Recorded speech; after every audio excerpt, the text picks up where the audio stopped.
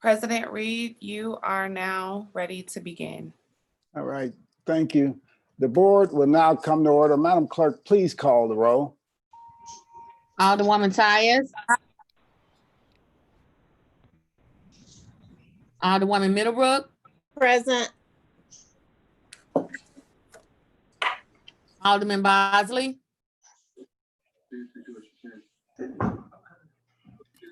Alderwoman Hubbard. Present. Alderwoman Negracia. Alderman Coder. Here. Alderwoman Rice. Here. Alderman Gunther. Here.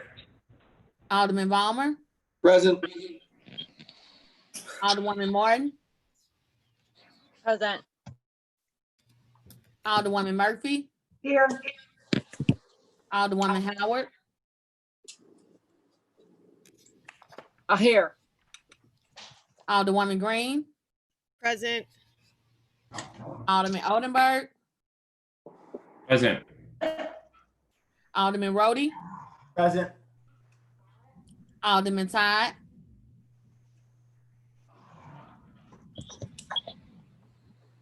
Present. Present. Alderwoman Davis. Hey guys, shushies. Alderwoman Spencer.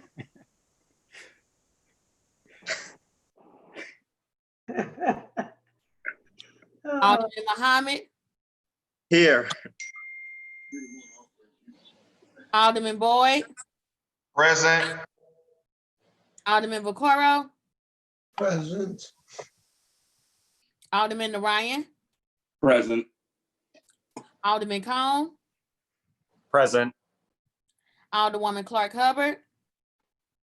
Here. Alderwoman Boyd. Present. Alderwoman Navarro. Present.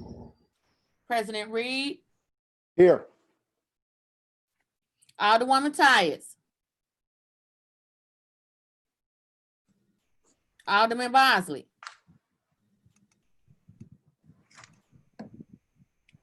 Alderwoman Negracia. Present. Alderwoman Spencer. Present.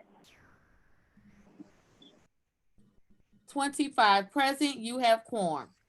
Quorum being present, we're going to begin today with prayer. But before we do that, Alderwoman from the 13th, you're recognized. Thank you, President, members of the board. I would like to request a moment of silence for Estelle Daly, the passing of Estelle Daly, the dear mother of Collector Revenue Greg Daly and Jerry Kramer. I said many of us that have been around a long time know Estelle because she often accompanied Jerry and Greg to so many functions. Everywhere. Everywhere.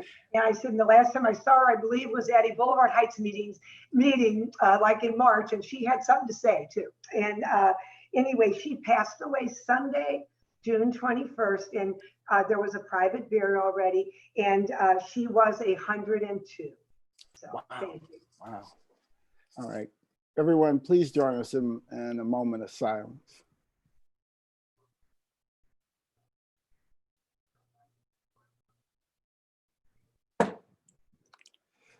Giving all honor to God, Almighty God, source of all authority, we humbly ask guidance in our deliberations and wisdom in our conclusions. Amen.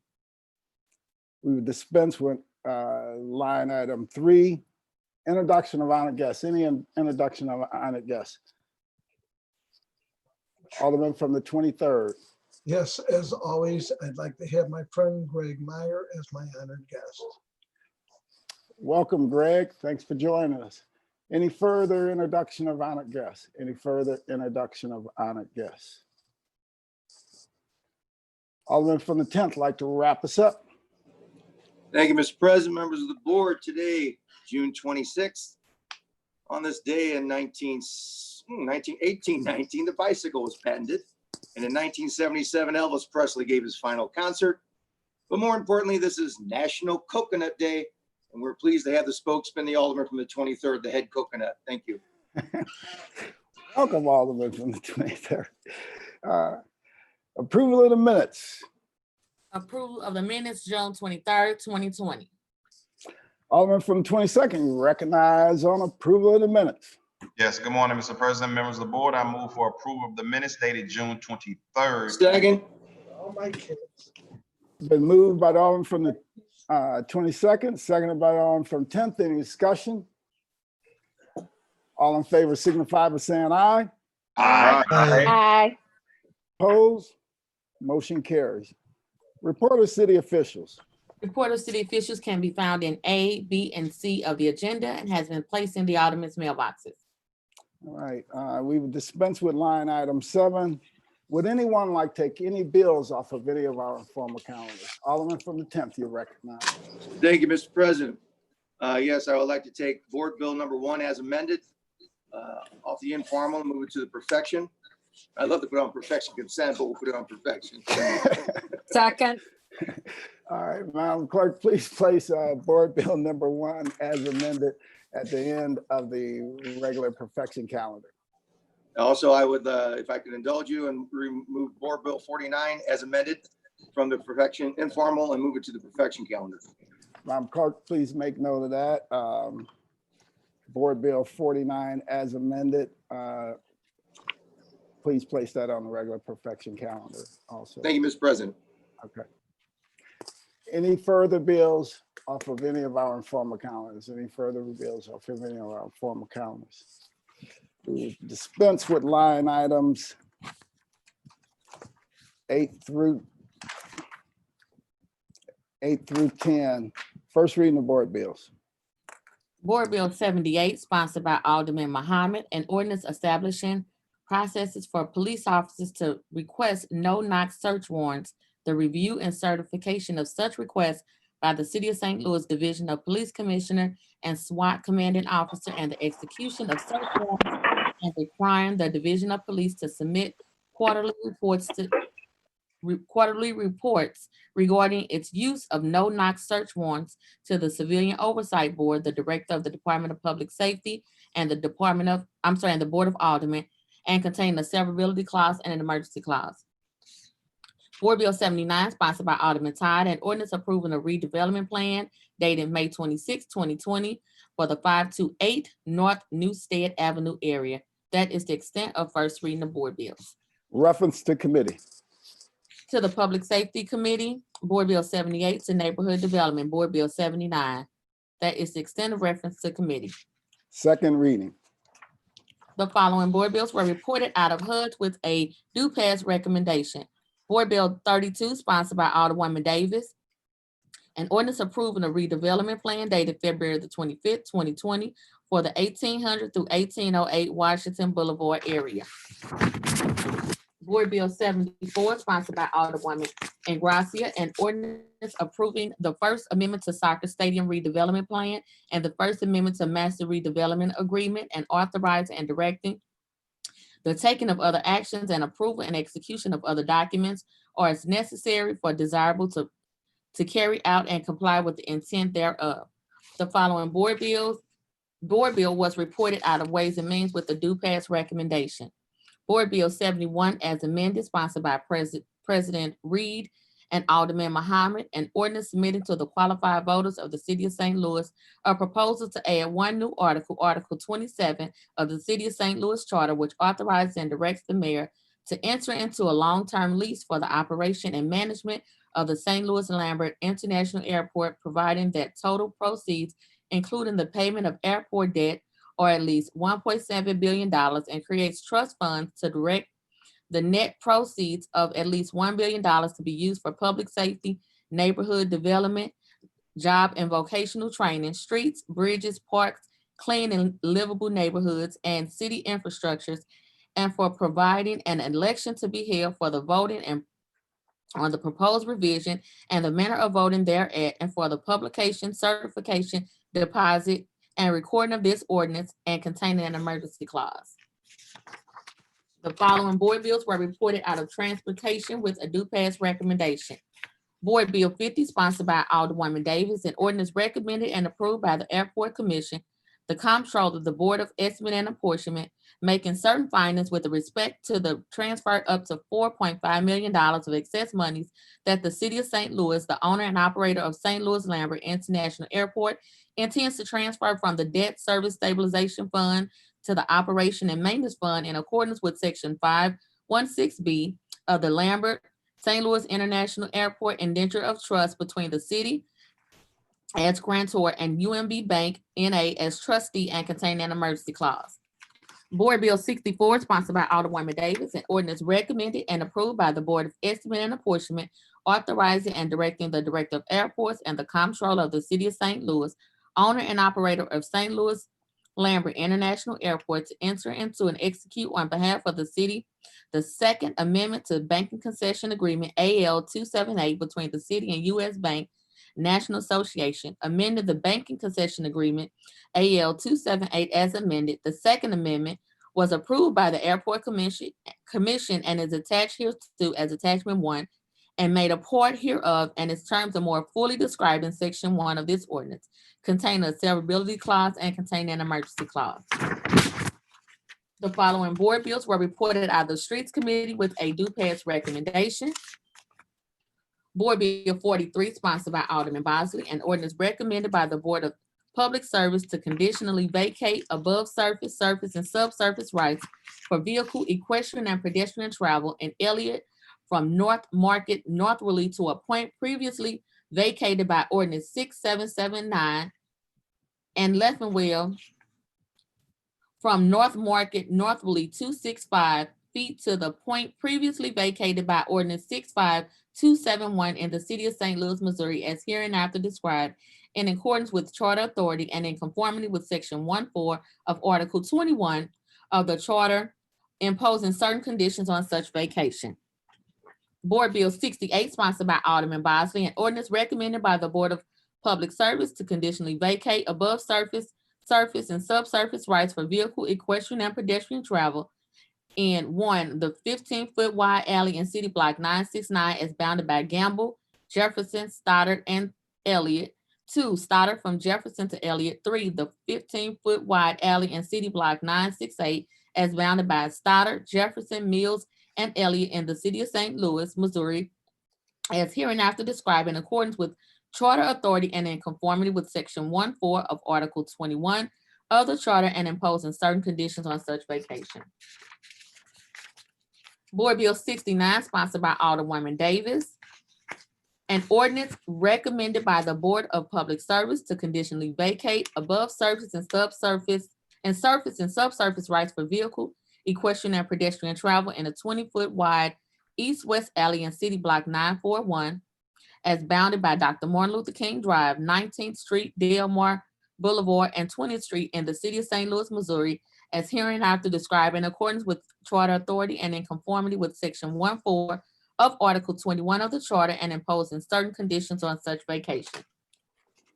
Board Bill 73, sponsored by Alderwoman Boyd, an ordinance to amend section 2 and 3 of ordinance 60561, approved October the 11th, 2000, and codified in chapter 8108A of the revised code of the city of St. Louis pertaining to vendors to prohibit persons from offering or permitting the offering of for free any goods, wares, merchandise, flowers, horticulture products, services, food, or beverage regardless of value, or any coupon, certificate, ticket, voucher, or rebate offer regardless of value as an inducement to purchase other goods or services or draw customers to a store, business, website, or other online platform in order to stimulate sales of goods or services except in those areas designated as vending districts, and amending the definition of the term vend or vending and defining the term coupon as such terms used herein. That is the extent of second reading report of standing committees. We will dispense with line item 14, perfection consent.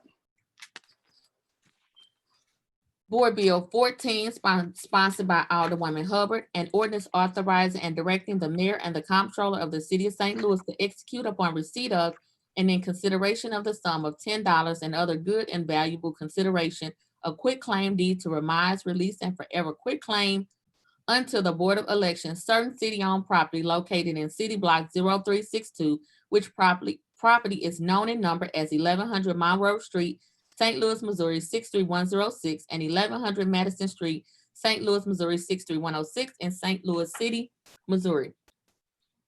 Board Bill 17, sponsored by Alderwoman Howard, an ordinance approving a blight and study and a redevelopment plan for 4500 through 4510 South Kings Highway redevelopment area. Board Bill 18, sponsored by Alderwoman Howard, an ordinance approving a blight and study and redevelopment plan for 4314 Itasca Street redevelopment area. Board Bill 19, sponsored by Alderman Balmer, an ordinance approving a redevelopment plan for 5633 through 5637 Botanical Avenue area. Board Bill 30, sponsored by Alderwoman Davis, an ordinance approving a redevelopment plan dated January the 21st, 2020 for the 3603 Cass Avenue.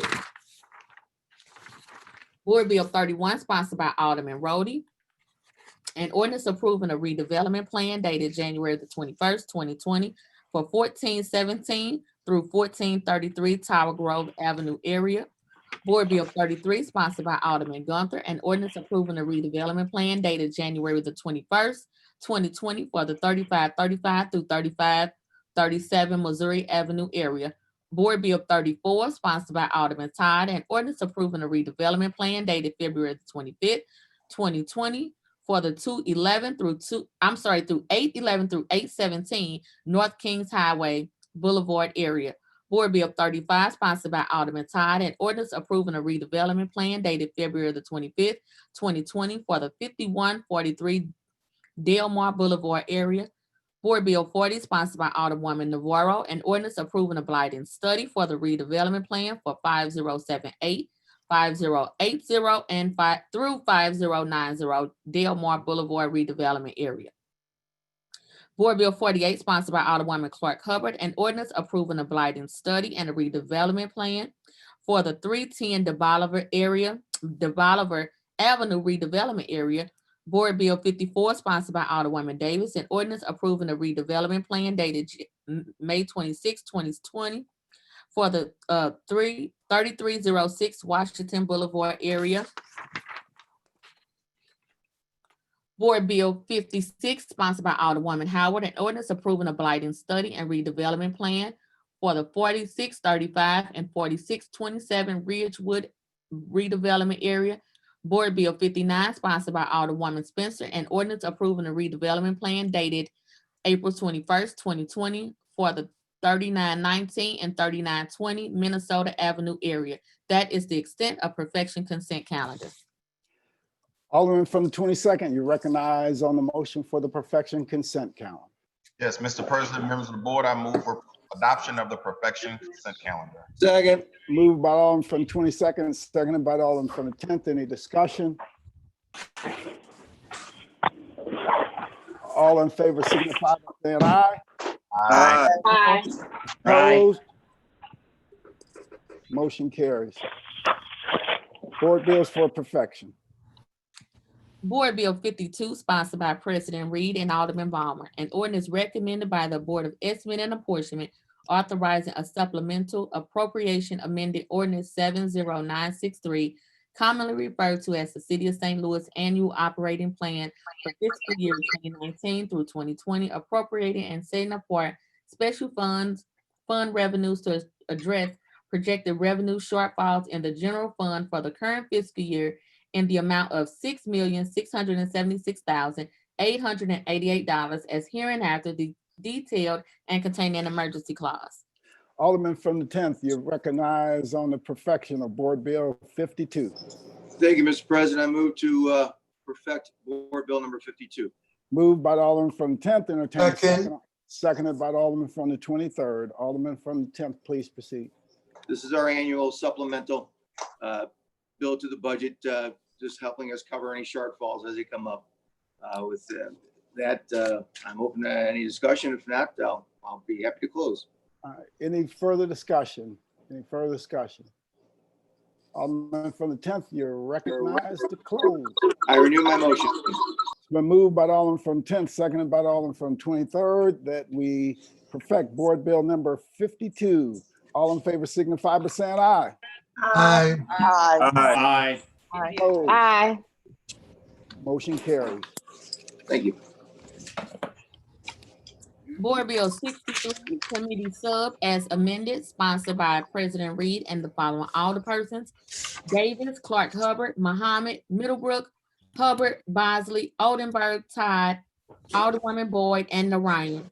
An ordinance codifying into law the St. Louis Metropolitan Police Department Use of Force Policy, Special Order SO1-01, issued April 16th, 2014, to include a ban on officers from using chokehold or stranglehold as a use of force method, a requirement for police officers to use de-escalation tactics when appropriate and possible in place of use for force tactics, to establish a duty to intervene policy, ban on no-knock warrants, and include a comprehensive reporting requirement, and contain the severability and an emergency clause.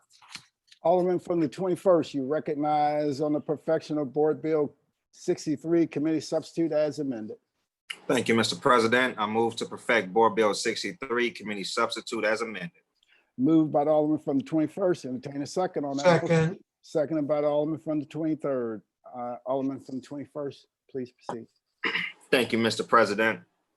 Board Bill 63 is simple in nature. Board Bill 63 creates transparency, accountability, and promotes the rethinking of training for law enforcement officers here in the city of St. Louis. This is about simply police reform and taking immediate actions, especially when you think about the death of George Floyd in Minneapolis and the countless of acts of the same pattern that we see throughout our country. Board Bill 63, as it says in its language, is a ban on chokeholds for police officers. It establishes an intervention policy, and it is basically de-escalation tactics for our police officers. Many cities and counties throughout the country have adopted similar legislation. Again, this is just simply about police reform. All right, thank you. Any further discussion? Any further discussion? Alderman from the 21st, Alderman from the 25th. Yeah, thank you, Mr. President. I'd like to, before we perfect it, have my name added as a co-sponsor if it's not already on there. All right, thank you, Alderman. Madam Clerk, please make note of that. Add the Alderman from the 25th. Alderman from the 8th, you're recognized. Thank you, Mr. President. I just had one quick question, if the Alderman from the 21st would yield. Alderman from the 21st will yield to the Alderwoman from the 8th. Yes. Alderman from the 8th, please proceed. Thank you so much. So I know that part of this was a registry to keep track of officers with a history of offenses or lawsuits filed against them. And if I'm reading, I just want to make sure that I'm reading this correctly. Page 4 on the National Police Misconduct Registry, this says that if a national registry is maintained, then the St. Louis Police Department will comply with that. Was there any discussion as to creating our own registry or keeping track of that for ourselves in a public, transparent way? Yeah, thank you, Alderwoman. So currently, if you read the police department's policy on useful force, there is a registry that's already in existence. However, this particular board bill makes it law. So there is a current registry that we have now. But Okay. that's part of police department policy, not exactly government law. Got it. Okay, So thank you. this board bill perfects that. Great, thank you. I'm sorry, and if the sponsors are amenable, I would love to add my name as a co-sponsor. All right, Madam Clerk, please make note of that. Add the Alderwoman from the 8th, and then Alderman from the 7th. Yeah, I'm getting to, we had Alderman from the 7th had his hand up for a while, and then we have the 13th. Alderman from the 7th. Sorry about that, Mr. President, members of the board. I'd just like to be added as a co-sponsor. All right. Thank you. Madam Clerk, please make note of that. The Alderwoman from the 7th, and I believe the Alderwoman from the 13th. Yes, I would like my name answered, but if there's no objection, perhaps I would move that it be put in bank. Second. It's been moved. Objection. There's an objection to a bank. Then be sure you put my name then. Thank you. All right, add the Alderwoman from 13th. I'm trying to keep up. And then the Alderwoman from the 15th had her hand up for a while. Alderwoman from the 15th. Okay, Got you. So, Madam Clerk, please add the Alderman from the 15th, the Alderman from the 9th, the Alderman from the 28th, Alderman from the 28th, the Alderman from the 22nd, Add 23. Alderman from 23rd, Alderman from the 6th. Did you have a question or you? 17, please. Or you want to be added? Add Alderman from the 6th, 17, please. the Alderman from the 17th, the Alderman from the 20th. 10th is fine, please. And I think I may have gotten everybody. Mr. President, I think the Alderman from the 11th Ward is trying to raise her hand too. You can add the 10th. Alderman from the 11th. I don't see you on my screen. Thank you. Thank you very much. you're The back. There hand you go. raising is not working for everyone today. I don't know what's going on. I'm like over here doing this. But I would like to be added to a co-sponsor as well. I think this is a great move forward. Thank you. All right. You can thank add, you. please add the Alderman from the 10th also, sir. Thank you. And the Alderman from the 10th. And the Alderman from the 1st had a question, I believe. Alderman from the 1st, you recognize? Oh, can you hear me now? Yes. Okay, if the Alderman from the 21st would yield, Mr. President? Alderman from the 21st will yield the question to the Alderman from the 1st. Yes. So the reason why I objected is not because I don't agree with this legislation, but I had some questions I wanted to have answered first. So a few years ago, when we took over in the police department, so the police department then went under civil service, and they were under all the rules of civil service. Then the person who was then the chair of what was it? The employees what is the employees committee? Public employees came back and they did a law that said that our laws applied except for that we yielded basically to the handbook and the rules of the police department. So I want to know in passing this, did we look at and compare what was in the police department, and are we overriding anything that's in the police department? Specifically, and I can give you the ordinance. If we haven't, I want us to go back and do it because I think we need to get rid of that because it lets the police department have its own set of rules that does not agree with civil service. And it says in that ordinance, which was passed by the Alderman from the previous Alderperson from the 26th, that if it was a conflict with our ordinances and theirs, that their handbook would be the overriding concern and would be the things that we would have to follow. So did we put a notwithstanding any other ordinance or anything else in that? So, or did we override that? No, Alderman, we did not override in this particular ordinance, in this board bill and hopeful ordinance. There is no particular overriding of any particular policy or rule structure in the police handbook. It has certain policies that are only departmental policies, and it makes those policies law. So it actually strengthens the handbook by making their policies that police officers are abide by. It's making those particular policies law in this particular board bill. And it's also in addition to HR 7120. And I believe the Alderman from the 26th Ward sponsored a courtesy resolution in support, of that particular House resolution in Congress right now. It's the Justice and Policing Act 2020. So all it does is it takes police conduct and it creates it into law. Okay, I hear what you're saying, and so I support what you're doing. I'm saying we need to also look at the ordinance, and I'll send it to you and the president, that the former alderperson from the 26th passed, because it may weaken our ordinance. So I think we may need to go back and either change that or really just repeal it, is what I think. I don't think that the police handbook should override anything that are the laws of the city of St. Louis. So I'm going to send you the ordinance and the president.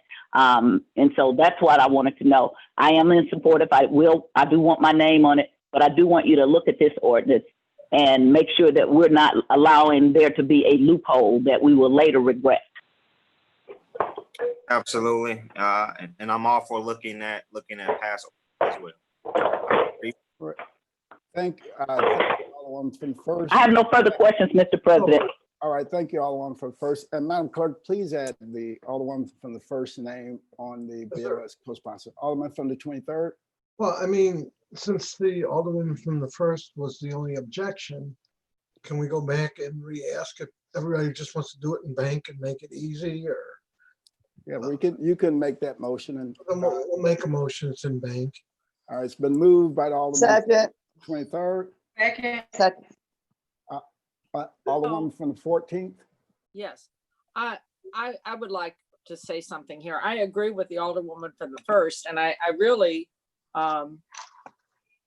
would like to know whether we are in conflict. I brought this question up at one point and it was never really recognized, but I think that, you know, many times we forge ahead with making laws, and I just want to make sure that this corresponds with what's in the police, what's in the public personnel thing, and that we, you know, we're doing something that isn't going to come back and bite us later on.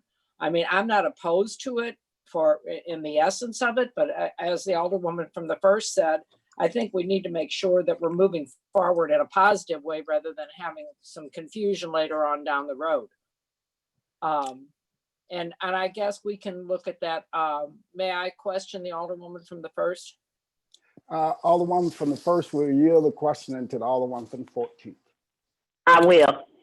Would this be something we could do in engrossment, is compare that, or would it not be part of our duties?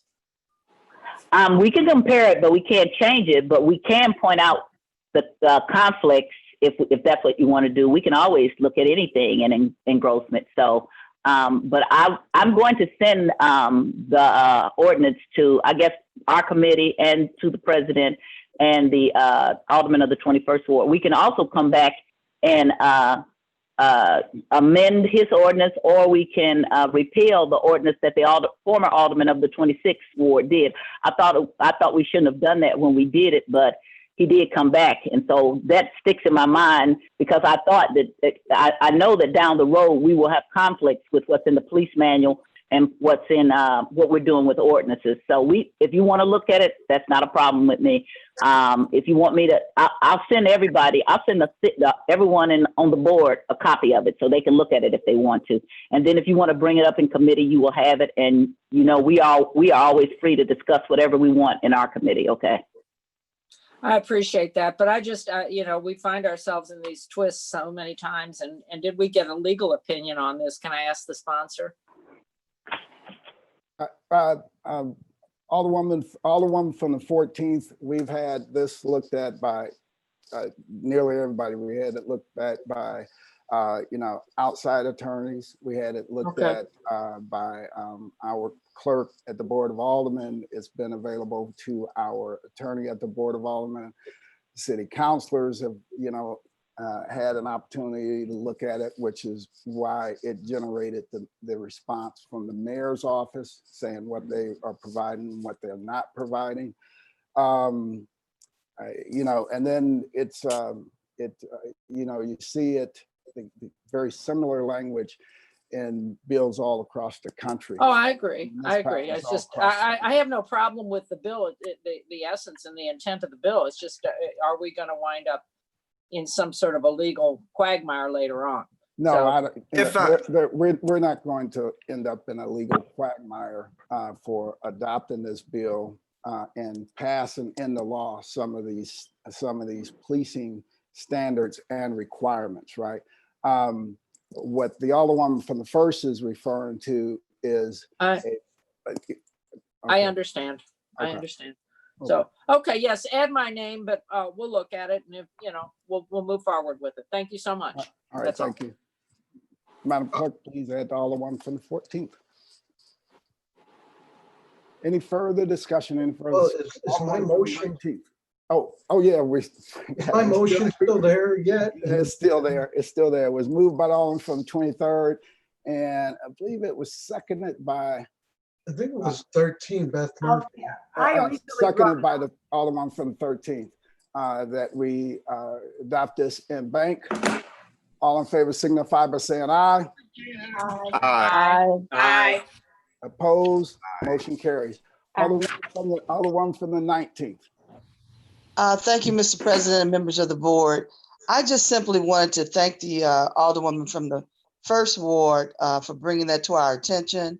And as we know, based on how Congress is looking at this, we will definitely be coming back to amend this bill.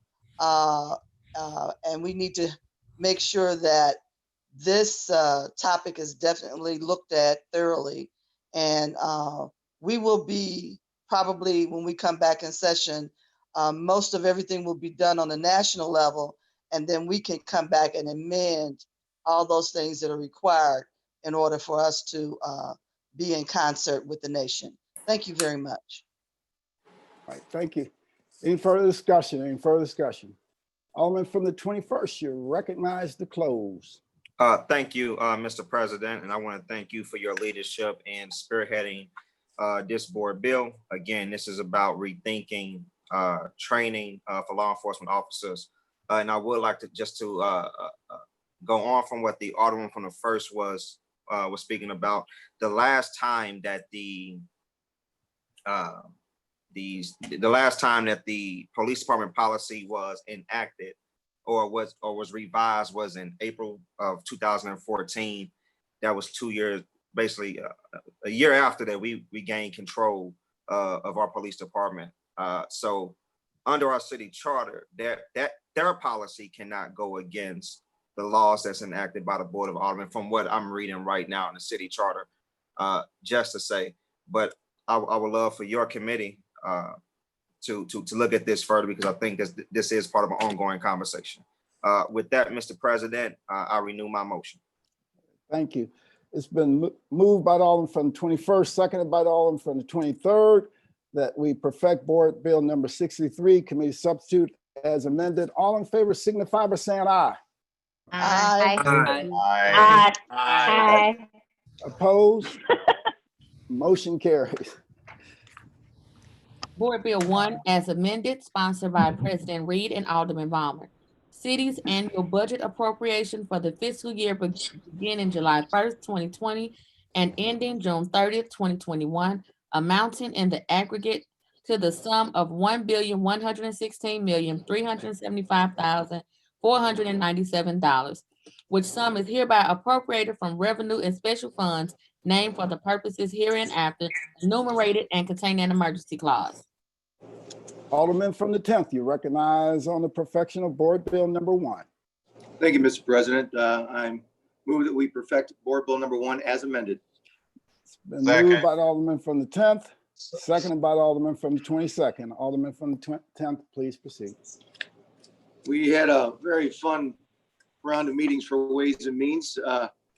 Especially like to thank my my committee and Paul Payne, Budget Director, for going through all this. We initially started out with a potential $35 to $37 million shortfall.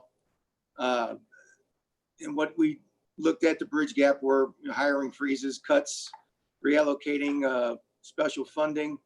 As we worked through it, the third quarter returns were a little better than what they expect, and we closed the gap to a little under a $10 million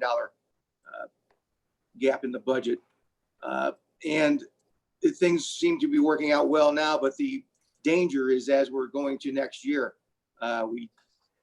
things such as the earnings tax with the COVID, the tax returns aren't due till July 15th. So we actually have no earnings tax returns to work from. It's all estimated at this point.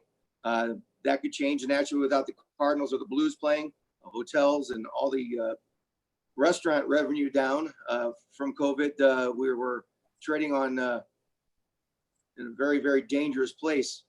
So the word for the day is fluid as far as the budget as we go into next year. When it came to things we requested, we got a GMT grant to help funding for the firefighters' breathing apparatus. Originally, there was no ward capital available in the original budget. with working with Mr. Payne and some brain work by Mr. Oldenburg, we came up with a way of getting $4 million in ward capital for us to do so, along with the $100,000 typically we get from STL Works. We will have things for the aldermen to do their ward capital projects with next year. So with that, I'm open to any discussion if anyone has any. Any discussion? Any discussion? Alderman from the first. Mr. President, members of the board, as you know, and your staff and members of my committee, in anticipation of this short time we had to deal with the budget, I had Mr. Payne come to our committee because we're going to have to speed things up in order to get this thing done by the 30th. In speaking to Mr. Payne, this is my 19th budget. This is my most disappointing budget. I am disappointed beyond all means at the things that they have done. I don't want to thank Mr. Payne. I want to say shame on you, Mr. Payne, and shame on you, Mayor Lyda Cruson, for this budget. I've read this budget, and 4 or 5 times this budget goes around the vote of the people. Most of these have been votes that I was here for. We put them out to the people, and we put special monies for things, and then this budget goes around. It takes things like $400,000 to $500,000 for the 5 city recreation centers. That is just totally ridiculous to me. That is a mean-spirited, tone-deaf budget. It does not in any way reflect, I hope, the values of this Board of Aldermen or the values of this city. In a time when we are really having to look at systemic racism, this budget is systemic racism at its worst. It also says to the voters of the city of St. Louis, we don't care what you do, we'll come right back and go around you. So the alderman from the 10th just said, oh, they had nothing in the budget for ward capital. I was here when we passed that particular piece of legislation, sent it out to the voters. So a little history about that, because we're supposed to have in ward capital approximately $8 million. A little history about that is for years, previous white mayors could not get taxes passed, this tax passed, sales tax. Not only that much of South St. Louis vote against it, but North St. Louis voted against it 99%. They did not trust the current mayor, the last one, because he had run on a ticket of the previous mayor had closed Homer G. Phillips, and Vince Shamer was going to open it back up. And then he promptly broke his word, and he broke all ties with the Black community pretty much, supporting him. We were done. So we killed this tax over and over and over again until we got our first Black mayor, which is Mayor Freeman Bosley. I'm not a fan of sales tax. I didn't vote for it. Our current clerk didn't vote for it. In fact, I believe the chief of staff for the mayor didn't vote for it. But it did go out and it got passed. But it got passed with some very specific promises. And the promises were that the way we set this up is the way it was going to be spent.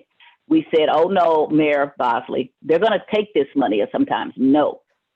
Well, we were right, but not in a good way. We were right because they're attempting to take part of Ward Capital Fund, which they should not do. They're attempting to take, like I said, the most mean-spirited, racist.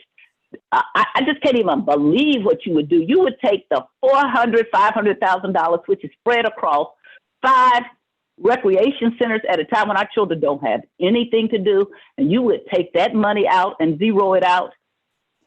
But we get right down to Forest Park, which has got under just Mayor Bosley's taxes that he got passed.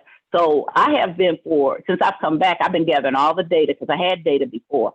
Forest Park has gotten over $40 million under just one of these sales taxes. There are other chunks of money that Forest Park has, but $40 million, but you didn't take any money out of Forest Park.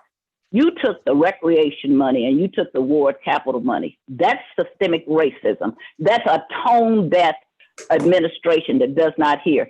So the first thing you need to know when you're talking about taking the money, if you look at, and I want to just go through this board bill, line by line, how many times they go around the vote of the people. So if I was the people, I would never, what we need to do is vote her out of office, and me and anybody else who continues to ask the people to vote for something and then they do something different.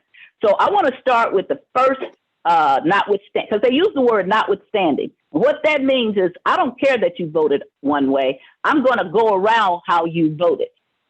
And I'm going to do it my own way. And we saw the mayor do that with the police and go up and go around the Board of Aldermen and go, not only the Board of Aldermen, went around the state reps and state senators and went to the Republican administration. Because this is a Republican budget I'm looking at here. This is protect Wall Street at the expense of Main Street. This is not help the community. This is when people say, what's wrong with North St. Louis? Why aren't they thriving? These are things that we put in effect to try to help North St. Louis or to help the vacant buildings. The mayor's budget goes to all of these things to remove them. So when you look at the first thing we need to look at, page 6 of page 29. The first thing it talks about doing is it says, what line is this? Page 6 of 20, line 13. It says, Ordinance 65609, the use tax demolition was a vote of the people. So what are we going to do? Notwithstanding it, we're going to take that money and transfer it to the tax excess trust fund. That's not what it's for. It's for demolition funds. Lord knows in North St. Louis, we need demolition funds, but that goes away. You go to the next thing. You go to page 10, line 6.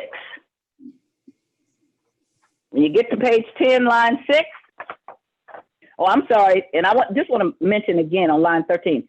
Line 13 says, notwithstanding the provisions of ordinance number 65609. Ordinance 65609 was a vote of the people. We promised them this is what we were going to do with the money, then we do something different. I hear all of these commercials on TV talking about clean Missouri and those Republicans, and look what they're doing. They're overriding the will of the people. When we pass this budget, we will be overriding the will of the people 5 times. So we should never put anything out to the vote again. This is why I told the Alderwoman from the 26th that she better make sure that she has procedures in place so that if we do get this property tax, which at least is not a sales tax, and that's the only reason I supported it coming out of the board is because it was a property tax, because they never get passed, I can tell you that, hardly ever, very seldom. And so they know it's easy to do a sales tax and it's regressive and hurts poor people. So we keep passing those things, but we put all these restrictions of what it's supposed to do with this money. And then we have a budget here that comes out and absolutely does the opposite. And if it was spread across the spectrum so that we were hitting the Forest Park, if we were hitting the convention center, if we were doing the sports stadium, none of those things are touched in this budget. In fact, they're all saved. They're sacred cows. I think all of the people in North St. Louis and people in the Southeast St. Louis, we need to take our houses and move into Forest Park, because we wouldn't have to live around tall grass, vacant houses, because everything in this budget protects the park at the expense of the people, protects the stadium at the expense of the people, protects the convention center at the expense of the people. And the reason why we're taking the money, you need to understand the reason we're taking this money. The reason why we're taking the money from ward capital and recreation is because we're moving it to the major capital improvements. Now, when I first got elected, the major capital improvements was for the large streets. In 1994, we started collecting this tax. So we used that for paving Kings Highway, paving Broadway, paving Chippewa, paving Union, any of the big, large streets, which is not fair to go to ward capital, that money was used for that. I was shocked when I came back and I saw that there was a whole different thing that was going on, because I was like, where's the major street money? Oh, they had borrowed money against that and was now using that to pay back things. But the things that they're paying back is things that had nothing to do with ward capital, have nothing to do with recreation. When you look in it, it talks about paying on the stadium debt, paying on the NGA debt, all of this kind of thing, and then taking the money. again, this is why nobody trusts the city of St. Louis. This is why the voters don't trust the city of St. Louis, because we have a mayor that would do such a thing. And so you need to know that I've been back and forth with the budget director, Paul Payne. I've been writing him stuff. I've been asking him questions. I've been pinning him down. I'm going to pin him down more, because this budget does not have to be this way. If we're going to pass budgets that we say, okay, something happened and it's unexpected, then everybody ought to be paying, not just a few people. If I saw that, I wouldn't like this budget and probably would vote no, because I always know the budget to be bloated. But I would understand if it was across the spectrum. But when you only do things against a certain part of town or certain people, and you protect the rich and the wealthy at all times and at all expense, this is not a fair budget. This is a Republican budget. So as I was saying, so we get with 65609, that's the use task. It was for demolition. I can't even understand how anybody in North St. Louis doesn't understand. And I tell you, Southeast St. Louis doesn't understand the need for demolition. It is a health problem. It is becoming a dangerous problem to live next door to all these vacant houses that are becoming vacant, and there's nobody tearing them down. So we didn't have enough money. This one was sponsored, I think, by Ken Ortman, the former alderman of the 9th. He went back out and said, we don't have enough money. We've used up the past ordinance. He suspended. I remember going through this thing, but he got it passed so that we can have more money for demolition. They're taking the demolition fund. That's wrong. The next thing that we have is Board Bill 23, which was concerning the fire department. Now, that's not a vote of the people, but it's on page 10, line 6. And on page 10, line 6, again, they use that notwithstanding the provisions of a Board Bill 224, which was passed in the automatic session 2019-2020. I believe that board bill became an ordinance, and it might have been the one that Alderwoman Ingracia passed, I think. I have them all here. And so, again, we go through that notwithstanding. Not come back to the board and say, let's amend, not do anything. Let's just make the board, put it in the budget, and don't get it over here in a timely fashion. And then say, we got to get this thing done in a hurry, we got to get this thing done. And then we go ahead and we say, notwithstanding. And most people not reading that or not a lawyer may not know what notwithstanding means, but it means going around whatever that board bill says. So here we go again, going around something without coming to the Board of Aldermen and asking them, do we want to change this? The next thing we have is page 11, line 29. You look at page 11, line 29. I'm sorry, page 11, page 11, line 17. I'm sorry. Notwithstanding the provisions of Ordinance 62830. What is Ordinance 63820? Something passed by Mary Ross, and that's how long it was when I was a new alderperson. And again, it went out there and it charged $2 when you got a building permit. And the reason it added that money, again, about demolition of houses, because we were, at that time, I was the 20th ward. We didn't have a lot of demolition. But I did understand the 5th ward, the 4th ward, and some of the other wards, the 22nd ward, they needed that money to get rid of these houses. You cannot keep people in communities when all around them is tall weeds, vacant properties, and it's not the people, it's the city that's failing the people. It's the city that's failing the people. When I drive my community and everything is cut except for LRA grass, LRA is breaking the law, and it is not forestry, because forestry was not meant to cut the grass for LRA, but that has gotten pushed on to them. And so you are subjecting my community to a lower standard than they have. So when you put in here to get rid of, again, a second pot of demolition money, that's mostly in North St. Louis and Southeast St. Louis. And it's a crime and it's terrible. And if you wanted that done, you should have come back and asked us and could we find some other way to do it? And you should go back to the citizens. If we're arguing that the Republican administration and the Republican legislature should not be changing state laws that got put out to the citizens, then that same thing has to be for us. We cannot think that that is all right to continue to change things that went out to the citizens. The next board problem we have in this board bill, number one, is line 20, page 12. Again, with the notwithstanding the provisions, okay? And this again is, let's see what this is. Line 20, page 12 is a crime and nuisance crime property bill. It's ordinance 67193. And it's about crime and nuisance properties. Again, why do we want to take the money from that? Why are we taking the money from the things that strengthen the neighborhood? It makes no sense. The next thing we have is page 13, line 3.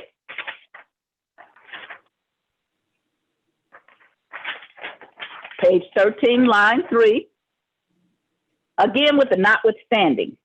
Notwithstanding ordinance 67193.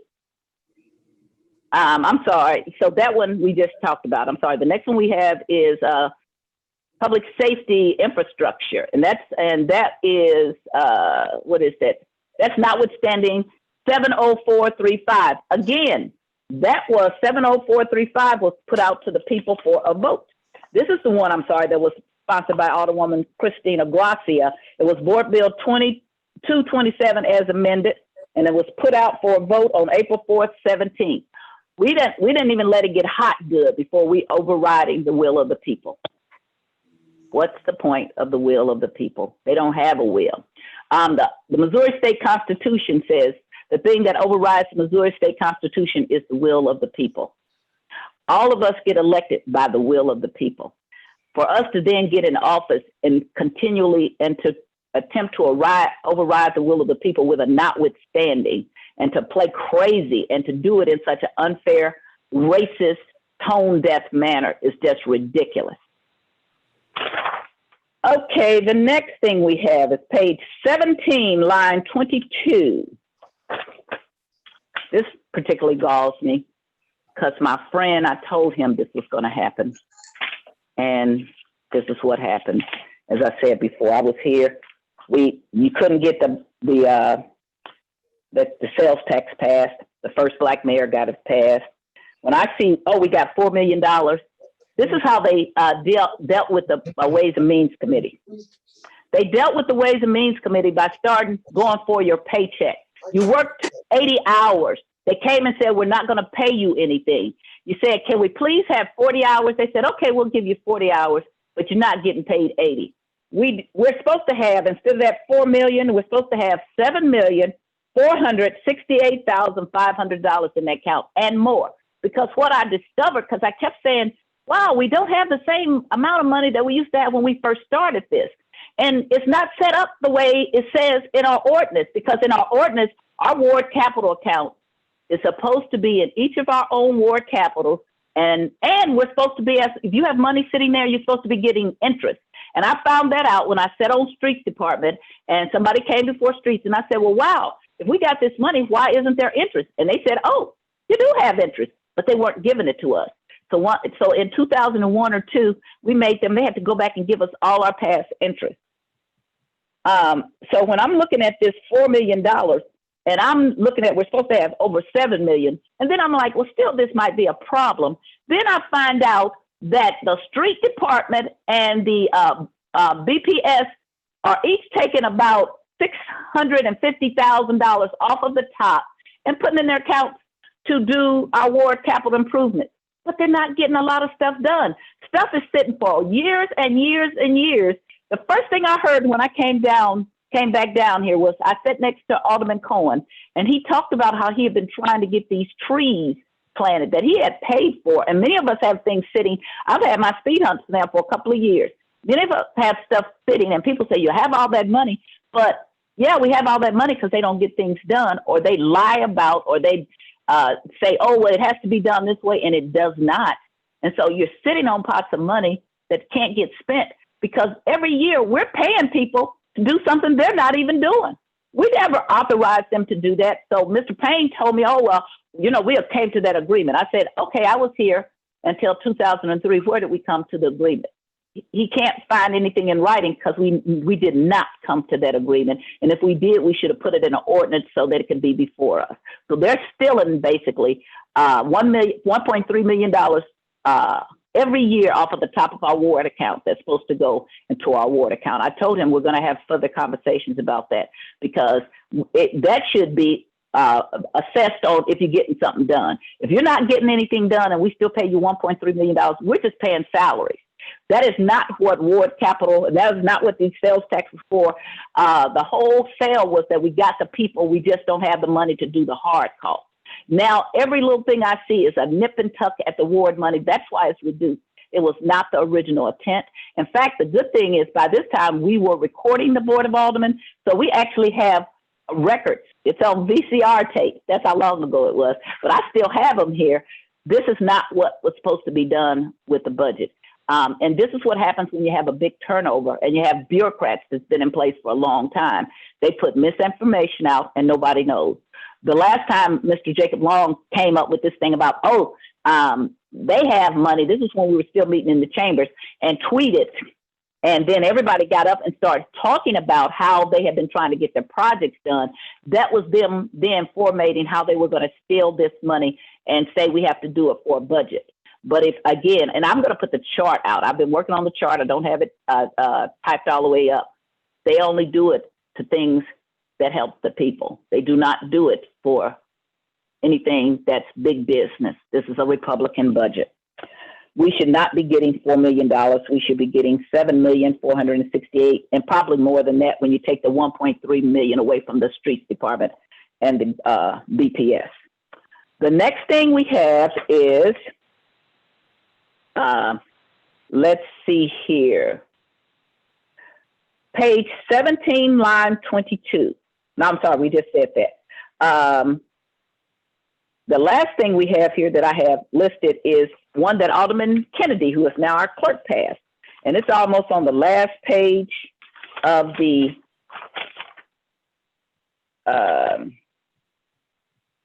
okay, which one is that? Yeah. On page, I think 28 or 27 of the budget, the proposed budget.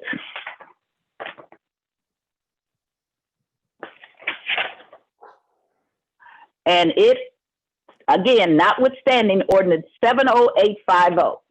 So if you go pull 70850, you'll know that not only was it sponsored by Alderman Kennedy, but also Alderman Muhammad, Alderman Boyd, and Alderman Vaccaro. And it was something on behalf of the public safety director to enter into an intergovernmental lease with the marshals. And it talks about the use and the receipt of the payment. And so they made an agreement that 30% of such funds would go to the general funds and 70% of the funds to a special fund for the purpose of providing funding for the improvement to the city jail's facilities, but not limited to security upgrades, facility grounds, and other improvement equipments and capital assets. And the reason why is that we have had a problem with what we call the MSI forever. We were under federal direction from Judge Cahill about not only our city jail, which used to be over with the police, but also with MSI, so that we would pick people up in the daytime, and at night we would let 100 people out because we were in violation of Judge Cahill's order. And while I was the chair of public safety back in 2001-2, we built the Justice Center. And it's a beautiful center.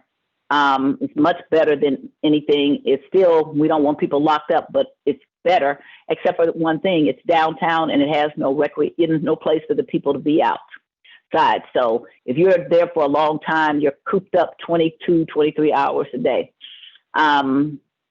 We built for extra space because we were in that lock them up and throw away the key or lock them up for everything era. But what we then turned around and did is we start putting our federal prisoners over there, and we put our prisoners from the city of St. Louis out in the workhouse. And the reason we can't put federal prisoners to the workhouse is because it doesn't fit the standard of federal prisoners. So my question becomes, if it's not the standard of federal prisoners, how is it the standard for our prisoners? Why do we have a lower standard for our prisoners. And I'm going to tell you, I have not been a closed workhouse person. I have been a compromised person. When the mayor talks about repurposing, she got that from me through her public safety director, because I have been working for years. I have Dismiss House here, and we pushed really hard.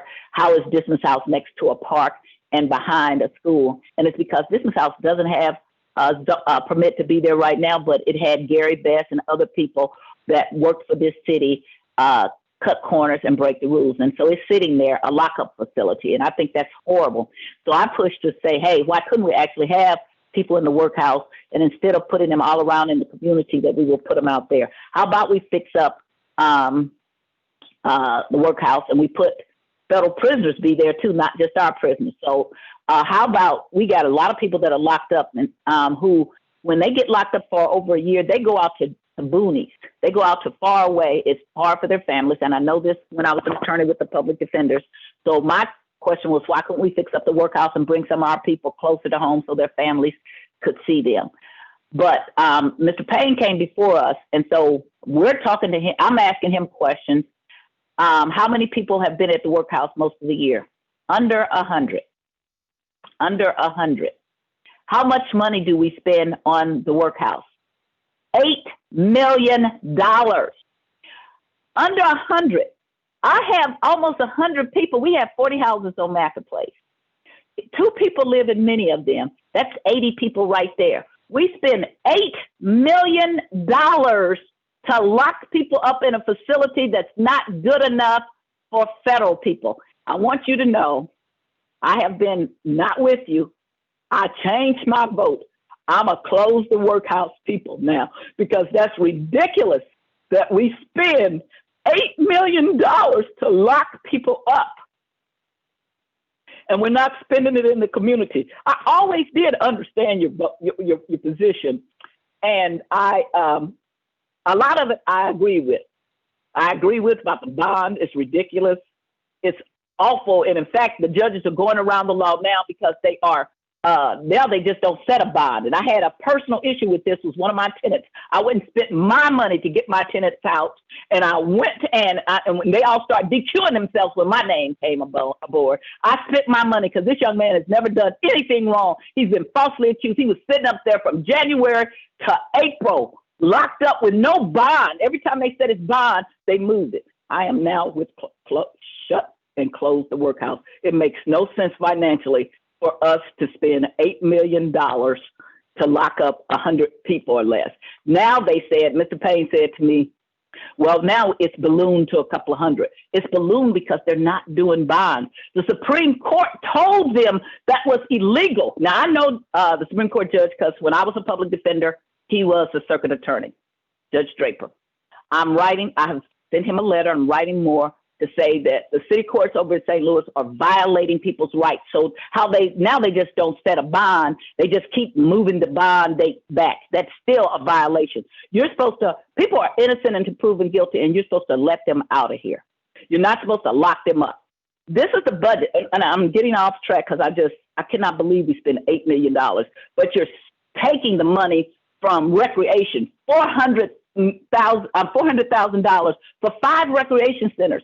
This is the mayor. The first thing she did when she got in office, she took the money from the crossing guard and only gave them to the Catholic schools and said, well, the public schools, they got money. They can get it someplace else. Thank you, Madam Comptroller, because you put the money back in. I don't know who you are, Madam Mayor, but you do not understand that you represent an entire city. I'm sorry that you're carrying this board bill, Mr. President, because I am trying to work with you all. I always vote no. I voted 19 times no on the budget. This one is not a no, it's a hell no. I don't know how it comes out of my committee. I have promised you that I would have the hearing and would do whatever, and so I will keep my word, but I will never, ever, ever support something like this. You should be scared to come into North St. Louis, Madam Mayor. They should make sure. I think we should come back out to your house and start protesting. We should bring all the protesters who have to live next door to tall grass, vacant buildings, who need their projects done in the wards. the things that BPS has been sitting on. I'm telling you, I've gone through Mayor Vincent Shamel, Mayor Freeman Bosley, Mayor Clarence Harmon, Mayor Francis Slay. The worst, who would have thought that the worst mayor I ever had, who would put the worst budget out ever, would be the first female mayor. This is an awful budget. It is nothing that we should be proud of. And we should not be voting to overturn the will of the people 5 different times. And it should not have been hidden in the budget so that people who, because I've been busy on other things, because every week we have rules and we try to get your board bills out and I call you when your stuff is wrong.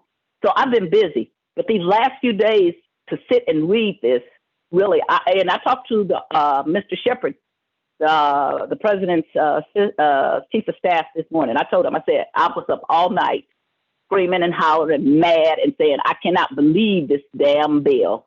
I cannot believe the mayor would send something over here.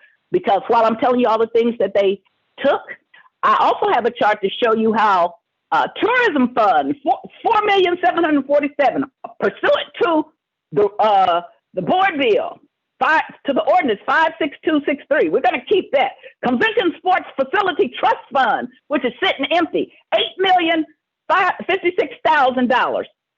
Forest Park, all kinds of money for Forest Park in there. Again, I'm going to meet with the aldermen. We're going to have our people start living in Forest Park because obviously it doesn't matter where we live in our community. And I'm just talking about North St. Louis. Southeast St. Louis has a lot of that problems too. Forest Park Maintenance Fund, $2,271 and $2,271,658. You mean out of that maintenance fund, you couldn't have left $400,000 for the recreation centers? Every place I see, they kept every dime of the parks. And again, because I didn't even know about this budget and I just been collecting the data, I can tell you what every park has gotten. Forest Park has gotten under one, as I told you, $45 million. When Lacey Clay was the state senator, he left us, allegedly it was for in perpetuity money for Forest Park. There's 3 or 4 other bites of money that Forest Parks gets. This is the park that still refuses to put a basketball court. And Alderman Bacaro talks about him talking about it, but you can go back and find out that I've been asking why we don't have a basketball court in Forest Park since 1992. Nothing but racism. This mayor has a hashtag behind her already at the Arch So White. Her nominations have been white or anything that's just right around the central quarter. She has shown she does not know North St. Louis exists. And this is a racist budget. This is a budget at the expense of people who need services. This is people who pay their taxes. They don't get tax abatement. And then they go out believing people and vote for stuff. And then we come back in secret and say, notwithstanding the ordinances that people have passed. I am not going to vote for this. I encourage other people not to vote for this. So they have been scaring us by saying, because I had ways to cut out, oh, we have to have a balanced budget. So the lawyer in me say, well, okay, Paul Payne, where does it say it in the ordinance and the charter? Then he had to go back and say, well, I think it says it in the state law. State law says the state of Missouri has to have a balanced budget. That's what the Constitution says. And then even then it says subject to the will of the people to change the Constitution. It does not say we have to have a balanced budget. I think we should have cut everything. I wanted to change every notwithstanding to subject to the ordinances, especially where they were that the people voted. The president's office said that they have a different way to do it. I'm going to hold their feet to the fire for this because I had already last week sent in my amendment because I am opposed to saying notwithstanding. I don't believe we have to have a balanced budget. And if we do, they ought to prove it and show it. And Paul Payne has worked for this city for 30 years. So before he was even a budget director, so he should be able to tell me right off the bat if there's something that requires us to have a balanced budget. You are, Mr. Payne, you and I have known each other for a long time. I am embarrassed that you would do something like this. I hope that when it gets to E&A, that the president and the comptroller will not go along with this budget and say immediately we have to change this. We're trying to stay within something that was artificially set, because when Vince Shamer was the mayor, the 15th Ward Alderwoman, her name was Geraldine Osborne. Lord, I wish she was here. She knew this budget backwards and forward, and she would take Vince Shamer to the cleaners. So he went out to the people, which we didn't understand, and had us change and put this artificial dateline so that when we get this budget so late, we're not able to go through it. We're not able to do anything but cut. But at this point, I would have cut everybody in the mayor's office. She would only be in there by herself. I'd have cut half of the police budget. I'd have cut all $8 million out of the workhouse at this point, because I'm that disappointed in this budget. So with that, I will conclude to say this is not a good budget. This is a racist. This is a budget against the vote of the people. And I want all the people to remember this, because I'm going to paste this every place I can. If the mayor doesn't believe in your vote, if the mayor says, that's okay if you vote one way, we'll go behind your back and change it. You already only gave her 32%. This is how we do this. She don't get but 10%, and she will not be the mayor any longer. And I hope to never see a budget like this in all the rest of my career. This is the worst budget ever. And I encourage people to vote no. Thank you, Mr. President. All right, thank you, Alderman from the 1st. Alderman from the 24th. Thank you, Mr. President. And thank you to the members of Ways and Means. I know that you guys worked hard on this budget during a pretty crazy time. I think that the Alderwoman from the 1st brought up a lot of good points. A budget is ultimately a moral document.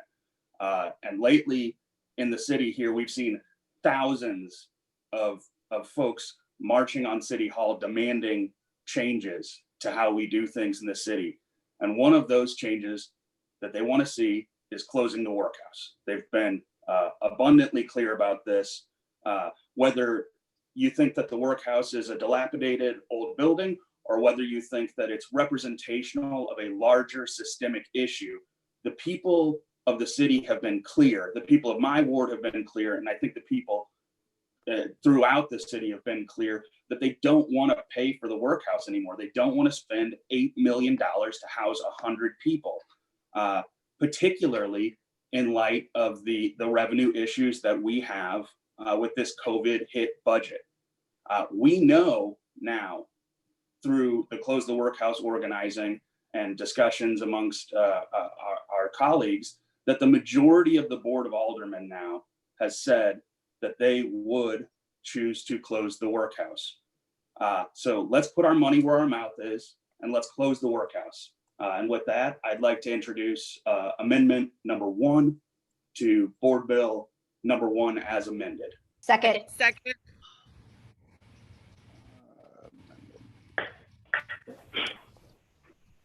Alderman from the 24th, does everyone have a copy of the amendment number 1? There should be a copy in the drive, Mr. President. All right, it's been moved by the Alderman from the 24th that we amend the Board Bill number 1. Please state the entirety of your amendment. Sure. So amendment number 1 will amend the budget beginning on page 92, line 9. We'll strike out the words and figures fiscal year 2021. Would you like me to read the entirety of it, Mr. President? Is it? Yeah, yes. Okay. It will strike out the words and figures fiscal year 2021, Department 6320000, Fund 1010, name Corrections MSI.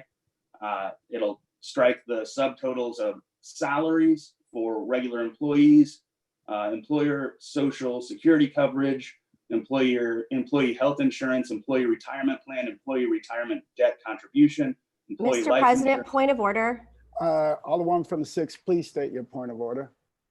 Thank you. Is it appropriate? I think it's fine for the Alderman from the 24th to tell us which line to stop on and end. This is like 3 pages of reading. I'm just curious if he can tell us where to start and stop instead of having to read all of it. Sure, absolutely. So it begins on fiscal year 2020, 2021 on page 92, line 9, and ends at the department total figure of $8,765,269, and inserts in lieu thereof the same words that are currently there. The change is that the figure goes to $0. We would not be allocating money to the Medium Security institution under this amendment.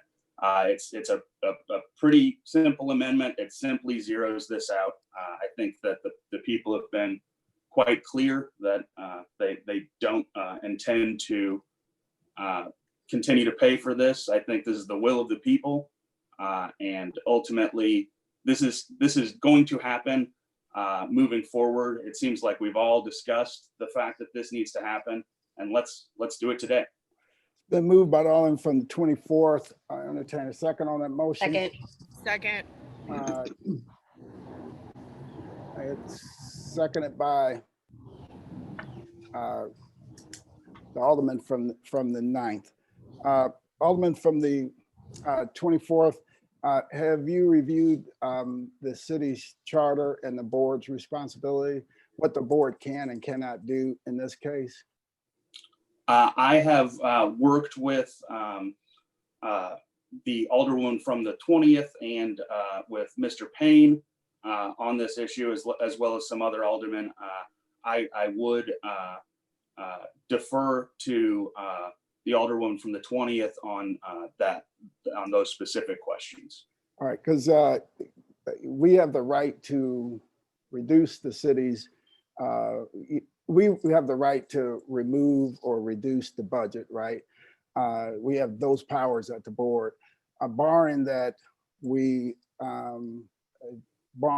it does not conflict with any state or federal charter responsibility, and it does not cause the city of St. Louis to violate any existing contracts, right? So we could not, at the board, we don't have the power to wipe out a budget line item if the city has a contractual responsibility or a contractual thing in place that requires it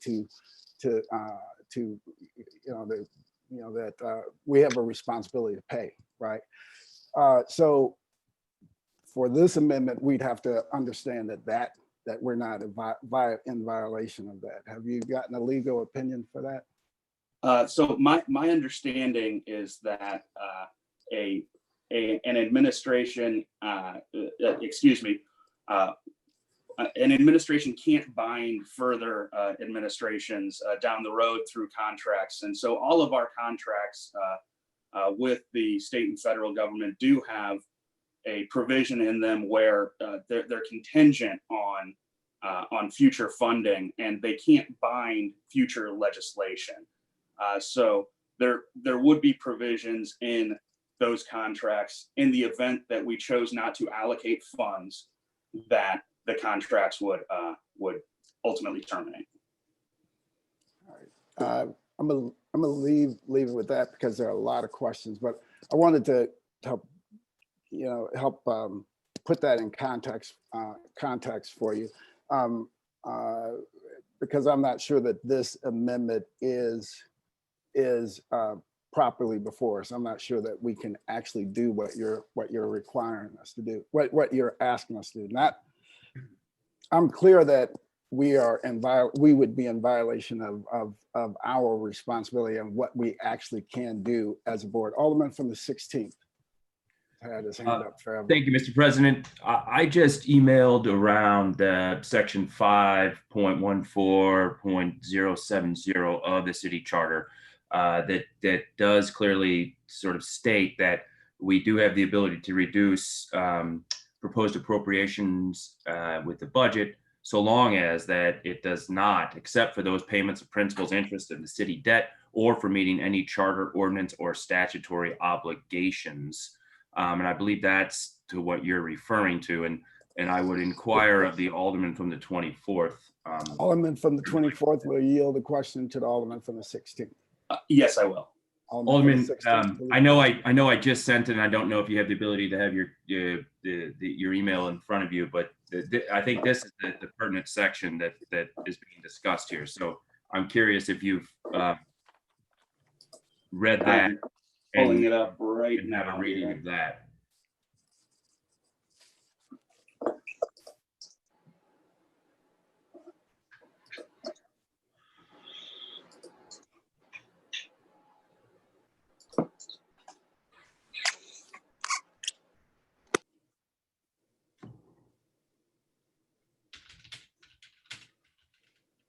Okay, yes, I see that, what you sent now. Yeah, so I mean, I think that's probably the pertinent section of the charter here to which we're discussing, and I don't know that we have full legal clarity and would not want to be in violation of the city's charter and any responsibilities or obligations that we have as a city, and that we'd be taking away with this potential amendment.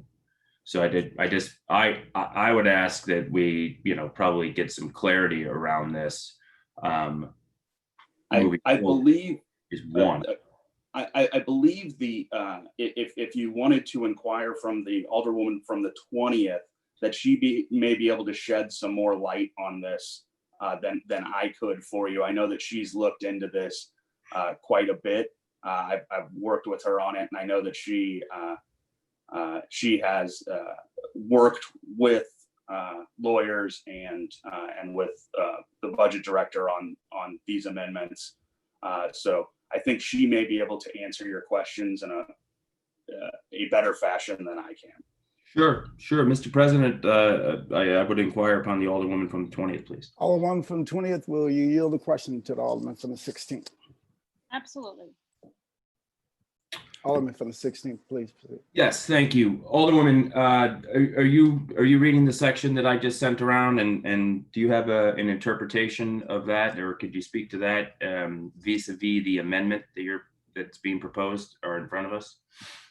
Alderman, as you know, municipalities, cities are granted authority by the state in which they reside. We, in the state of Missouri, are granted our authority by the state of Missouri's Constitution. And as the Alderman from the 24th mentioned, our state constitution is very clear on the authority that municipalities and cities have to encumber future years of debt. And we fortunately, I would argue in this case, cannot encumber future legislative sessions into obligations of the kind that is being supposed by the president. I will also say that I have requested all contracts through which that our workhouse is under. I've reviewed all of them. I believe you have as well. All contracts consist of a 30-day clause that allows the city to get out of those contracts. There may be other contracts lingering out there. I have requested those of both the workhouse and other departments. I have received none. I requested of the judge the contract with the federal government, the voluntary contract that we engage in to house federal prisoners. Unfortunately, I have not received a response to that inquiry, despite it being lingering out there for some time now.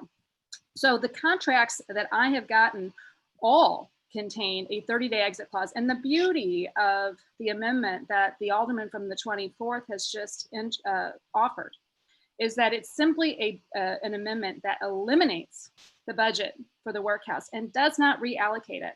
And that money therefore then goes into the general fund. And if the mayor or whomever determines that we have to finish out any contracts that we are obligated to do that, we are free to do that because those funds are unencumbered by this amendment, and we could continue to operate within what would be determined to be legal obligations on the part of the city of St. Louis.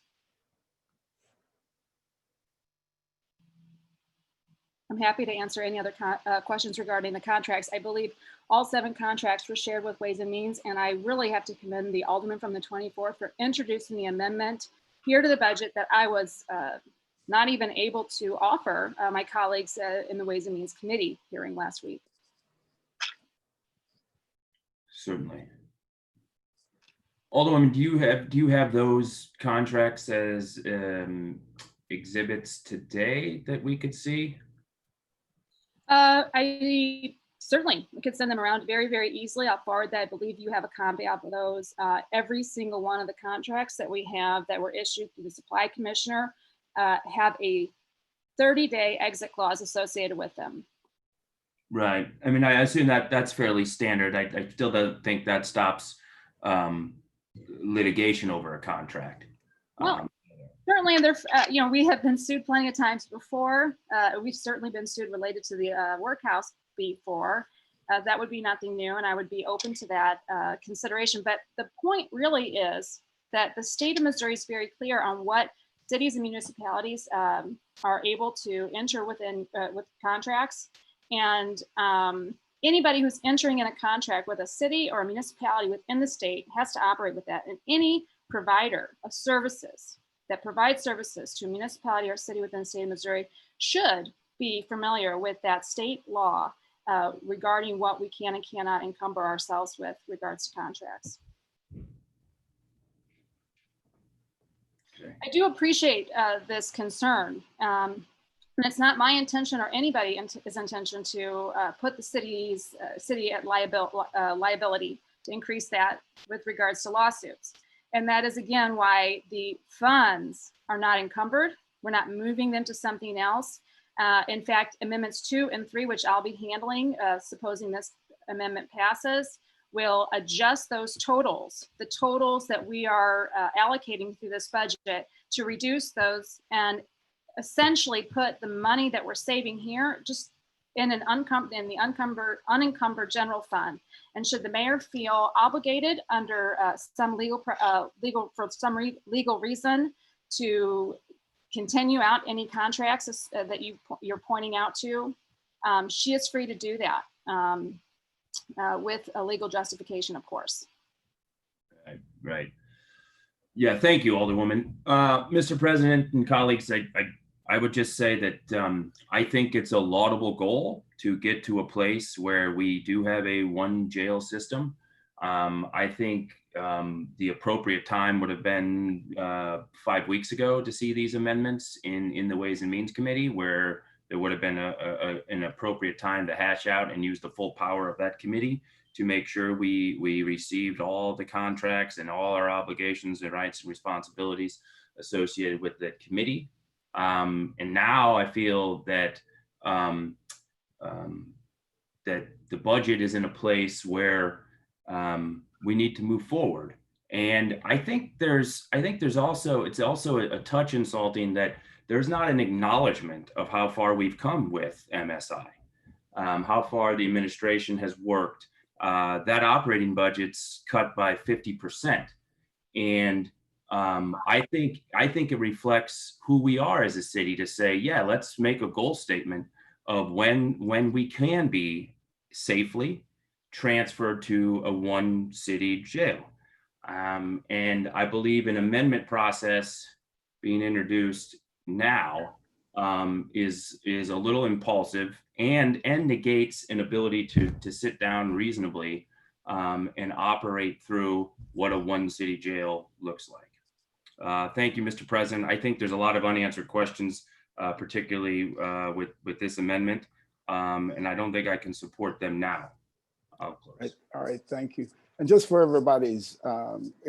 so everyone knows, I'm going down the list of hands raised in order. So Alderman Vaquero.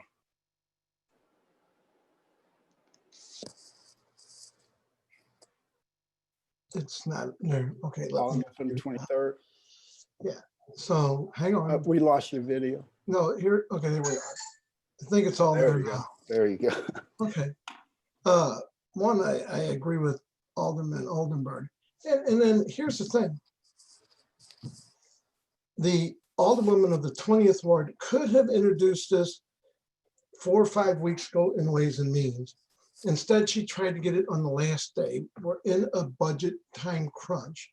Kill this budget. It goes back to Ways and Means.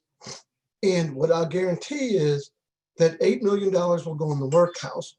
No money will be going for body cameras and the $4 million for streets and stuff, which I agree with the Alderwoman from the first.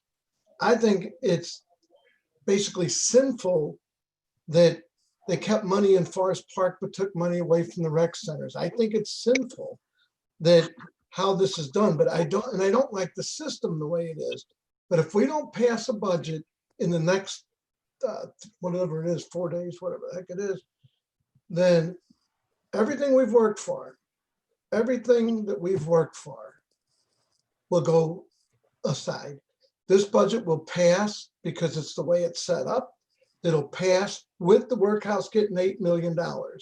It will pass without ward capital. So if you're against your ward capital, vote against the budget. Let's kill it. Let's send it back to Ways and Means. They won't have a meeting in time. I'm upset over how long it took Ways and Means to get us the budget back. The mayor wouldn't schedule a meeting, my understanding, whatever. But we're in a time crunch. Now, can you come back and amend the budget? Yes. And has the president already said that he would? He's agreed with the Alderwoman from the first that he would come back and we can work on this. But to simply say, let's kill this. Let's all vote against it today. If it's got the workhouse, let's just vote against it. Or let's vote this in. Great. Let it go back to Ways and Means. But what you're doing is guaranteeing with this no vote, and you can quote me, you're guaranteeing that the workhouse will get $8 million and none of us will get streets, lighting. Point of order. Yes, make your point of order. Alderman from 24th, please state your point of order. I believe the Alderman from the 23rd is talking about the vote on the ultimate budget rather than the vote on this amendment now. I think he's talking about what this amendment would do to the ultimate budget. I think that's what he was saying. That is exactly what I'm saying. This will We'll take it. This will kill the budget. Point of order. I think the Alderman from the 20th. Alderman from the 20th, please state your point of order. The point of order is that the Alderman from the 23rd, I believe, has confused E&A with Ways and Means. The bill wouldn't go back to Ways and Means. It would go back to E&A. But the Alderman from the 20th is still, he can continue his presentation. Alderman from the 23rd, please just proceed. Okay, so yes, okay, it goes to E&A. No matter where it goes, it will not come back to us in a timely manner to pass this on June the 31st. And on July 1st, the workhouse will have $8 million if that's what you're trying to do. The streets will not be being paid if that's what you're trying to do. The body cameras will not be in effect if that's what you're trying to do. If that's what you're trying to do is kill the budget, put an amendment in today knowing full well that it should have been done 5 weeks ago. And I'll tell you, I'm not happy about it, even close, because you know the rules, at least I hope you know the rules. And when the Alderwoman from the 20th says we've been sued plenty of times, she should know she sued us. So I'm frustrated by the timing that this is being put in. The appropriate time, the Alderwoman who sits in Ways and Means could have introduced this 5 or 6 weeks ago, trying to introduce something on the last day of Ways and Means. All of this has been an attempt to do nothing but kill the budget. But I will say right now, if we kill the budget, which I will not vote against, if we kill the budget, you are going to be the ones responsible for making sure that the workhouse gets $8 million and that street lighting, street humps, sidewalks, all that, body cameras, the firefighters, breathing, that all goes, all that work we did goes by the wayside. The budget that's presented to us will be the one that goes into effect on July 1st, which will include $8 million for the workhouse, but nothing for streets. And if that's what you're trying to do, God bless you all, but I'm not going to vote for this. If you want to do things in a proper time, it would have been 5 weeks ago, or pass the budget and then come back and amend the budget. But to simply make these amendments to kill the budget, That's wonderful. And I'm really glad to see that the Alderman of the 24th is doing the work for the 20th, because she's not standing out on her own when she actually had the time to do it. I will shut up and listen, but I can't support this. Thank you. Thank you, Alderman. Alderman from the 14th. I didn't have my hand up. I don't know what happened. I'm sorry. Yeah, all right.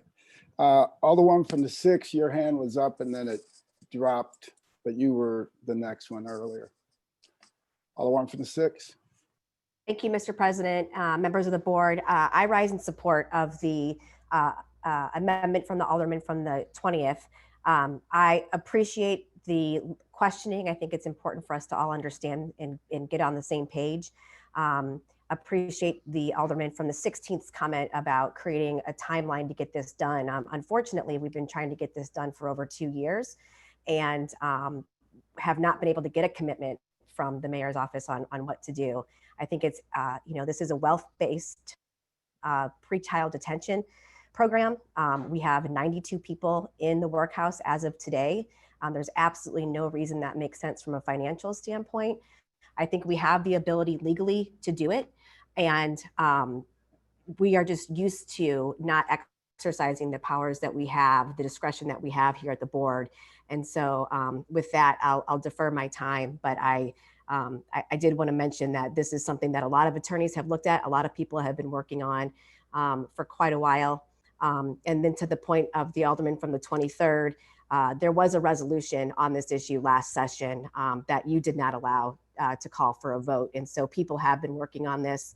The Alderman from the 20th or 24th, any of us have the ability to introduce amendments on the floor. If you have a problem with that, then maybe we can change the rules next session, but there's nothing done out of line here. And there's still an opportunity for debate and for people to ask questions and make decisions. Thank you. All right. I would like to. Alderman from the 25th.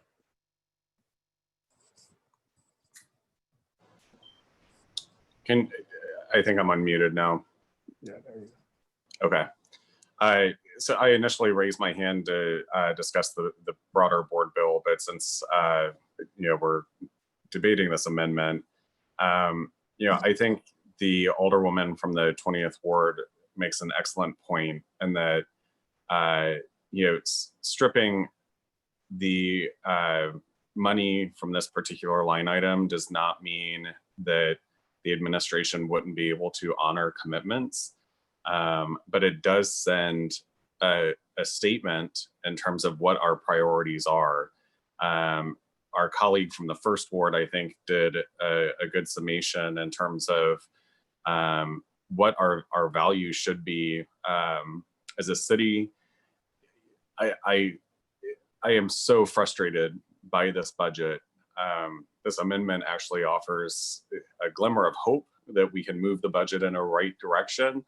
And honestly and frankly, to my colleague from the 23rd ward, if this budget doesn't pass and it goes back to the budget that was submitted by the mayor and ENA, that budget is a reflection on them. It's not a reflection on this Board of Aldermen or this body. If people's streets don't get paved, if trees don't get planted, if dumpsters don't get replaced, that would be on them. That's not on this body. We were not the ones that originated this budget. So know that and speak truth to power, because that's just not it. That budget, as it was originally conceived, did not come from this body, as you're well aware. So, if this, for whatever reason, fails as a budget as a whole here at this Board of Aldermen, what would go into effect is not a reflection of our values as a board. It's a reflection of, ENA and the administration's values, which I could not be more disappointed with that budget as it was submitted. I understand, we have a lot of challenges before us with our budget. I commend the chairman from the 10th ward who chairs Ways and Means, because having previously served on Ways and Means, it is not an easy committee when it comes time for the budget. Having back-to-back meetings with department heads all day long is very tedious. And so, and many thanks to my colleagues who are serving on that committee this session. But I do think in terms of this amendment that it is something that we have been discussing for many years now, and it does reflect upon our city and our priorities. And I really struggle that we have, according to the Alderwoman from the 6th Ward, 92 people in that facility as of today, and we're still spending $8 million on, less than 100 people to, quote unquote, house them. That is absurd that we would do that. There are other alternatives that we can work through, and I think this amendment, would help push us in that right direction. And so I'm going to just state my support for this amendment, and look forward to the continued debate. All right, thank you. Alderman from the 18th.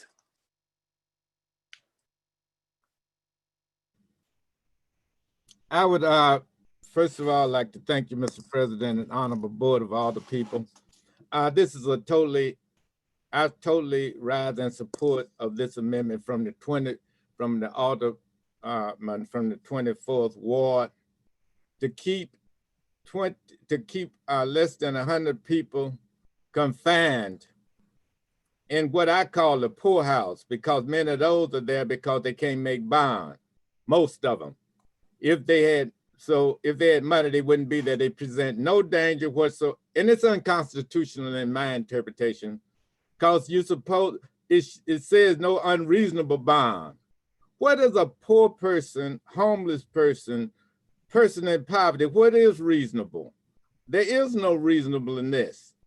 We have plenty of room in the Justice Center if we would just follow the Constitution, which is they shouldn't be in jail in the first place, because many of them are there for stealing food, shelter, clothing, medical care, and other things that is a human right. So I rather, and this is a Republican, but as Democrats, we are supposed to be with the people, the poor people, and the working class people. This keeping working class and poor people confined just to get them off the street, instead of building a poorhouse, if you have to have one until we can get enough support to have a house for every human being, food for every human being, clothing for every human being, and medical care, because everybody, Black and white and every other nationality, contributed to making this society, the technological and robotic society and electronically run society possible. We are now, and so to keep those people now in the workhouse because they don't have jobs, or because some of them have mental illness and physical illness. Mental illness means drug addictions, for example. That they should be in the hospital, not in the workhouse getting treatment. The ones who are disabled and can't find work, we should expand Social Security to make sure that they're taken care of like other disabled people who are on Social Security. And those who can't find jobs, it is the responsibility of the government. I would use Democrat Roosevelt, late President Roosevelt, who had a work share program. All that meant is that we need to cut the hours and hire everybody who want to work. So I rise in strong support of stop wasting lives, stop wasting money, and let's be Christians. I'm not saying whatever denomination you are, but my religion says, what you do to the least of thee, you do to him. And I don't know of any part of the Bible that I read from page to page over and over again that says that we are supposed to lock up poor people. It says that we are supposed to look out for poor people. Then my leader, Jesus Christ, said that he gave away food to the hungry. He cured for free. He cured the sick. He and did other miracles If he did that, he's telling us, and I didn't see him locking up anybody. So I rise in strong support of the history of America with my white sisters and brothers who have taken us from slavery all the way up to today without getting paid a penny. And I ride up with my sisters and brothers in South St. Louis, especially the east part of South St. Louis, and that are getting poor services too, regardless of their color. And that Forest Park, most of the people, many of the people there don't even live in the city. They get better treatment than those of us who pay taxes, those of us who vote, those of us who are Democrats. I rise up in strong support saying that we need to shut the workhouse down today. Thank you, Mr. President. Thank you. Alderwoman from the 15th. Thank you, Mr. President, members of the board. I'm not going to belabor a lot of the points that my colleagues already made today. Most have said what I was planning to say. I will say this, though. When we look at the numbers that are published every day or every couple of days on our city website about the number of people that are housed in our 2 jails that we have in the city, we cannot justify spending $8 million a year more on the workhouse. As of today's numbers, there are 92 people in the workhouse, and there are 646 people in CJC. CJC has a capacity of 860, which means that there are 214 vacancies, 214 places to put the 92 people at MSI and save $8 million if we wanted to. With this also, I want to add a caveat to that though too. You know, MSI is a debtor's prison for, you know, all intents and purposes. And there has been tremendous work that has been done by the Bail Project over the last few years to decrease the number of people that are sitting in MSI. And what they found is when they bail people out of jail, not with their own money, when they bail them out of jail, 95% of them return to their trial without their court date, without any skin in the game. Right? This does not make sense. It is only there to keep poor people incarcerated. And what it does is it hurts our economy in the process. We're taking people out of the job market sometimes for 6, 9, 12, 18 months when they could be working, when they could be with their families, when they could be, you know, being a part of our community, but instead we're removing them and then expecting once they get released to be able to walk right back into a job market when they've had a lapse of employment for over a year. You know, this doesn't make sense. We have had thousands of people out in our streets protesting. And a couple of years ago, yes, the calls were for reform, but the calls aren't for reform anymore. The calls are for a different system. And that different system requires different budget priorities, and it means defunding oppressive systems that have been in place for a long time. We have an opportunity here as a city to put ourselves on the map for the right reasons. We have an opportunity to be a beacon of hope for the rest of the country if we vote today to defund the workhouse. I think that's the face that we need to be putting on St. Louis. And so I rise in support of this. I thank the Alderwoman from the 20th and the Alderman from the 24th for their work on this, and the organizers from Close the Workhouse and the Bail Project who have been working tirelessly on this since we launched the campaign to close the workhouse almost 3 years ago. This is the opportune time to do this. And as the Alderman from the 25th said, if for some reason this budget does not pass and it reverts back to what the mayor put in the first place, then the mayor needs to be held accountable for that. Because that is not a budget that I think represents the morals and the values of people in our city. People in our city do not want us spending $82,000 per inmate to incarcerate somebody in the workhouse. Think about the things that $82,000 per person could go to impact. That's what we're spending right now with 92 people there and $8 million, $82,000 per person. that could be used in so many better ways in our city that actually prevent crime, that actually build economic security for folks in our city, that actually address all of the institutional racism and oppressive systems that we've had in our city for far too long. So I hope that we will make this statement today as a board, that we are committed to different budget priorities, and that we will finally defund the workhouse. Thank you. Thank you. Alderwoman from the 20th. Thank you, Mr. President, members of the board. The board of, with the alderman from the 10th yield, I have some technical questions on just the. Alderman from the 10th, we yield to Alderwoman from the 20th. I will yield if I'm able to answer them. I Alderwoman don't know how technical I am when it comes to that, but go ahead.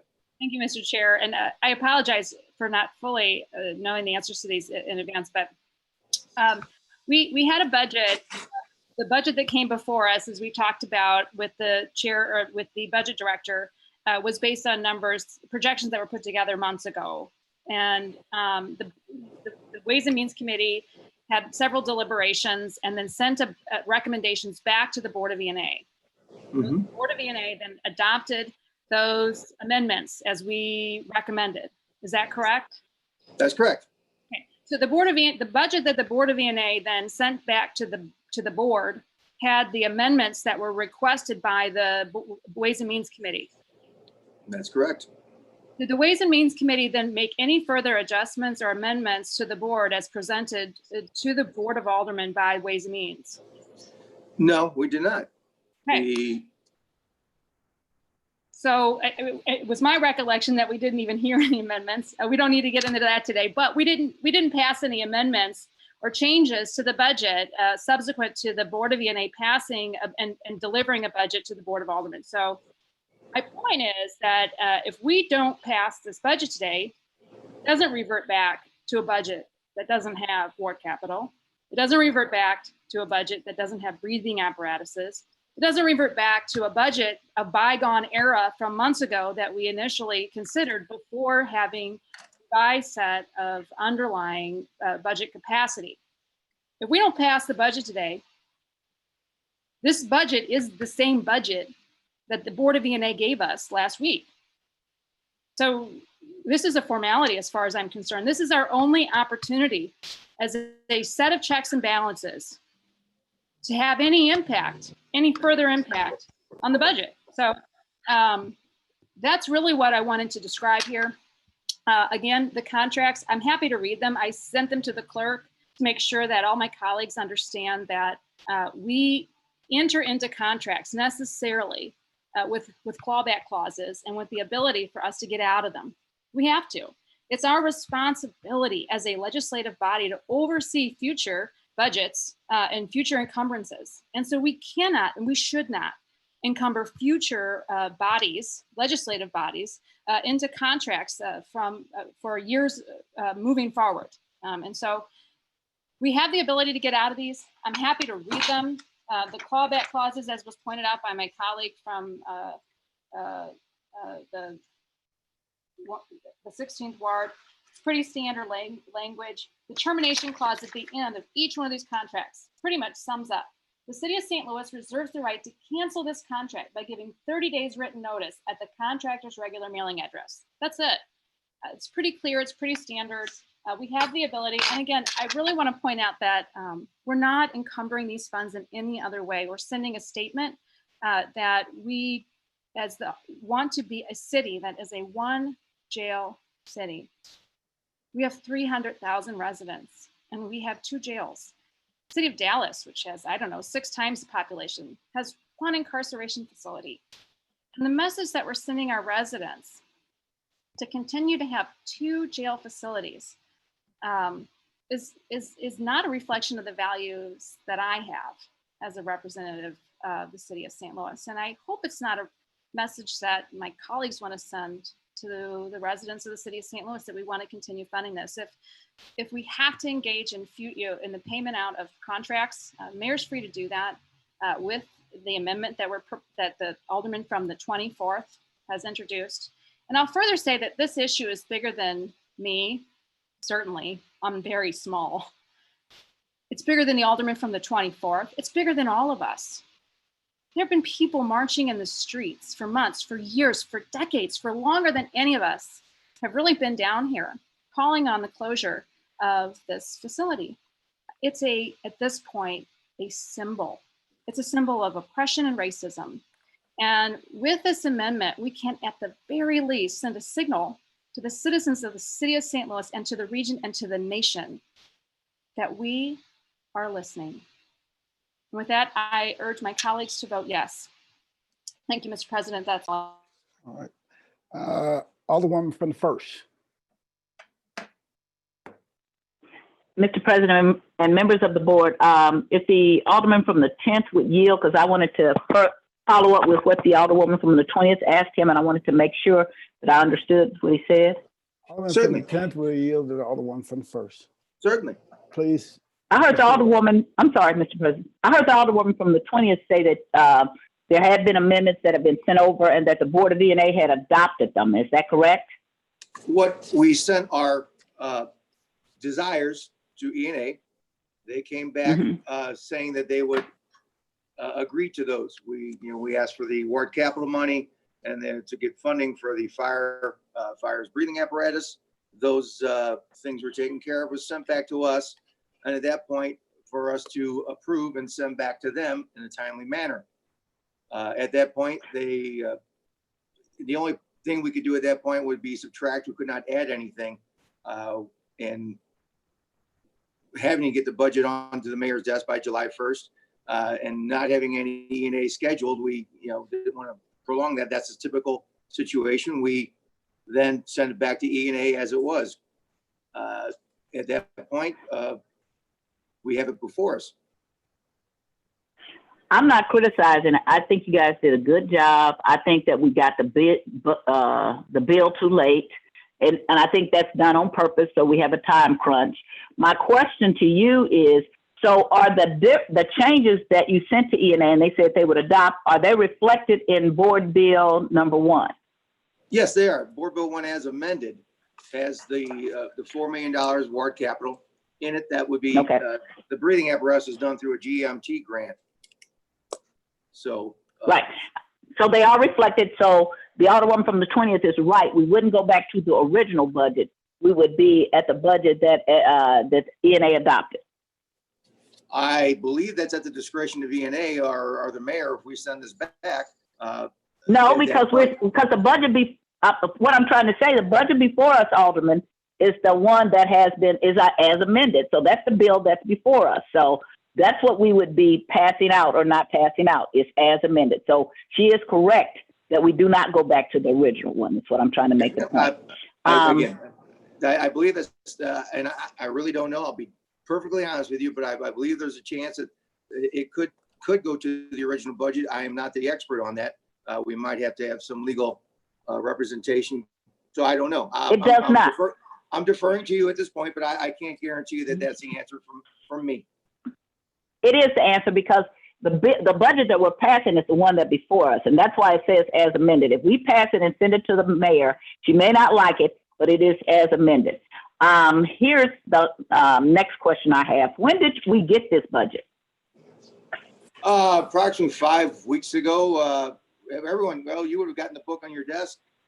Right. The same time we all did. We all got the large book that we get used for paperweights after we're done with them at the same time. Okay. So approximately 5 to 6 weeks ago. A lot of times in board bills, we have what's called a severability clause, which says that if some part of something about the board bill or the ordinance is found illegal or unconstitutional, whatever, that the rest of the bill remains in effect. Do we have a severability clause? And I know we have an emergency clause, but I can't recall seeing a severability clause in this budget. I don't know. I have to take a peek through it, or I can email city council while we're talking and find out. But I don't have. You caught me off guard. I do not know if this has a severability clause off the top of my head. Okay, if you would email someone and ask them, because I didn't see it. I read it last night, and that was one of the things I wanted to bring up I have no further questions for you. I do want to make a statement. Okay, thank you. I do want to say that I was not for this last night, yesterday. I've been lobbied for a long time to be for closing the workhouse. As I said before, I wanted to take a middle ground position, and I still don't think just because we close it that we can't come back and reuse it. I'm not a person that throws buildings away. I'm a building hugger, and we've done a lot of rehab in my family, and so there are plenty good uses that could be used for the workhouse, including bringing people back that are locked up very far away from their loved ones and maybe putting them there. But that would be after bringing it up to the standards. We should not have a federal standard and a standard that is for local people. And after having one of my tenants sit in that workhouse for 3 months and still has not been, he's been accused, no hearings, and watching the system, I was appalled. Even with all of that, and even with me going to pay to get him out, I still wanted to be reasonable. I don't think that you can be reasonable with people who don't want to be reasonable. If you want to keep $8 million in for the workhouse to be open, but you want to take ward capital money, you want to take recreation money, which we should not be taking away. We should be putting more money. It's embarrassing when I look at the small amount of a recreational, and it's not for recreation, it's for capital improvement. It's to fix up the recreation centers. And if you go into many of them, it's embarrassing that we send our children into this. But we're building a new stadium. We built a new football convention center. We have plenty of money. So if the only way that we get the attention is we got to take $8 million out so that you hear this was not a good budget. This was not something you were going to slip past us. This was not something where you were going to have a lot of money for sports convention centers and parks that have gotten millions and millions and millions of dollars at the expense of neighborhoods. Then this is what we have to do. You know, everything that the people want to close the workhouse, I agree with 95% of it already anyway. But I want you to know that the mayor's unwillingness to be reasonable with her budget, to take a look at it with an eye that said, I represent the entire community, not just the wealthy community, is what pushed me over. I was just hoping that, against hope, that there has to be something different that can be done. But you have to have the moral willingness to take a good long look at yourself, to hear when people keep telling you this is racist, this is so white, this is so classist. But if you don't want to hear it, you don't hear it. I don't think the mayor is hearing it. And that is what's making me go over that last 5%. I was already 95% there anyway. And this is what I want to say. If we do go back to the original budget and we don't get a dime, we can still come back and take that money back. We can still come back, and this is a budget. This is not a document that you cannot change. So we can come back just like the president had already promised me to do.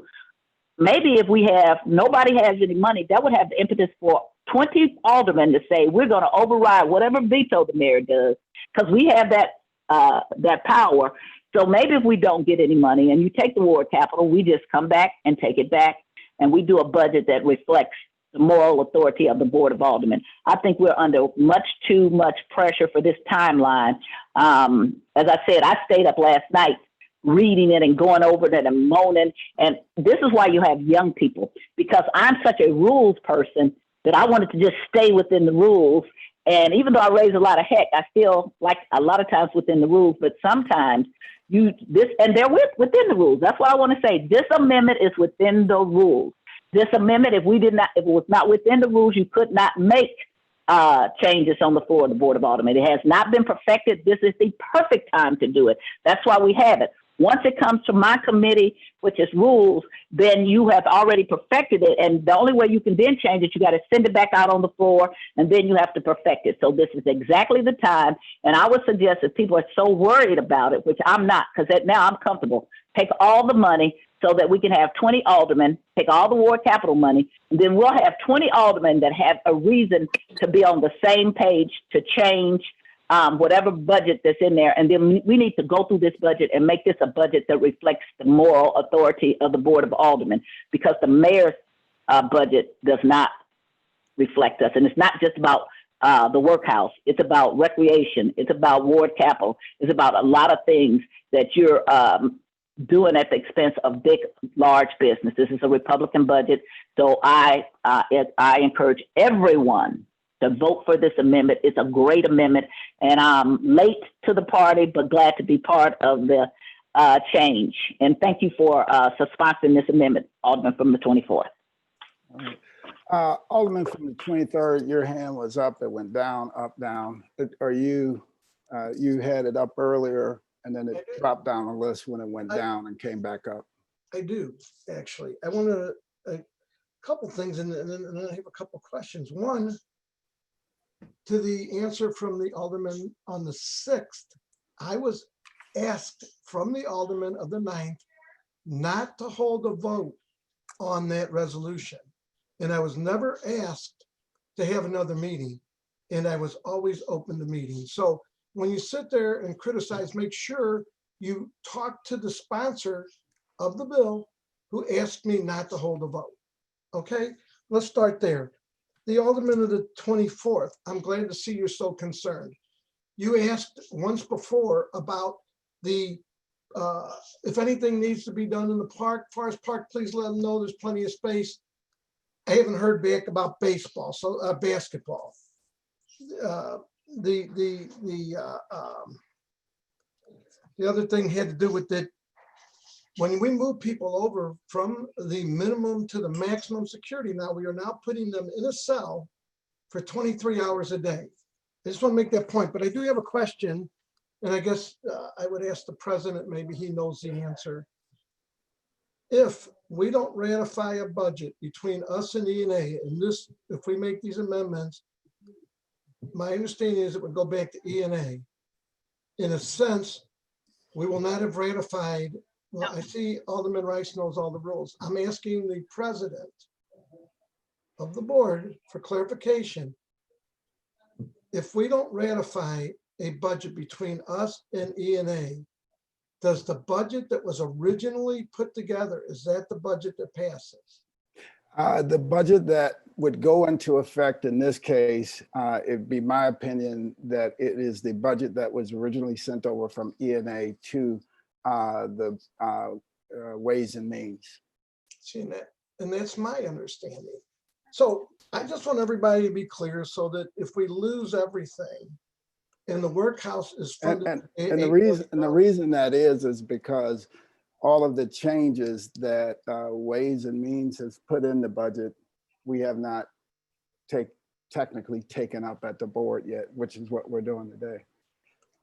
So at least since I've been on there for 11 years, I just want to state that if everything goes away and the workhouse is funded at $8 million, which it will be, that all the, that's what's going to happen. Also want to state that if somehow this works out, all those people that do work there will lose their jobs with the city and their pension and all that. I guess we shouldn't care about them. We're going to put people from a minimum security into maximum. They're going to be locked up 23 hours a day. They're not going to be able to go hang out in the gym like they do now. I've been over there plenty of times. There's been plenty of improvements. I'm just cautioning. I'm not going to support this. I support passing the budget with the amendments that we've already made. If you want to come back at a later date and work these in, then I think that's the time to do it.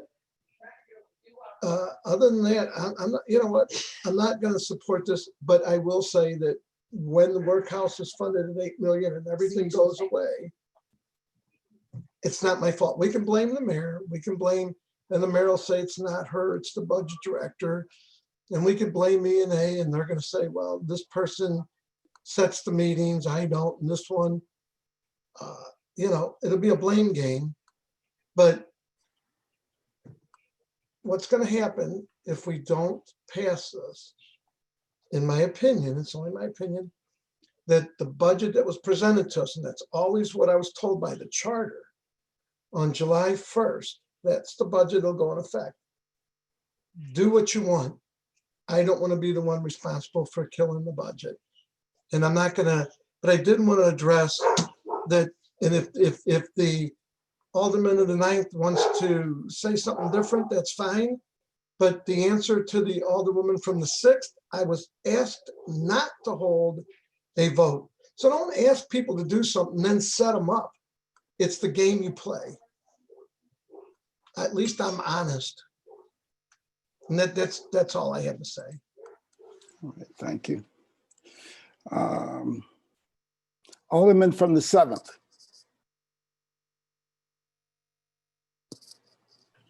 Thank you, Mr. President, members of the board. Would the Alderman from the 24th yield for questions?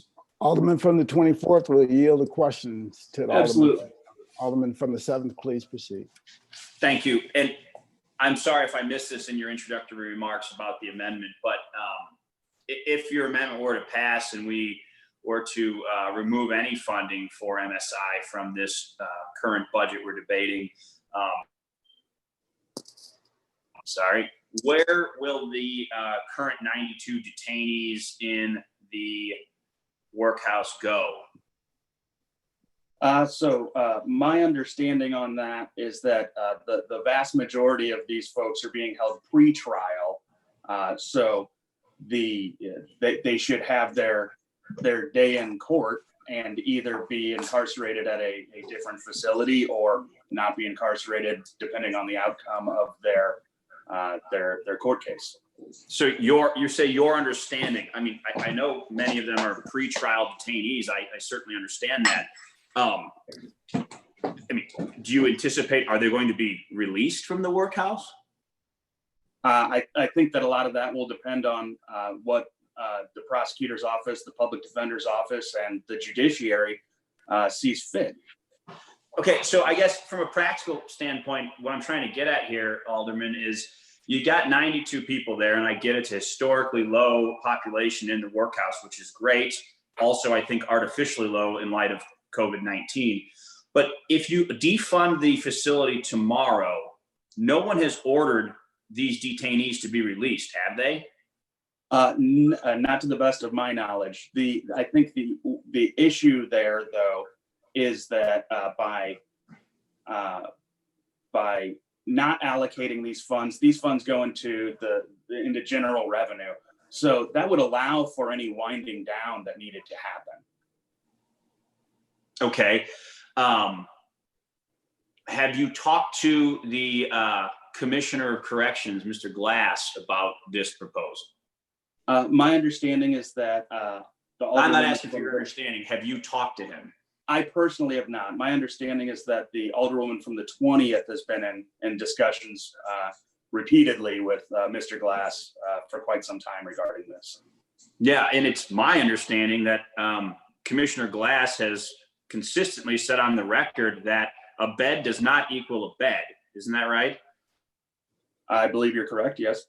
And so if we talk about moving these 92 people, and I get we've got some excess capacity in the Justice Center right now, it looks like based on today's date, the Alderwoman from the 15th gave the numbers earlier, there is some extra capacity.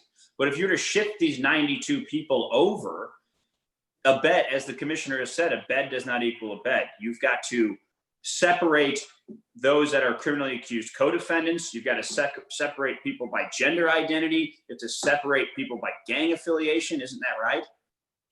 Yes, and ultimately, I think that this goes to, I guess, maybe the ultimate disagreement that we may have here amongst ourselves in who we should be incarcerating. Period. And this bill, this amendment doesn't mandate the immediate closure of the workhouse. There would be plenty of time for a winding down period. Okay. Do you know of the 92 people currently in the workhouse, do you know how many of them are there on ordinance violations? I believe, let me look here, because I believe I had these numbers. It's zero, I'll just tell you.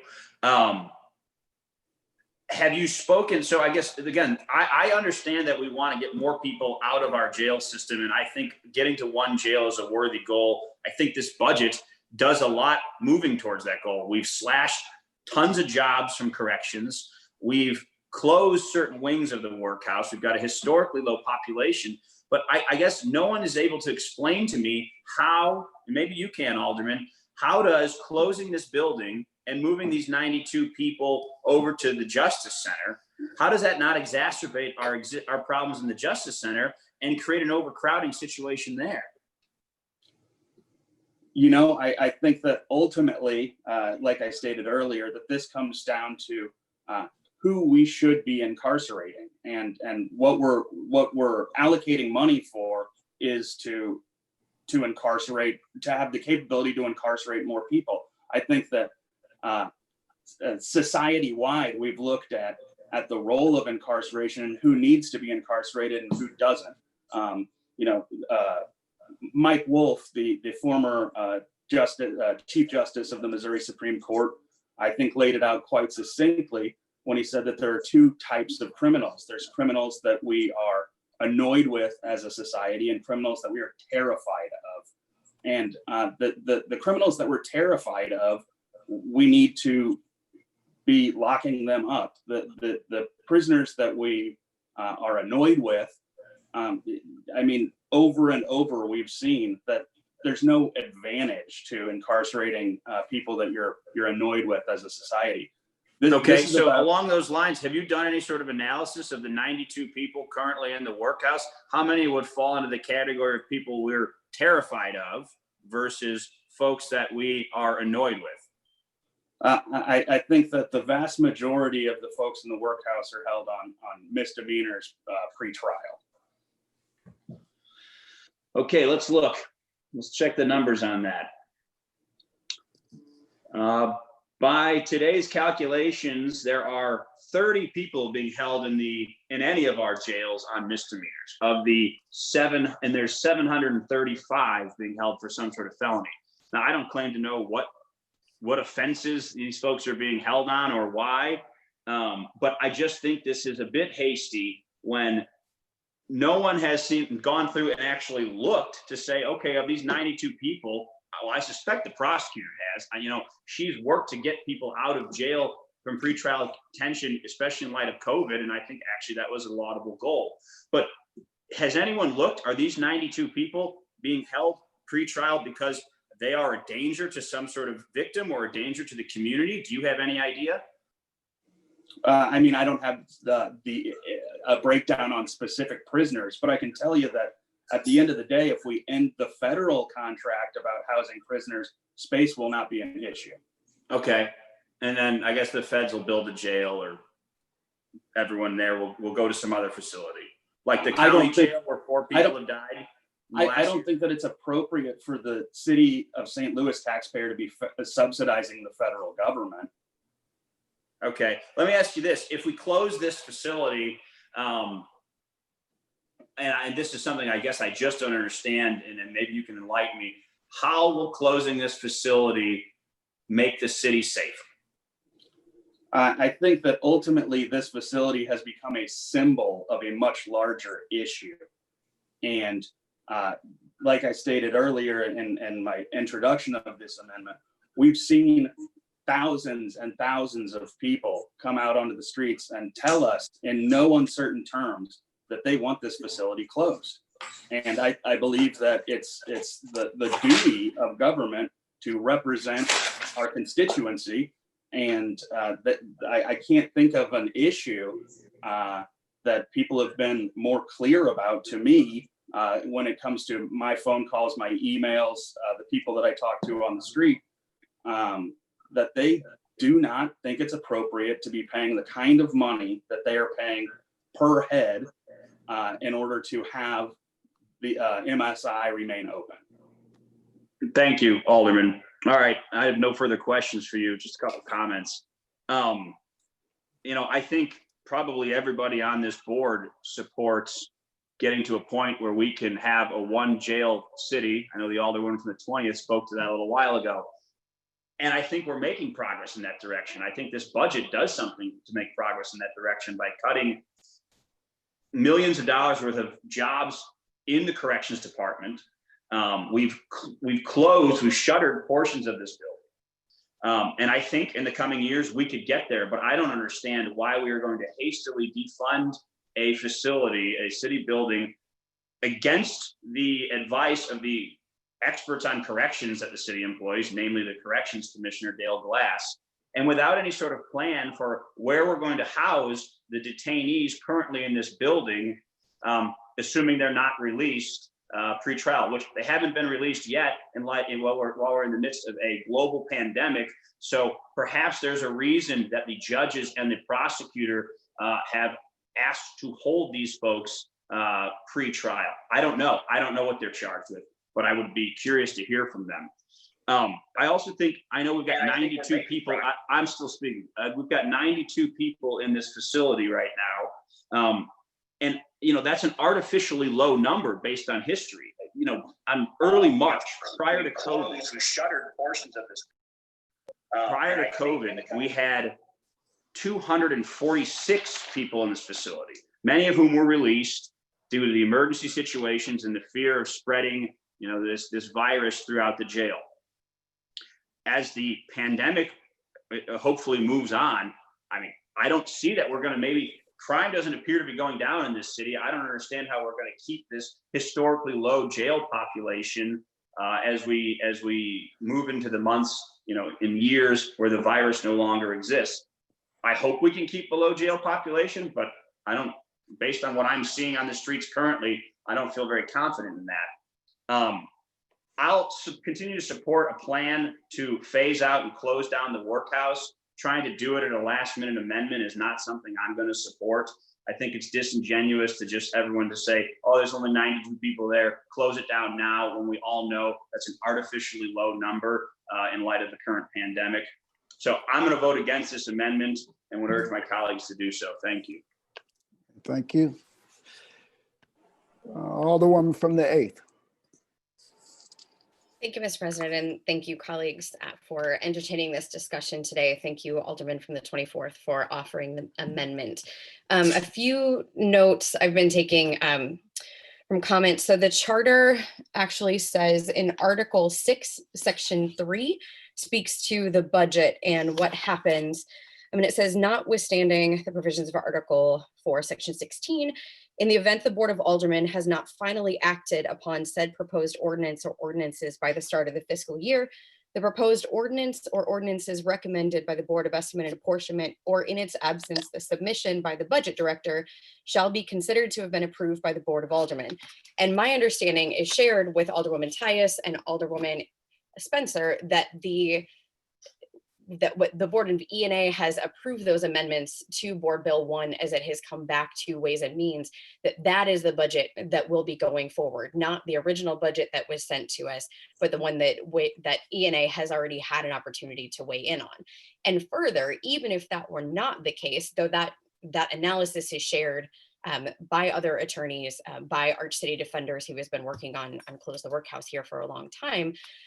If it were to go back to E&A for a vote, we already know that the comptroller, Darlene Green, is in full support of closing the workhouse. She has been out in front of this issue and she continues to support closing the workhouse. So that's one vote on E&A. If we were to pass this amendment today, I would hope that President Reed, as the representative of our body, would also support this closure.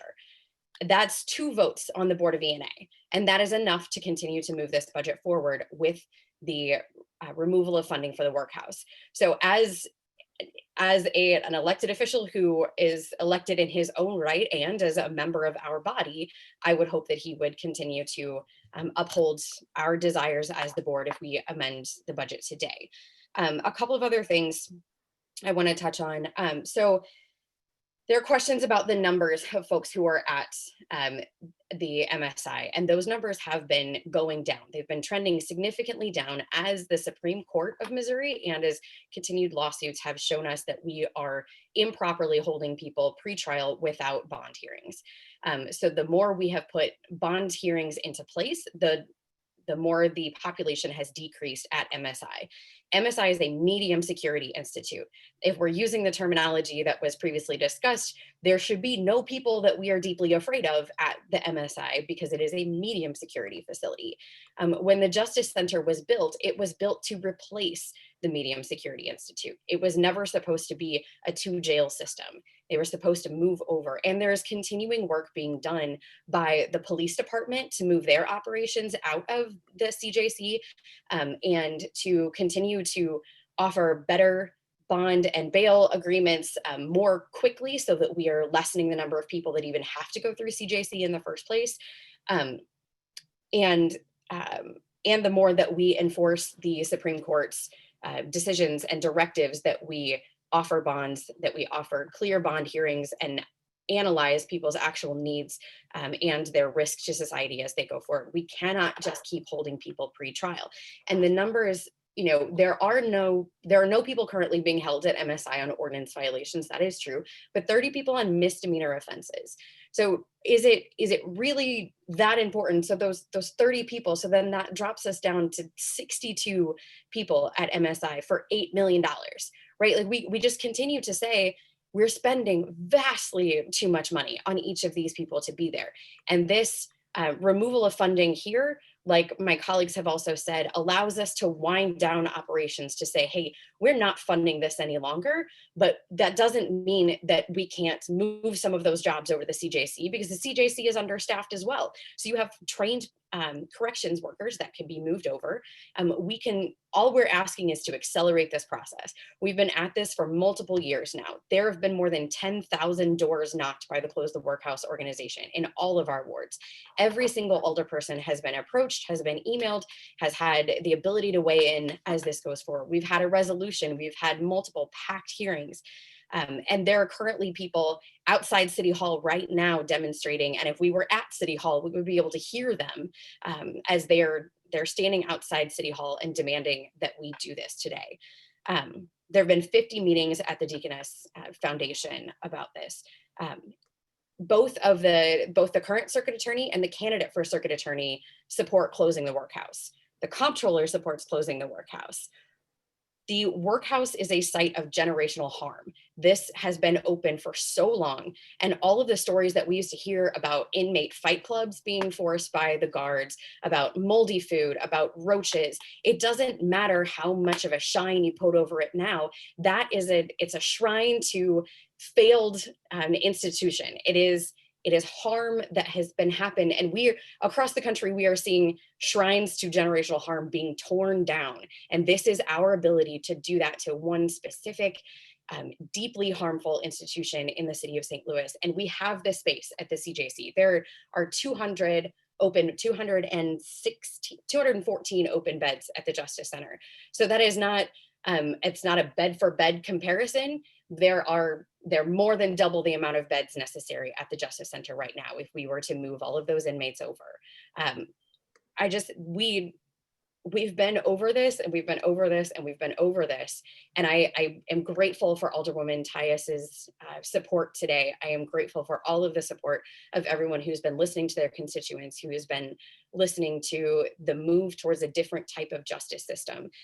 If we have dangerous people, they should be held. If they are not dangerous, then we should have a system in place to properly release people pre-trial so that they don't lose their entire livelihoods while they're locked up for 3 or 6 or 9 months awaiting trial. Other cities do this well, and we can do it too. And this is our stand. This is a stand today to say we're going to do things differently in the city of St. Louis, and we can lead in this way. So I would encourage all of my fellow colleagues to please support this amendment. Be bold today. Take a risk, jump out there. This is not putting our ward capital at risk. It only is if our leadership does not have the courage to back us up.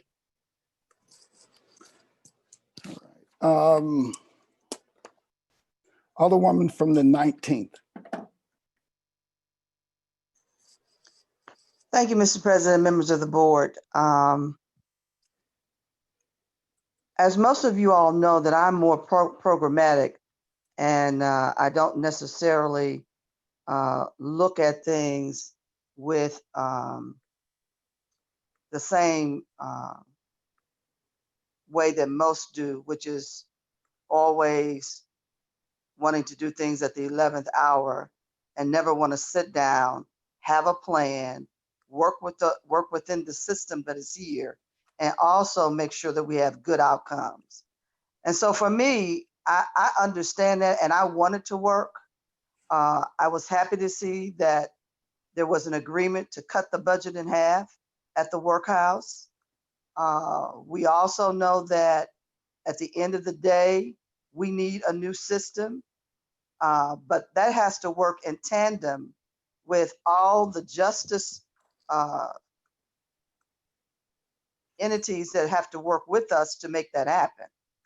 I have introduced a bill for a vote from the public to close the workhouse. I am very, very interested in having that happen because this has been a problem we've had. We've had people creating narratives that have left out the community as a whole. And I think that's another way to put the pressure on all of our systems from the mayor's office down. If our public votes closing it, there will be no hesitation by anybody, not by the judges or anybody else, to sit down and make this system a better system so that we can make sure that the citizens are not abused in any kind of way, but give them all the tools that they need in order to, first of all, be safe, because that's another thing that nobody talks about that much, but they need to be safe if they are in one of our systems. And they also need to have the ability to get all types of resources to improve their quality of life. Because most of them, when they do commit a minor crime, it's only because that's the best that they can do at the time. So we need to be working on a parallel process that addresses everything, not just one thing haphazardly. And this is not the time today. This budget is fluid.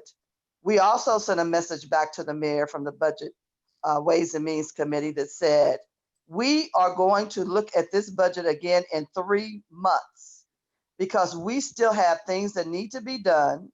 We need to know what the absolute revenue is. You'll have time to have calculated that from the end of this fiscal year. And we need to make sure that we can do additional amendments and also look at our future. And that's a commitment that we have to make. We have to use additional time and reviewing this budget every quarter because we can't just wait to 30 days before approving a new annual budget. So hopefully I'll have the opportunity to get this on the ballot so that our public can weigh in on it. And then we'll have an absolute knowledge of who wants the workhouse closed, because this is for the citizens of St. Louis, the voting citizens of St. Louis. Thank you very much, Mr. President and members of the board. I am going to not support this amendment. Okay. Thank you, Alderwoman. Alderwoman from the 11th.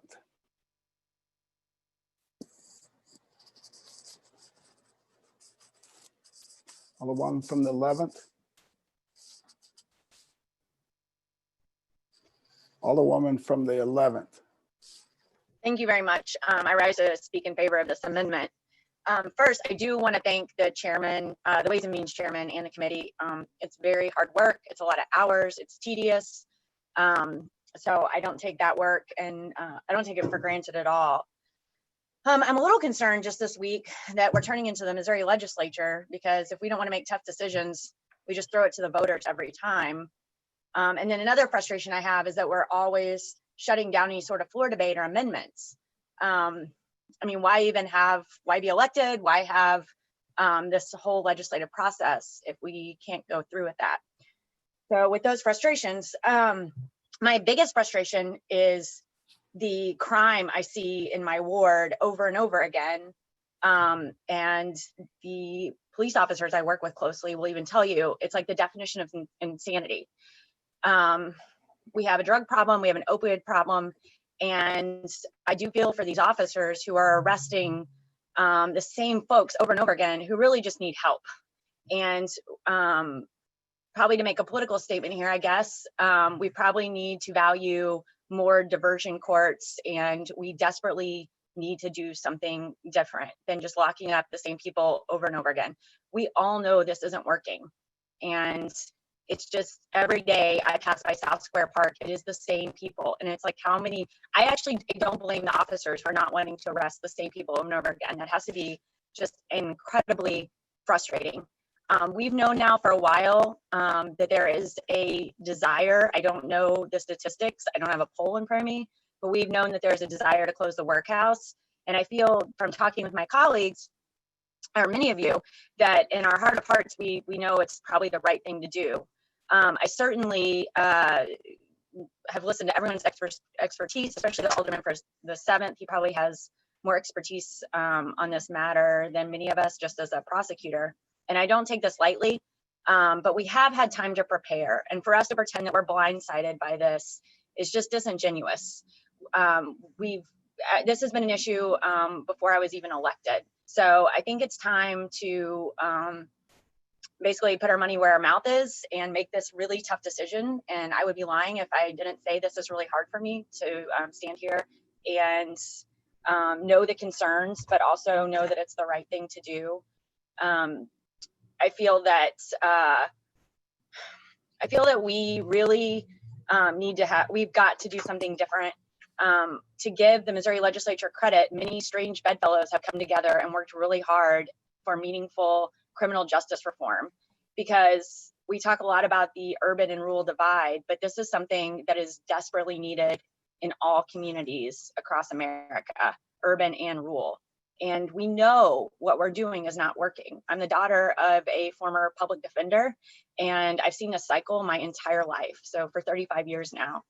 And I also have family members that have struggled with addiction, and what we're doing is not working. And we can't wait for the right leadership in all these different forms. We just have to start taking a stand and doing something differently.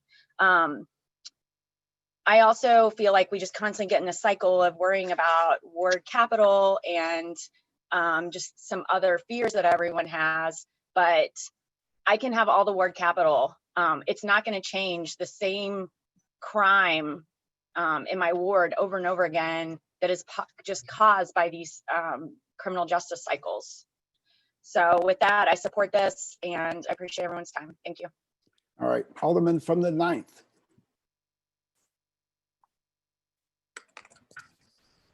Thank you, Mr. President. I stand in support of Amendment 1 as well. And what I was basically going to say was what my colleague from the 11th just said about people making the assertion that this is just being thrown in front of them. If you remember a year ago in the 2019 legislative session, we had resolution 205. And that was brought up by the Alderwoman from the 6th and the Alderman from the 23rd. So I just really quickly want to address that. We had Board Bill 205 in front of the Public Safety Committee. We had, I believe it was 4 public testimonies. I asked actually that it not take a vote after the third meeting, because we wanted to have a public meeting in the evening when people that were not able to get off work during the daytime had an opportunity to speak.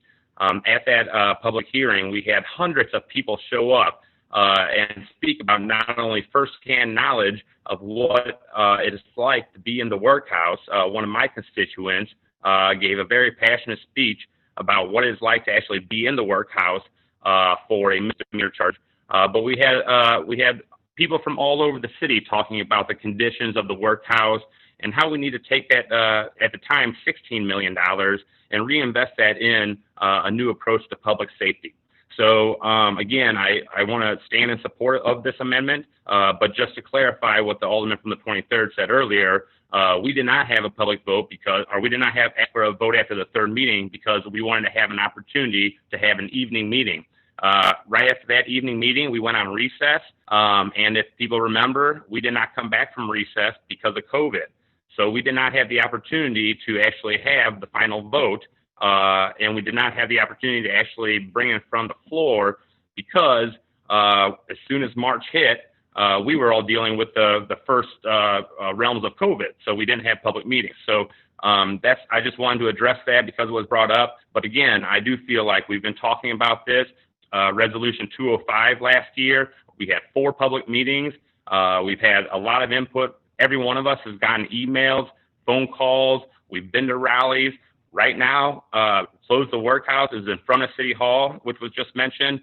This is a demand of the current crisis that we face with jailing poor people in our city and taking mothers and fathers away from their families, away from their jobs, and away from an ability to take care of themselves. So again, I just wanted to touch on that, and I fully support Amendment 1, and I thank the Alderman from the 24th for bringing this up today. And I would hope that my colleagues would also support this and finally listen to the voices of the people in the streets. So thank you.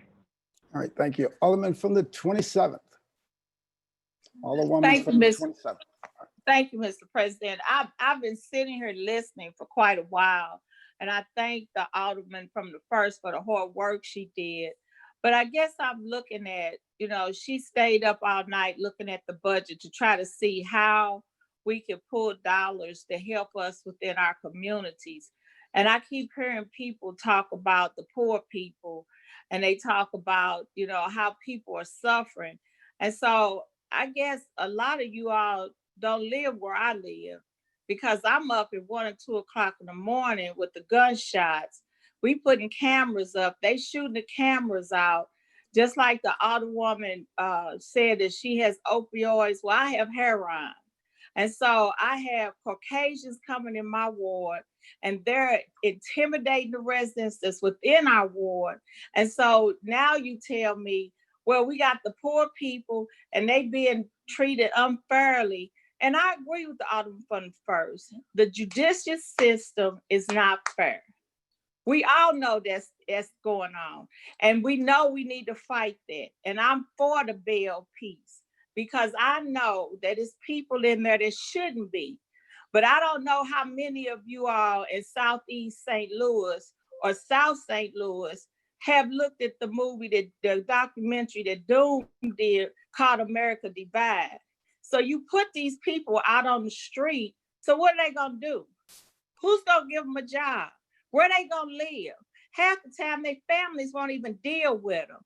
And so again, you put them back into our communities, and we have to deal with this travesty of crime and killing and babies dying. And so it's okay. Everybody think they can tell me as a Black woman how I should feel. You can't tell me how I should feel when I'm dealing with seniors that's prisoners in their own home because they can't come out because of the people that's going down the street and shooting and thinking it's okay. So I don't think this amendment is a good idea, because my people in my ward who are seniors that have invested 40 to 50 years in their community are scared to sit on their front porch. The police are distraught because it's a revolving door. They putting them in jail, and we let them right back out. So it's not okay with me.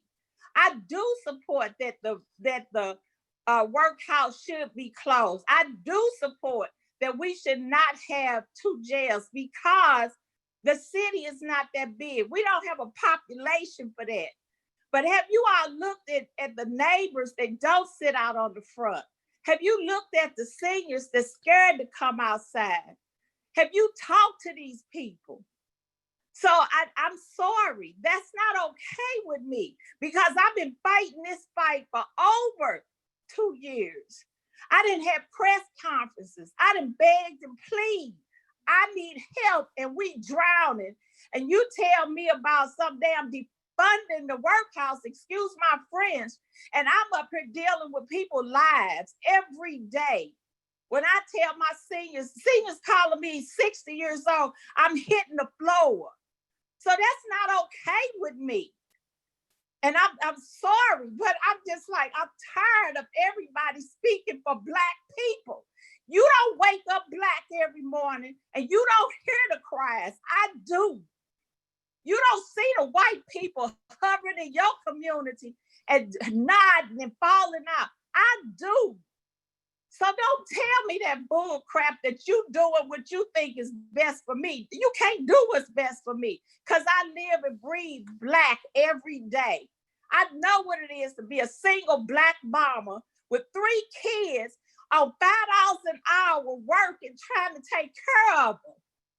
So don't tell me that you know better than me. You don't know better than me because you're not me. When you get through, you white. And you have privileges that I never will have.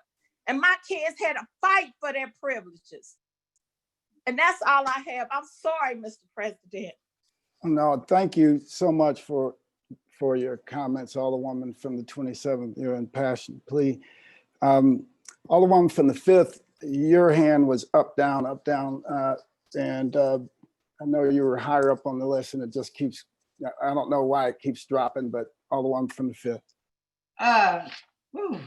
It's hard to come behind that because I felt everything that Alderman from the 27th was saying, but I rise in opposition to this bill. Not the bill, the amendment. We have discussed this time and time again, and although some of us are in support of closing the workhouse, we feel that that's something that we should not do without a feasible plan. But this entire movement has taken on it's turned into a whole different animal, and I take offense to some of the things that have been said because it's not like we don't get it. We have went above and beyond to address all of the concerns, some of them that we know were sensationalized because people actually went in the workhouse and saw what those conditions were.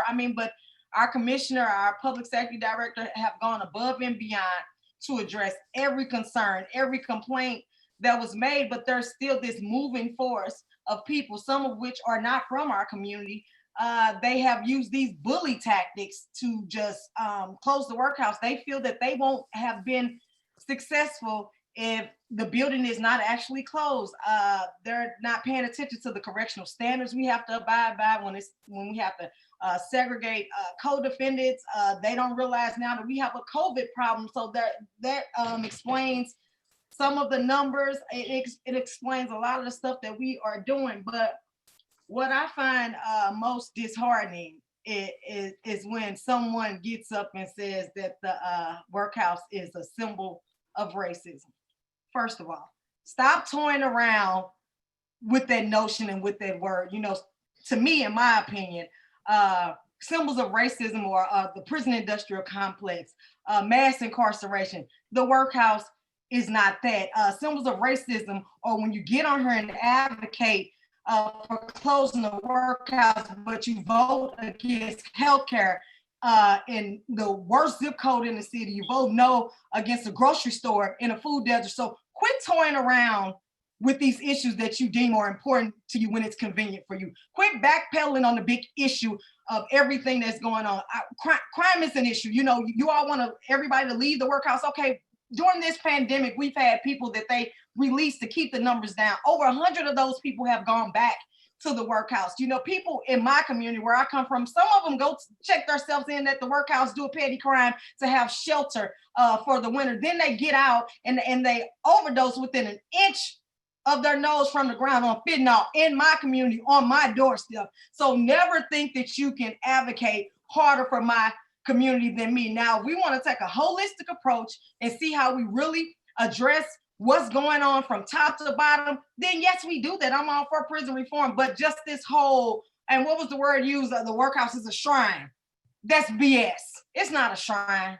It's not a shrine for all that's going on in the world. Some of these votes that you all make down here against development in North St. Louis, that's a shrine for a problem that perpetuates every divide in our community. So quit playing with these buzzwords. You may think you have everybody fooled, but my constituents in the 5th Ward, they know what's going on and they know the importance. I honestly don't even support putting this to the voters because you know what'll happen is what'll happen every time. People with the money who want their agenda passed, they'll get out there, they'll tweak the ballot language and have it in a way that people really won't know what they're voting for. And if you ask anybody in my community, you mention anything about jail, some of them will probably say, no, I don't want to have a jail around, but they know what we need in our community, so we won't continue to be plagued by certain individuals in our community who are smart enough to do things, but not, you know, and it's bigger than just annoying something.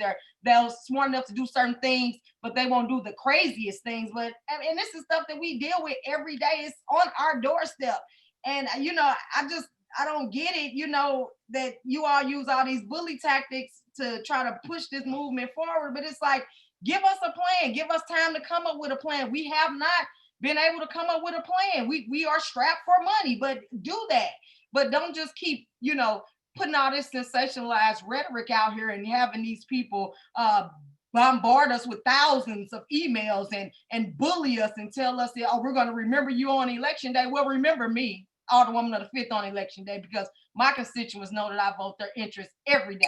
So I just hope that, you know, my colleagues will understand that, okay, we cannot take this money out the budget right now, because if we do, then what? We cannot just navigate through contracts like they're willy-nilly. And okay, if we release these 92 people, all of you all who are supporting it, step up and put them in, drop them right in your ward. Drop them right in your ward. If you feel that they are so safe and they are not a threat to society, put them on your front doorstep, because they land on mine every day, whether we fund the workhouse or not.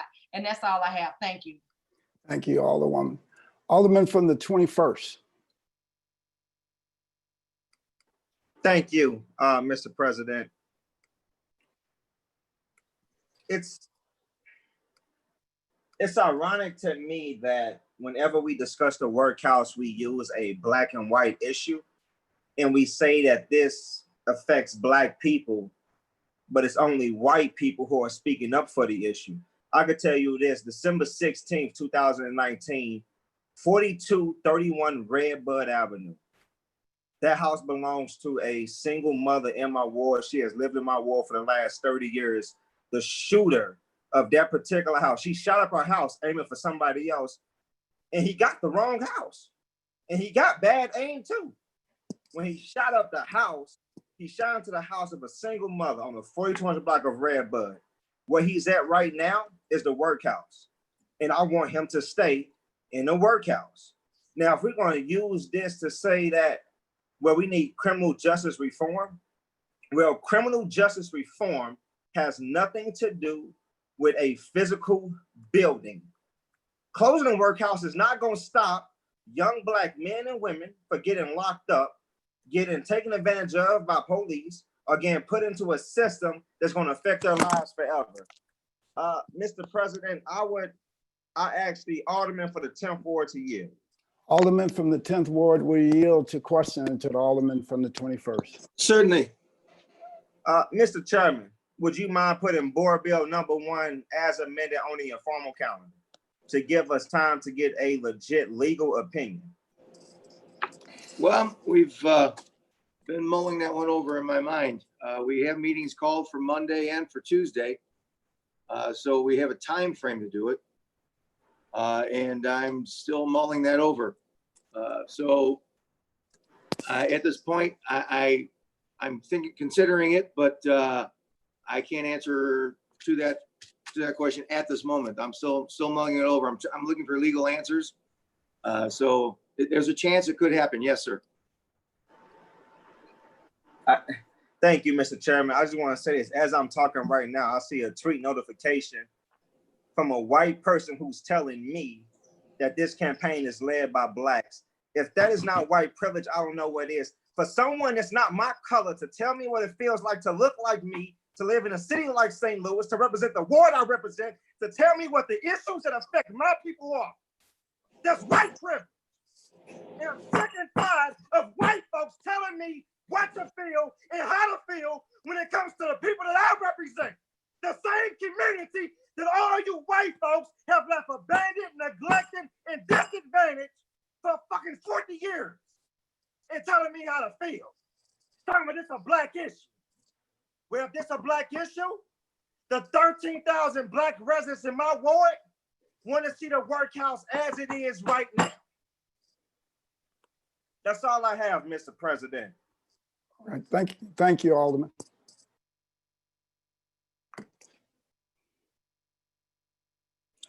Alderwoman of the 28th.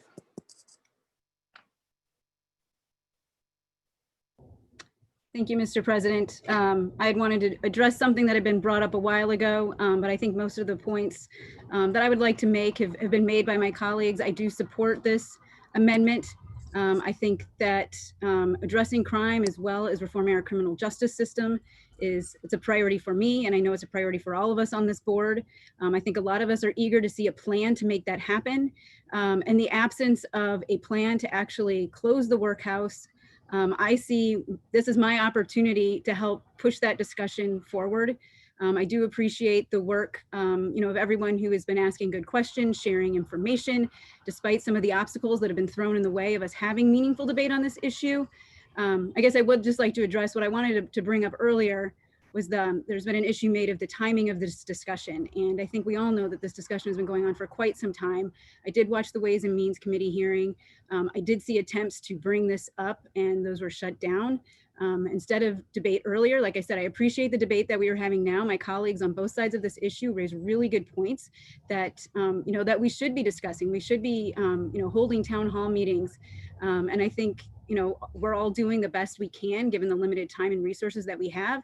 But I have to say that a lot of the debate that I saw earlier this week and earlier in this meeting, instead of debate were actually acts of sexism and chauvinism, shutting down my female colleagues, undermining women on this board, suggesting that maybe they don't have the intelligence or the understanding of the rules to engage in this conversation.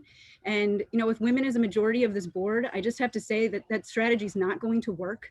We are all elected to serve, and these are serious issues that we need to address here. And I think we all need to vote our conscience on this board. I mean, I trust that all of my colleagues are here because they want to do right by this city. And, and I appreciate, like I said, open, honest, respectful debate. And I appreciate everyone who has helped bring these issues to light. Like I said, I do think that this is a priority. I feel like this is my way of pushing this effort to reform our system. There's a lot to consider here, and no one measure is going to reform our entire system.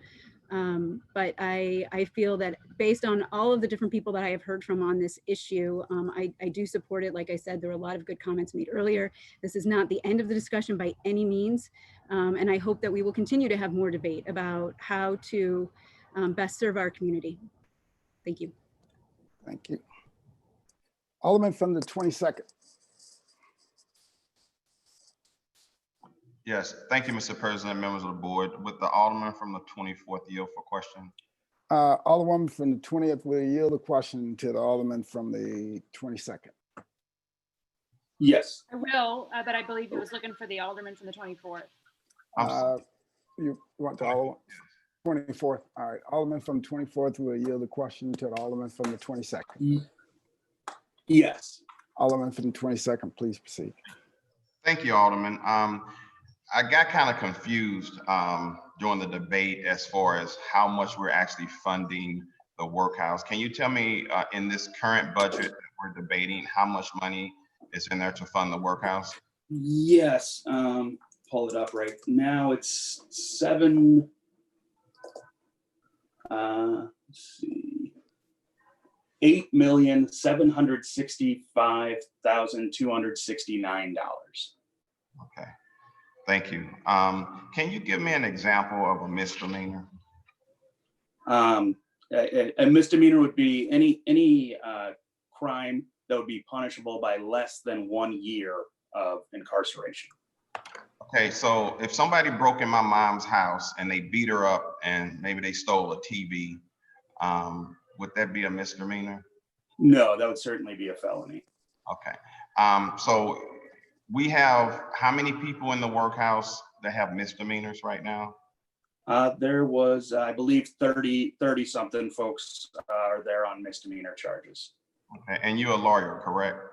Yes. Have you ever defended somebody in a criminal case? Absolutely. Okay, and so can you give me an example of when a judge would not allow bail for somebody that committed a misdemeanor?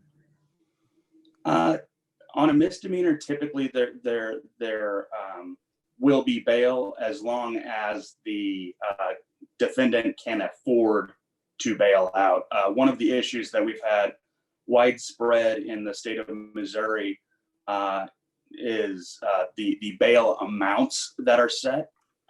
The bail is supposed to be set in a way that the defendant can bail out. It's supposed to be an amount to ensure their appearance at trial. It is not an amount to punish a person or to make it so that they cannot make bail. It's a balance of the perceived threat to society should the allegations be true, as well as ensuring that the defendant appears at court in order to defend themselves in the matter. Okay, so let me ask you, what do you do about people who are just an absolute menace? I mean, they walk around with guns, they shoot, they scare people. Like the Alderwoman from the 27th said it well. We have seniors that are afraid to come out. I'm afraid sometime on my own block for my grandbaby to be out playing because somebody the next block over is oftentimes shooting up in the air and just doing random shootings and just creating chaos. And oftentimes they may not have done something that rises to a felony, but they're doing things that are disruptive to the neighborhood, that scares people, that intimidate people. And you have people that have been here for they're long-time residents, and they cannot enjoy their home that they paid for. Their quality of life sucks at the end of the day. But these would probably be people that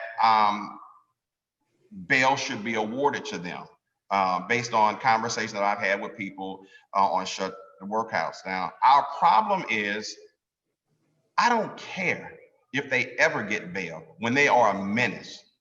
When they're impeding on people's quality of life, when my child or my grandchild can't go outside and play because these people are a menace to society, I really don't care if they ever get bail because they need some type of structure. I think that government should be supportive of people who have mental health issues. We should absolutely give them every resource that we can to help them. We should give them training opportunities. But I'll tell you from my life experience being an alderman for 17 years, I've helped people get jobs. They don't want a job.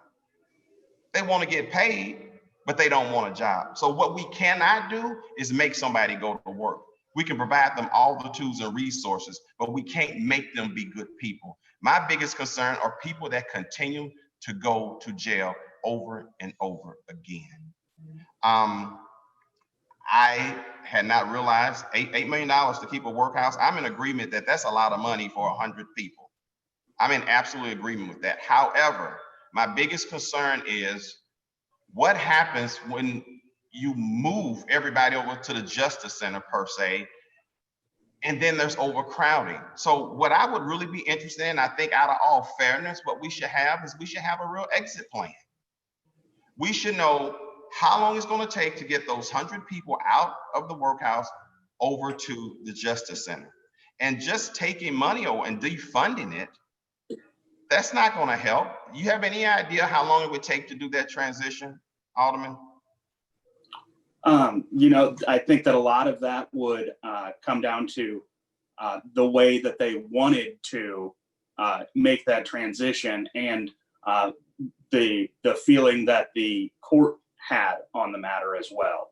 Because there is currently room in CJC for the folks confined now at MSI.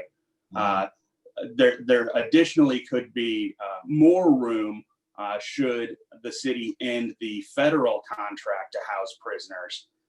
So there is adequate space for us to become a city with one facility to incarcerate folks. So I think ultimately, in my estimation, this comes down to a budgetary issue. As you pointed out, we're spending an incredible amount of money to house a relatively small amount of people that could be housed in an existing facility.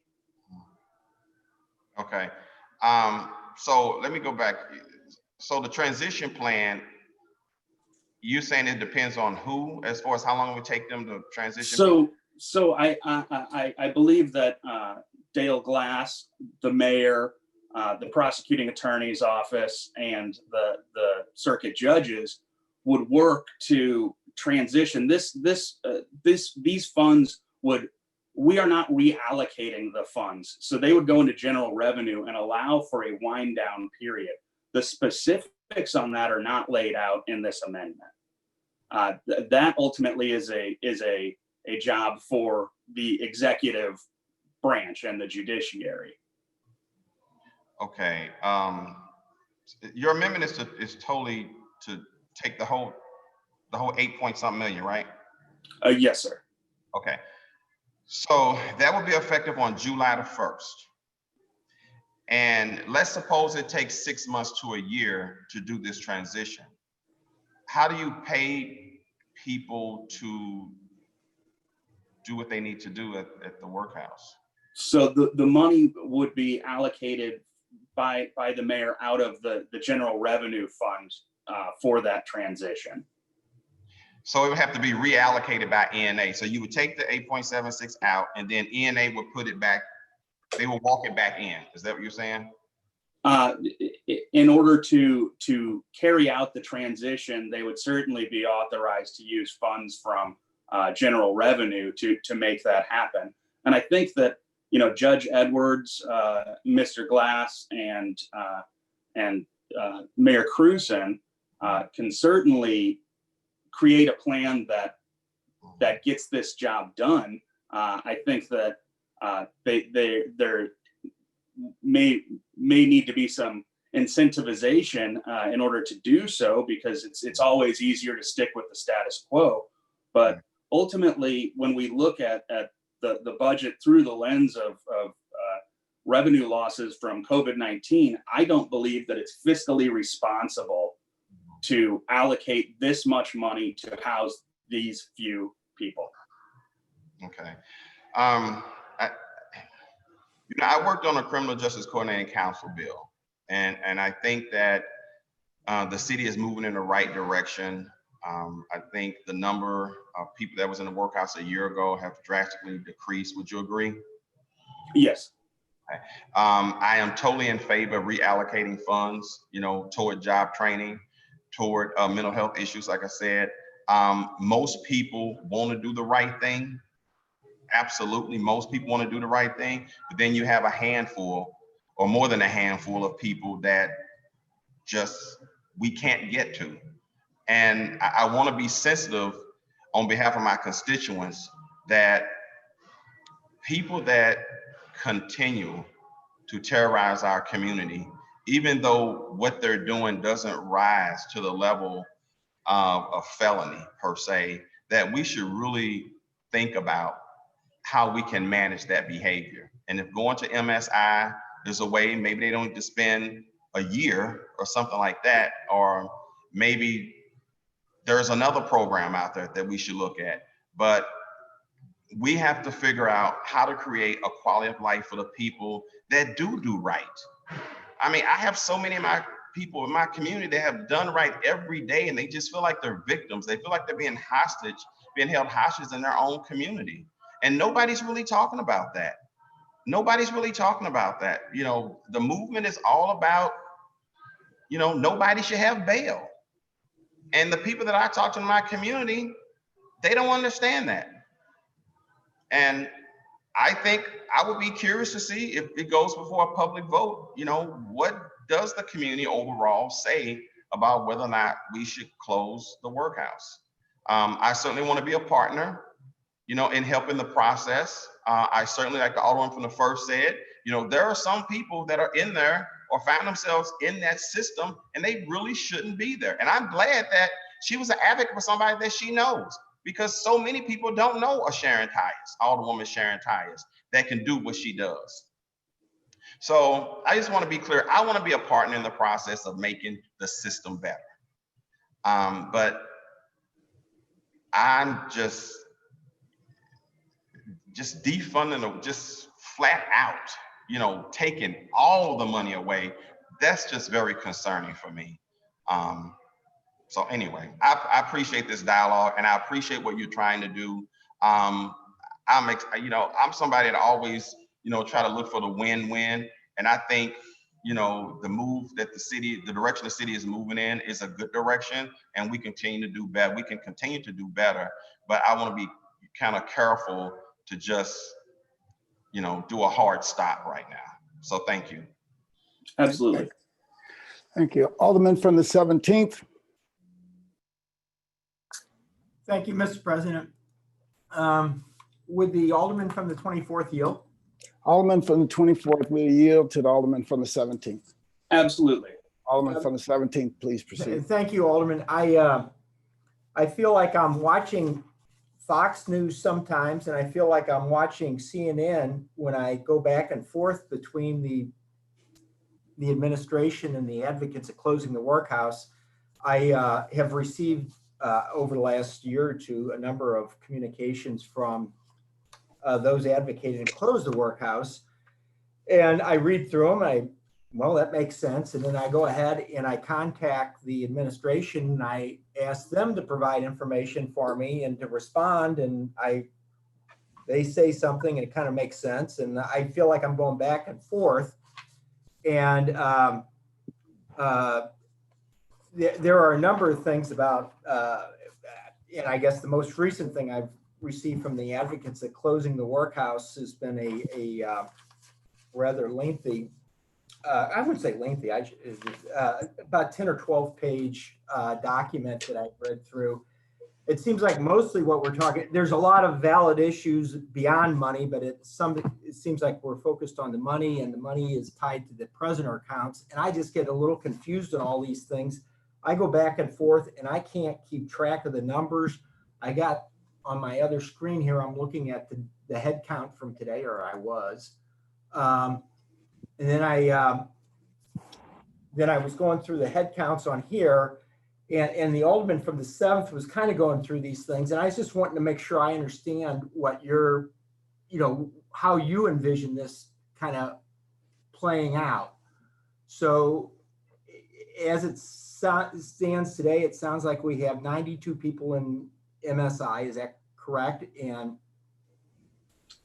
yes, the number should be right, somewhere right in there, yes. So kind of getting back to this whole thing about how we would have adequate capacity, do you know, I'm sorry, I'm never served on a public safety committee, and I'm pretty remote from this issue. Do we have a legal requirement as a city to, if a judge says put so-and-so in jail, do we have a requirement to provide that jail space for that person by state? Is that a state mandated requirement?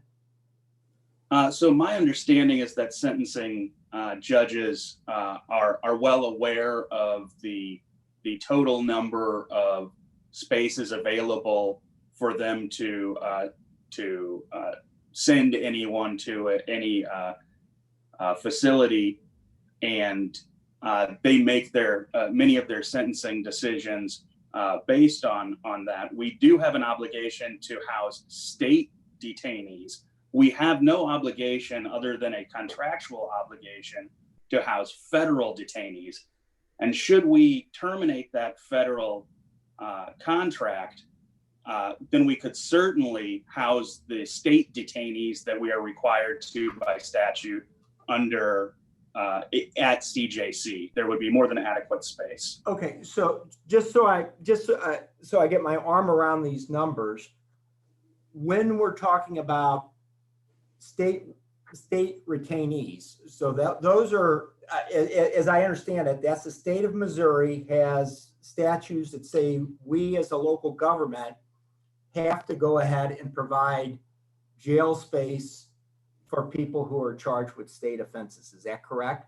Yes. That would be felonies, but probably not misdemeanors in most cases. It would ultimately depend on the circumstances of each individual case as to whether the judge thought that either pretrial detention or post-conviction detention was appropriate. It certainly happens in misdemeanors, and there are felonies that people can commit that they never spend a day in jail. I guess what I'm trying to figure out is with our current head count, what are we absolutely required by the state to have maintained, because I was reading at some point about the probation violations. Weren't we obligated to provide probation violation housing as well?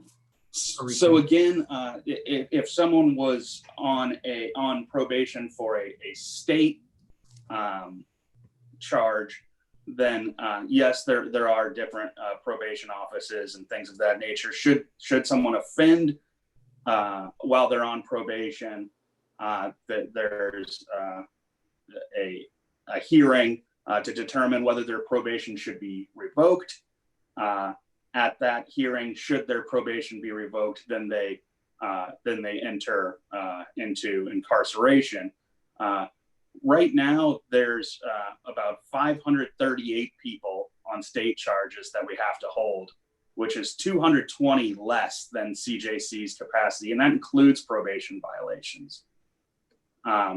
So there's 646 people currently in CJC. There's a capacity of 860. And so if we were to terminate the federal contract to house prisoners, we would have more than adequate space at CJC. Okay, well, see, I guess that's where I get into all this misnomer. You're saying that we're going to be saving $8 million. If you go ahead and just discontinue the federal contract, let's call it 200 employees at $90 a day, and I'm getting that $90 from the document. Is that a correct figure? I just want to make sure we're all understanding each other. So $90 a day. So my understanding on the federal contract is that the city of St. Louis actually loses money per each prisoner housed under that contract, effectively subsidizing the federal government. Well, at $90 a day, at 200 people times 365, that's 6.5 million. So, that, I'm just trying to make sure I understand. And then we have the issue of a week or so ago, or a couple weeks ago, I read in the Post-Dispatch that Public Safety Director Jimmy Edwards, speaking by video conference at an aldermanic budget hearing, said many of those individuals representing a fraction of, I guess they're talking about 300 people that were released and because of the COVID virus. And I guess, so it looks like there's an additional 300 people under normal circumstances that we would have to be dealing with. Is that your interpretation of that article? It was in the St. Louis Post-Dispatch. So I'm not sure where that breakdown would go to as far as housed at CJC versus housed at MSI, but there certainly are folks that may be held in both of those facilities under more normal circumstances that are not being held there currently due to the restrictions that COVID has imposed on facilities of that nature. Well, I guess what my concern in all this stuff, and I am far from an expert in this area. I've never served on the Public Safety Committee in all the years that I've been down on the Board of Aldermen. And I'm sitting here and just trying to make logic out of the numbers, and I can't ever, they just don't add up. If you go ahead and stop the detainees, you're talking about costing, you certainly don't, if you void the federal contract, you're going to be losing millions of dollars of revenue. Certainly not the full 8 million, but it's a very substantial portion.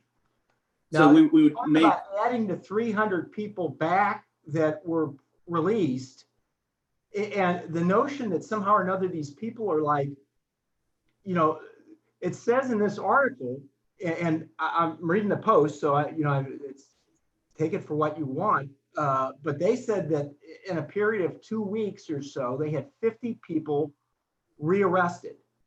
And then our public safety director says among those that were released are accused murderer, a robbery, carjackers, assault, and sexual offenses.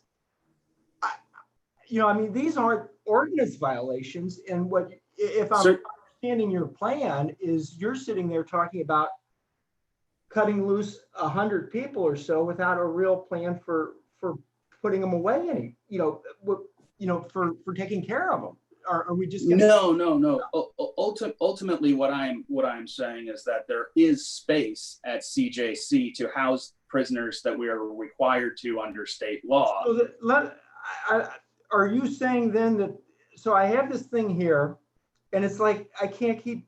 It says 20%. This is according to I guess the fellow who runs the our system. He says they need to maintain a 20% vacancy rate. So if you add 300 people back, you have a 20% vacancy rate. You're not going to be able to keep all the city prisoners over there, which then means that we're going to still be having MSI open anyway. And then you're going to be voiding the federal contract, which costs us, depending on what numbers you use, 5 or 6 or 7 million.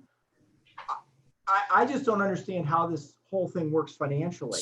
So essentially, what it reminds me of, this whole discussion, is when President Obama was running for president, who I voted for, who I thought was a great president.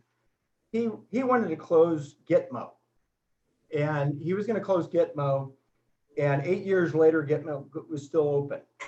He was going to go ahead and he was going to pull troops out of Iraq, and now we're 11 years after he elected, and there are still troops in Iraq. It's not that he doesn't want to do it, or he didn't want to do it. And I don't think it's that the mayor doesn't want to go ahead and do something with MSI. It's just that when you get into the situation and you actually have to deal with it and make really hard decisions, that it's not quite as easy as it looks from the outside. I certainly agree with that. I think that, to your points though, in order to address the overcrowding point, we wouldn't even have to terminate all 200 of the federal prisoners. Right now, that federal contract, we get $6.5 million in. It costs us $8 million to operate the workhouse. We're losing $1.5 million on it every year. All of those prisoners could be held at CJC, so nobody would have to be cut loose. We can maintain the vacancy rate that you addressed by cutting just a fraction of those federal detainees. This is the math adds up. There's 538. I'm sorry, Alderman, but if you add 300 people back that we released as a result of COVA, that will exceed the capacity of this downtown CJC. Would it not? Well, right now we are not maintaining space for those people. The circuit attorney, the public defender's office, and the judiciary came together and made those decisions independently.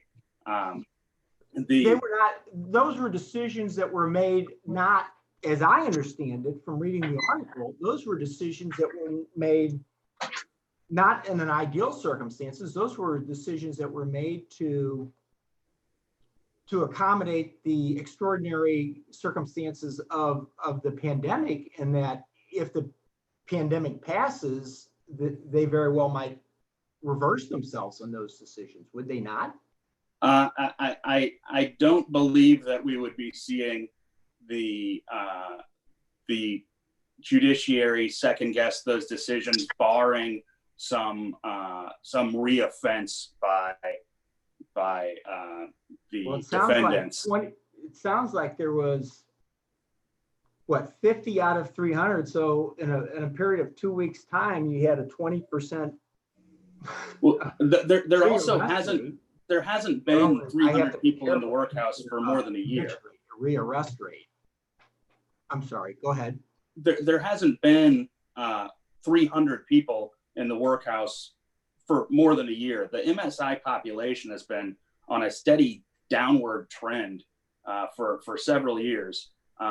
Early June of last year was the last time that we had 300 people there. So I think that may be kind of a dated number in terms of the potential population. Well, thank you, Alderman. I appreciate your comments. I'm voting against the resolution, and I did receive a fair amount of emails on this, so rather than try to write out a very lengthy explanation to my constituents who have contacted me, I wanted to just spend a couple minutes to explain myself, and then perhaps I can shoot them a link to this. It's been my view of history that when civil liberties and criminal justice or public safety come in conflict, it's one of the most difficult places or means of finding that right balance between those two. And particularly for a free society like we are, in totalitarian governments, you have tremendously restricted civil liberties. And by and large, their public safety is probably pretty good because your civil liberties are so restricted.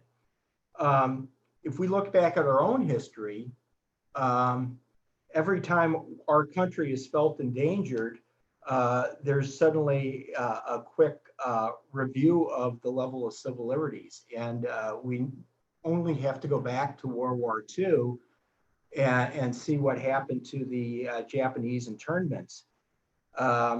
More recently, after 9/11, what happened to our civil liberties as a country as a whole, and particularly those who were profiled, whether they're Islams or Muslims who became under additional scrutiny. So under the best of times and best of circumstances with a homogeneous society, trying to find that balance is incredibly difficult. You overlay that into a country like ours that's diverse and has several hundred years of discrimination and racism, and you try to find that balance, and it's even more difficult. And particularly as it impacts those who have been discriminated against historically. I have served on Public Safety Committee my entire time at the Board of Aldermen, and the reason I haven't is because I don't think it's my position to figure out how to find that balance in a city like ours, which has such racial division.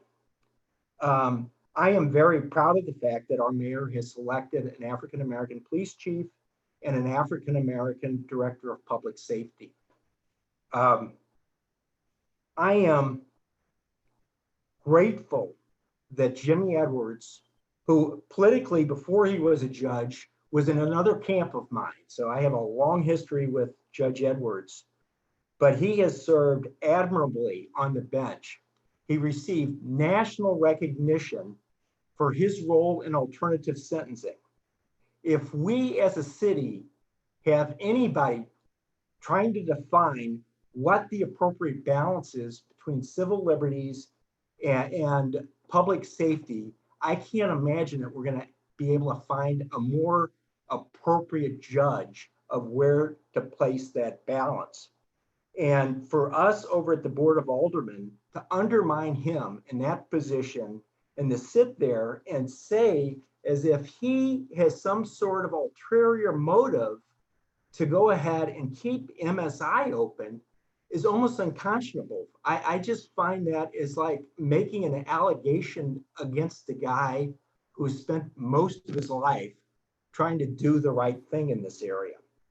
So I really, call this, I'm not an expert on it, but call it me making a decision based on the credibility of the people involved. And I just have a great deal of respect for Judge Edwards. And I want to support him in that position. I think the proof of his endeavor is already there. The one thing I think everybody both agrees to, whether you're for the closing the workhouse or the administration, is that the head counts have gone down dramatically. that's not an indication of good faith. I don't know what is. Reducing a budget from 8 million to from 16 million down to 8 million is another thing that's a I think an indication of what has happened. I just want to say another thing about, you know, this whole thing about public safety and how we allocate resources and things like that. In my ward, we have been very, very fortunate. My ward, demographically, 25 or 30 years ago, might have very been similar as any of the more distressed wards in the city. We had lots of institutional support. One of the things that we did was we began doing special taxing districts, which actually increased the amount that we were spending for security. So we went ahead and we ended up creating special taxes, hiring off-duty police officers, putting additional lighting in, trying to make it safe. And that has largely worked, and it's attracted tremendous amounts of investment. Parts of our city now are struggling, and one of the biggest deterrents from reinvestment is going to be public safety. And for us to sit down in a part of town that has special taxing districts, half of my ward lives in high-rise buildings that have doormen or somewhat secured parking. They walk from their secured parking spot to past their doorman through their secured apartment building, and then they go upstairs. And they live in a far different environment than some of the neighborhoods and wards in our city that are faced tremendous amounts of public safety concerns. And I've gotten a lot of emails about this, but through a year, the amount of emails I will get about, even in my ward, which is far safer now than what it was, far lower crime rates than what it used to be 20 or 30 years ago. And I will get still to this day, vastly more emails concerning public safety, police protection, and everything else regarding public safety. And I will go to one neighborhood meeting, any neighborhood meeting I go to, the dominant conversation is public safety. And for us to suddenly act like we should just strip that or deny some of the struggling neighborhoods the opportunity to go ahead and have that addressed at the rate and speed in a way that they feel is appropriate for them, I just don't think that's fair. I don't think it's reasonable. I think our city is really challenged, not with the desire to do the right thing. I think everybody down on the board wants to do it. I think all the elected officials I've ever worked with want to do it, but we're really restricted by money. People talk about us wanting to spend money in different ways. We don't have enough money to spend on the police department or security or any of these things, but we don't have enough money to spend on the other things, not that we're not trying to. In 1992, we passed a special tax to support the community mental health, and that created the mental health board. We do library taxes. We have the Children's Service Fund. We passed that in 2004. Just a couple of weeks ago, we offered an opportunity to increase that. 2 or 3 years ago, in 2016, we increased our real estate taxes by 20% for the school board so that they could provide early childhood education. My wife's a social worker turned early childhood educator. I absolutely believe in those uses of money. I've seen them firsthand, what early intervention will do and what social workers can do. It's not that we don't want to do it. We just don't have the tax base to do it. And how do you grow the tax base unless you create a safe environment? I don't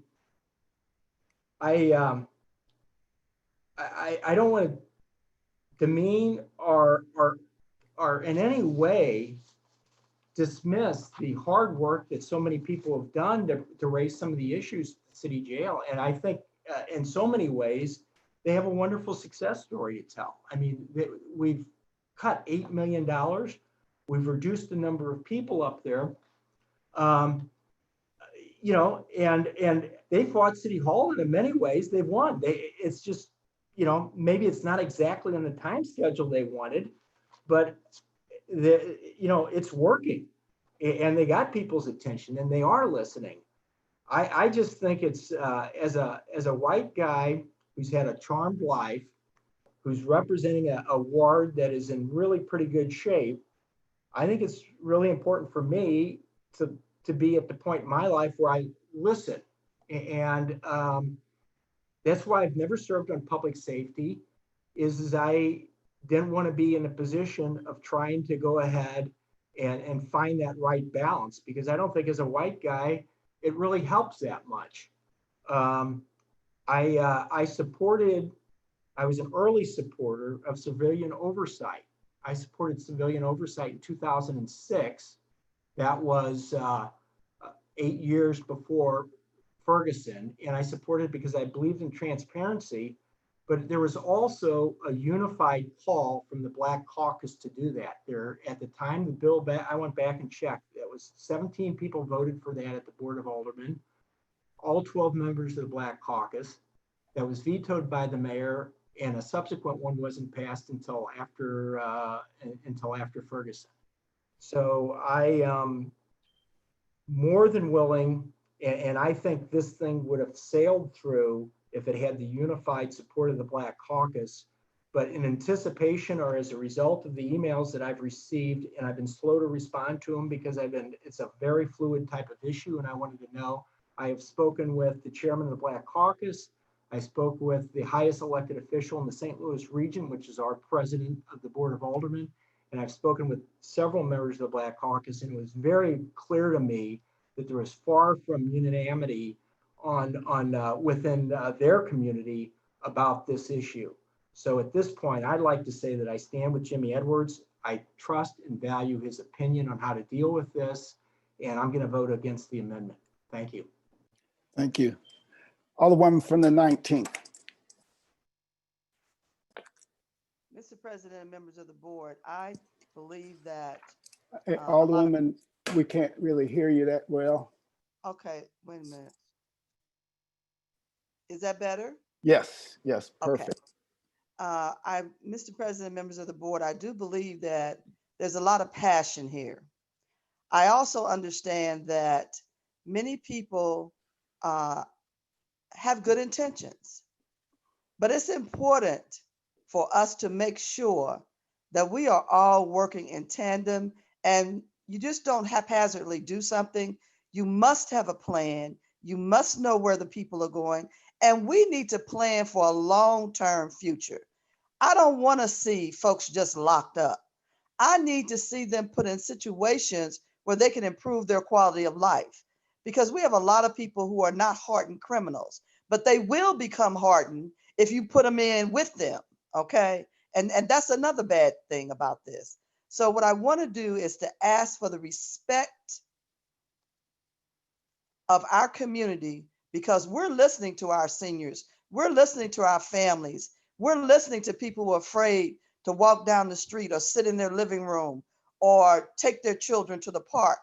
We have too many problems other than that occupancy number. So that's one of the issues that comes with this conversation, and also coming back to review our budget in the next quarter when we have better numbers from the revenue that we received from this current year, and also to see how we're trending for this new budget year. You got to think about all sides of this, not just one. So I just wanted to say again, if people could just understand that we need to be more responsible and work on a plan. And I still stand in opposition to this amendment. Thank you. All right, thank you. Alderman from the 10th.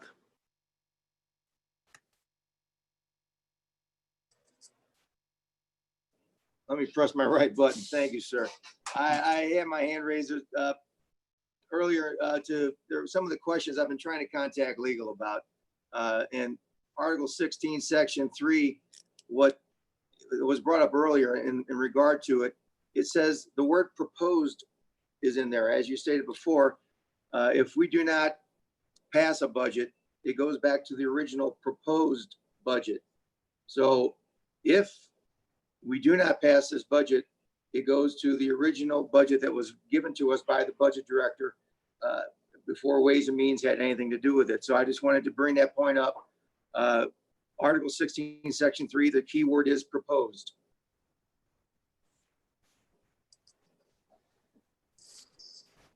All right, with that, and the other legal question, I'm still waiting on answers, because if there's a chance this amendment passes, we could be, and break again, by passing it out with the budget, we could be in violation of the charter with the earlier Article 5, 14070. I haven't gotten an answer back on that, but with that, I just wanted to add my comment. Those are questions asked earlier of me as the chairman of Ways and Means. I wanted to put that back to you, sir. All right, thank you. So what are you, Alderman from the 10th? They muted me, sorry. Okay, yeah, so what are you asking to do? What are you asking us to Well, do? no, I wanted to clear those questions up. And at that, I believe we still have the amendment before us. I have been considering, as was asked me earlier, one of the considerations is to put this on the informal if we're going to be in violation of the charter. Because getting the budget out legally is our duty. I just believe, that should be brought up to you. So in thinking about these things at the last minute, it can take away, if this would pass, it could take away, we could end up with no ward capital. We could end up with the original proposed budget if this is found to be in violation. Naturally, I'm a very pragmatic person. I like to have things laid out and do things properly. I understand all the emotion tied around closing the workhouse, but I believe that getting our legal budget out and maybe working in a timely manner to find a way to close the workhouse if it indeed needs to be closed, with a way to who's going to clothe these people, who's going to feed these people, what's going to happen. Because I believe if this 8 point whatever million goes back into the general revenue fund, the mayor does not have the authorization just to use it for whatever. She can't just say, I'm going to do this for the workhouse again. That wouldn't have to be, again, she just can't take general funds and do whatever she wants with them. Otherwise, there's no law. So that is my comment on the article. I just believe that, we're again, to all the people who have emotions about this, we understand. I understand, but we also have to get a legal budget out, and we also have to make sure we do things in a fashion that looks out for the people who are in the workhouse and looks out for our citizens. And I believe at this time, we do have a meeting called for Monday and Tuesday. I'm hesitant to put this on the informal. I believe the other thing we could do is we have meetings Monday and Tuesday also. We have meetings, so we have the time to do this. If you put it on the informal today, we have meetings Monday. All right, because again, if there's a chance this can pass, we could be in violation. And if we do have meetings to do this Monday and Tuesday, we've had all the discussion. It would be a simple thing, but I believe if this passes, and because I don't know if there's a chance it can, then we could be in violation of a charter and not getting a budget out, and ending up with a proposed budget. Okay, so what do you? I guess. I'm sorry. I guess I'm sorry. I'm going to request you, Mr. President, that we put board vote 1 as amended on the informal budget. On the informal calendar, on the back on the Mr. President. Hold on for a second. Hold on for a second. The Alderman from the 10th, you're requesting as the sponsor to place board bill 1 as amended on the perfection informal calendar. Well, I am at this time, sir. If there's Okay. I don't know how this, that's up for discussion, but I am requesting that we would put it back on to make sure we're doing things. As the sponsor. As a sponsor, I'm requesting we put this on the informal to make sure we're doing this in a legal fashion. Okay, all right. So Madam Clerk, please make note of that. Board Bill 1 as amended is on the informal calendar. As you know, the sponsor has an opportunity to do that at any point during discussion. The amendment and everything goes away. And we're gonna, again, we have a meeting Monday, at which time the amendment can be reintroduced, and then we can re-debate it. But all further discussions on Board Bill 1 as amended, it is suspended until our next regular meeting, and when it appears on the perfection calendar at our next regularly scheduled meeting. Madam Clerk. Board Bill 49 as amended, sponsored by Alderman Balmer and Alderwoman Davis, an ordinance recommended by the Board of Estimate and Apportionment wherein the Board of Aldermen authorizes the receipt of and appropriates funds under the CARES Act, the Federal Emergency Management Act, Grant Program, the Bureau of Justice Assistance, Coronavirus Emergency Supplemental Funding Program, the Community Development Block Grant Program, the Emergency Solutions Grant Program, and the Housing Opportunities for People with AIDS and Ryan White Grant Programs, all relating to the COVID-19 pandemic and containing an emergency clause. Alderman from the 10th, you recognize on the perfection of Board Bill 49 as amended. All right, thank you, Mr. President, members of the board. And I do have an amendment for this. I believe the Alderman. First you have to. Yes, I understand. Yes, sir. I make a motion that we perfect Board Bill 49 as amended. It's been moved by the Alderman from the 10th, entertain a second. Seconded by the Alderman from the 6th. Alderman from the 10th, you're recognized. Thank you. Thank you. Board Bill 49 as amended. This allows us to begin addressing our residents' needs in response to the COVID economic hardships. And as the unemployment benefits run out for most of these 18,000 residents at the end of July, the large amount of funds will be spent on rental housing, utility assistance, pardon me.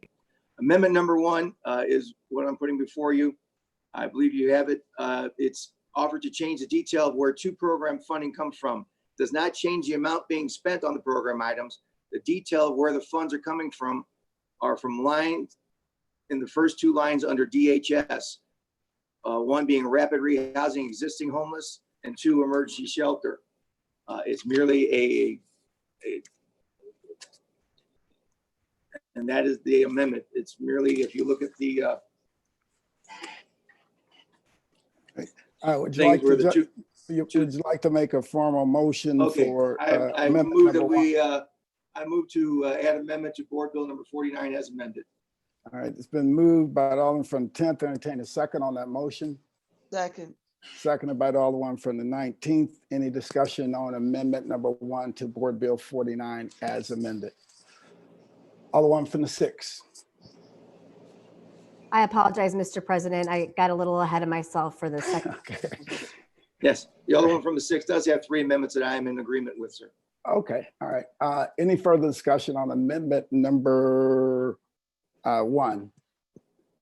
No further discussion. Has been moved by the Alderman from the 10th, seconded by the Alderman from the 19th that we adopt amendment number 1. All in favor by saying aye. Aye. Aye. Opposed? Aye. Motion carries. Motion carries. Alderman from the 10th, you recognize. Thank you for that, Mr. President, members of the board. I am closing on amendment number 1, but I do believe if you recognize the Alderman from the 6th, she does have 3 amendments to this bill also. All right, Alderman from the 6th, you're recognized. Thank you, Mr. President, members of the board. I move to, or make a motion to introduce amendment 2 to Board Bill 49 as amended. It's been moved by the Alderman from the 6th that we for second. Seconded by the Alderman from the 1st, I think. That we adopt amendment number 2. Any further discussion? Alderman from the 1st.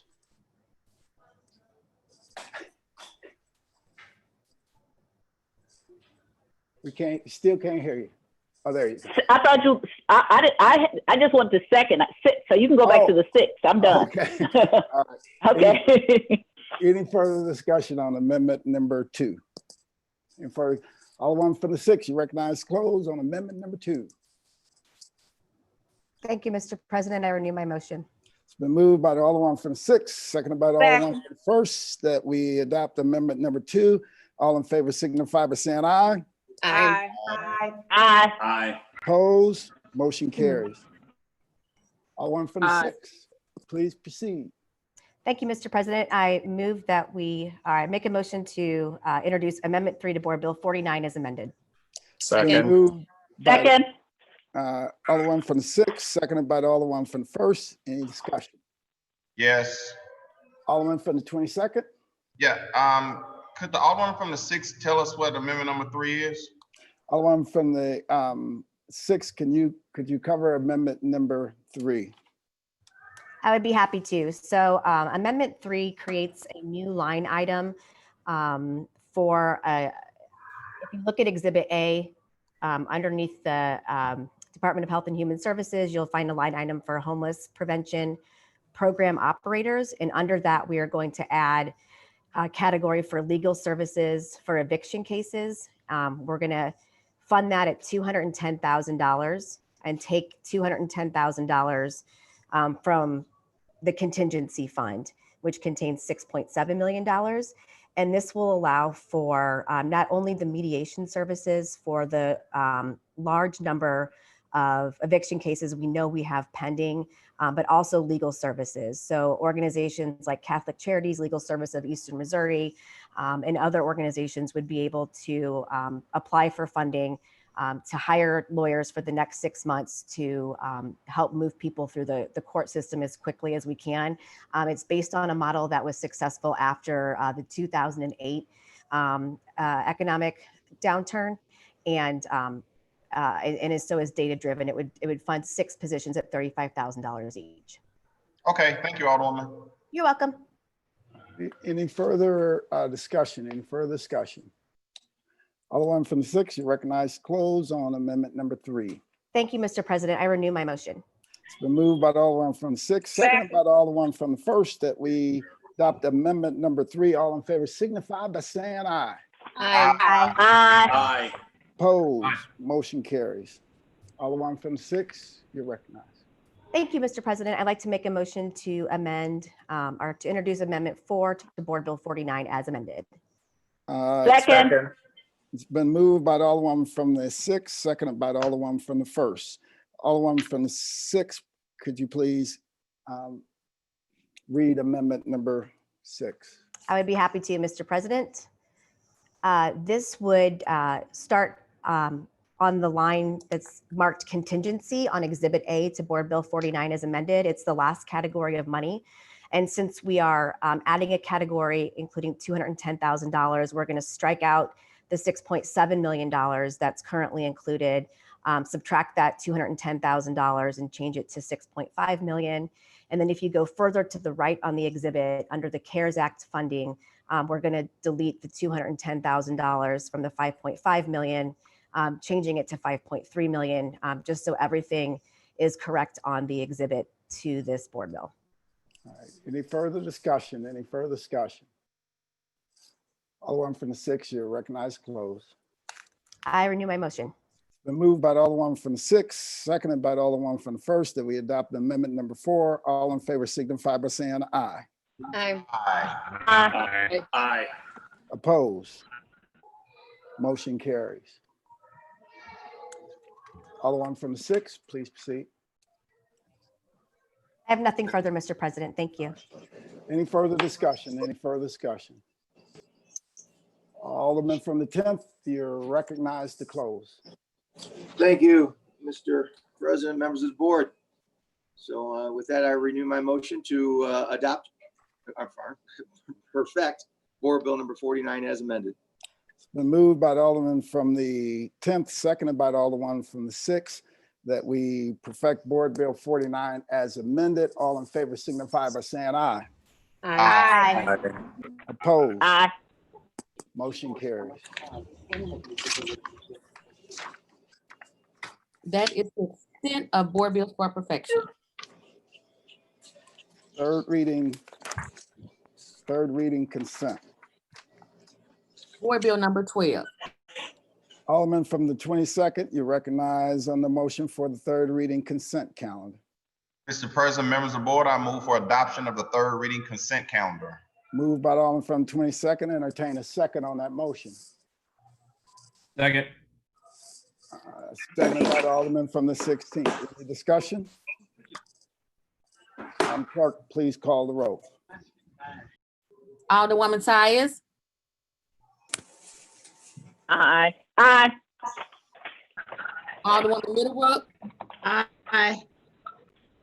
Alderman Bosley. Aye.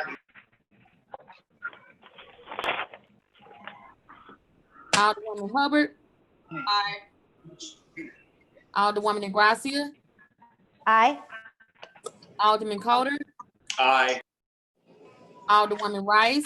Aye. Alderman Gunther. Aye. Alderman Ballmer. Aye. Alderwoman Moore. Aye. Alderwoman Murphy. Aye. Alderwoman Howard. Aye. Alderwoman Green. Aye. Alderman Odenberg. Aye. Alderman Rhodey. Aye. Alderman Todd. Aye. Alderwoman Davis.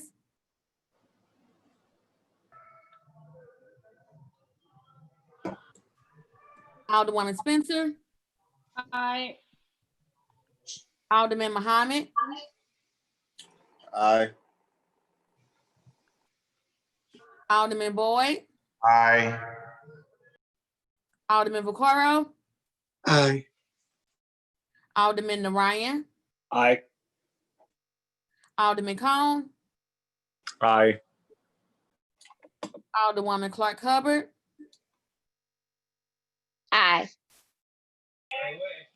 Alderwoman Boyd. Aye. Alderwoman Navarro. Aye. President Reed. Aye. Alderwoman Davis.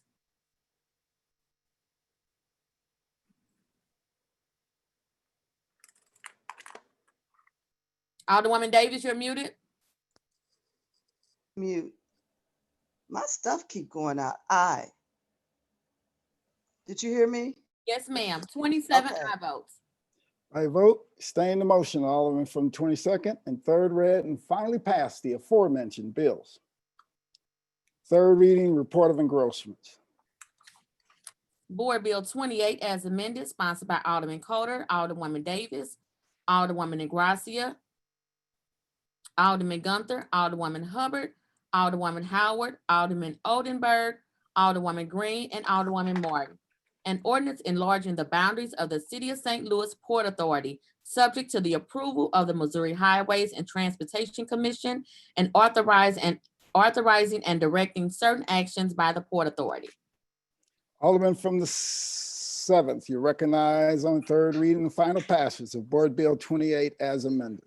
Thank you, Mr. President, members of the board. I move to third read and final pass Board Bill 28 as amended. Second. Moved by the Alderman from the 7th, entertain a second on that. 25th, second. Like Shane. Seconded by the Alderman from the 25th. Alderman from the 7th, please. Thank you, Mr. President. Getting some feedback there. This is the Port Authority expansion bill that we debated a couple weeks back now. I believe it's been enrolled and engrossed. I'm not sure if I have that backwards, but those have occurred. So we're back for third reading and final passage. Just to refresh your memory, what we're doing here is expanding the existing Port Authority boundaries, which take in the riverfront of the city, passing through a number of wards, and taking in some sections of downtown to get over to the soccer stadium, because one of the 1% sales taxes that is contemplated for the MLS project is a port district tax. And in order to do that, we've got to get the boundaries over to the soccer stadium. I think this came up in debate, but just to be clear, that 1% tax does not apply to the whole district, just the soccer stadium site. So we're not levying an additional sales tax elsewhere in the district. Additionally, through an amendment, we took in a portion of, I believe, the 25th ward and up maybe into some of the 11th and everything else.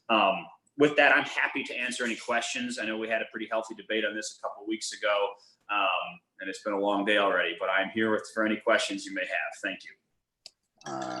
Any further discussion? Any further discussion? Further discussion? Alderman from the Is my little hand thing not working? No, I didn't see it up there. No, we can hear you. Alderman from the 3rd. Just one question. Thank you. Give me a second, son. Excuse me. So this does not encompass or touch the 3rd ward, correct? Or any boundaries of it? That's correct. You don't have any of the riverfront currently, do you? No, sir. No, then it doesn't touch the 3rd ward. Okay, well, sounds great. I appreciate it. No further questions. All right. Alderman from the 7th, you recognize the close. Thank you. Sorry, I just let my dog in. Thank you, Mr. President, members of the board. I renew my motion. It's been moved by the Alderman from the 7th, seconded by Alderman from 25th that we third read and final pass board bill number 28 as amended. Madam Clerk, please call the roll. Been a request for a previous roll. Bill's dead. I object to What previous about roll. which budget goes? All right, Madam Clerk, please call the roll. Alderwoman Tyus, Aye. Here, let me just make sure. Alderwoman Middlebrook, Aye. Alderman Bosley,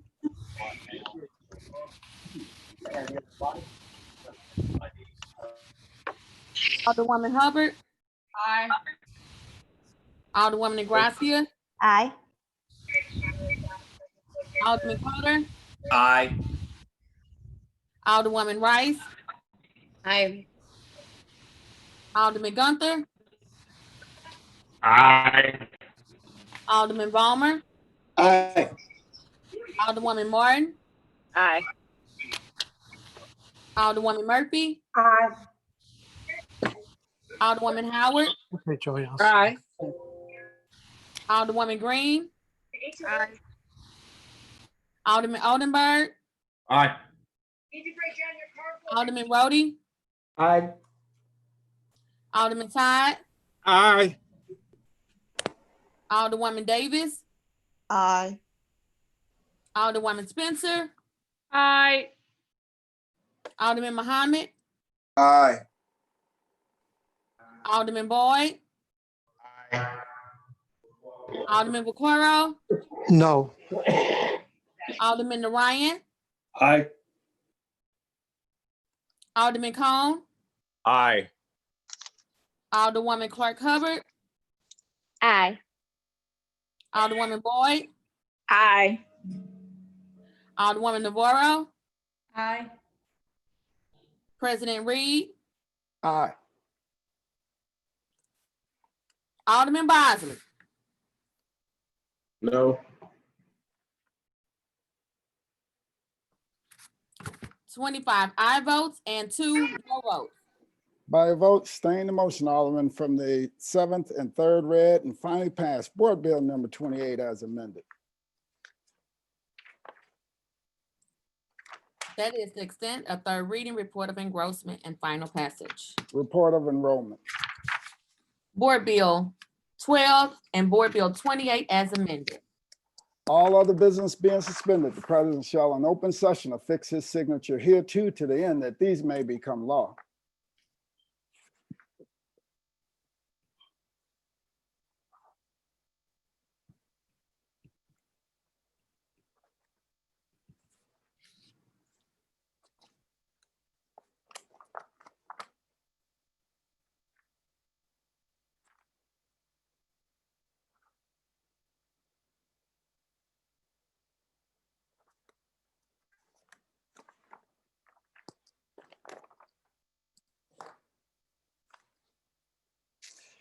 Alderman from the 19th, you recognize on the motion for the courtesy resolutions calendar.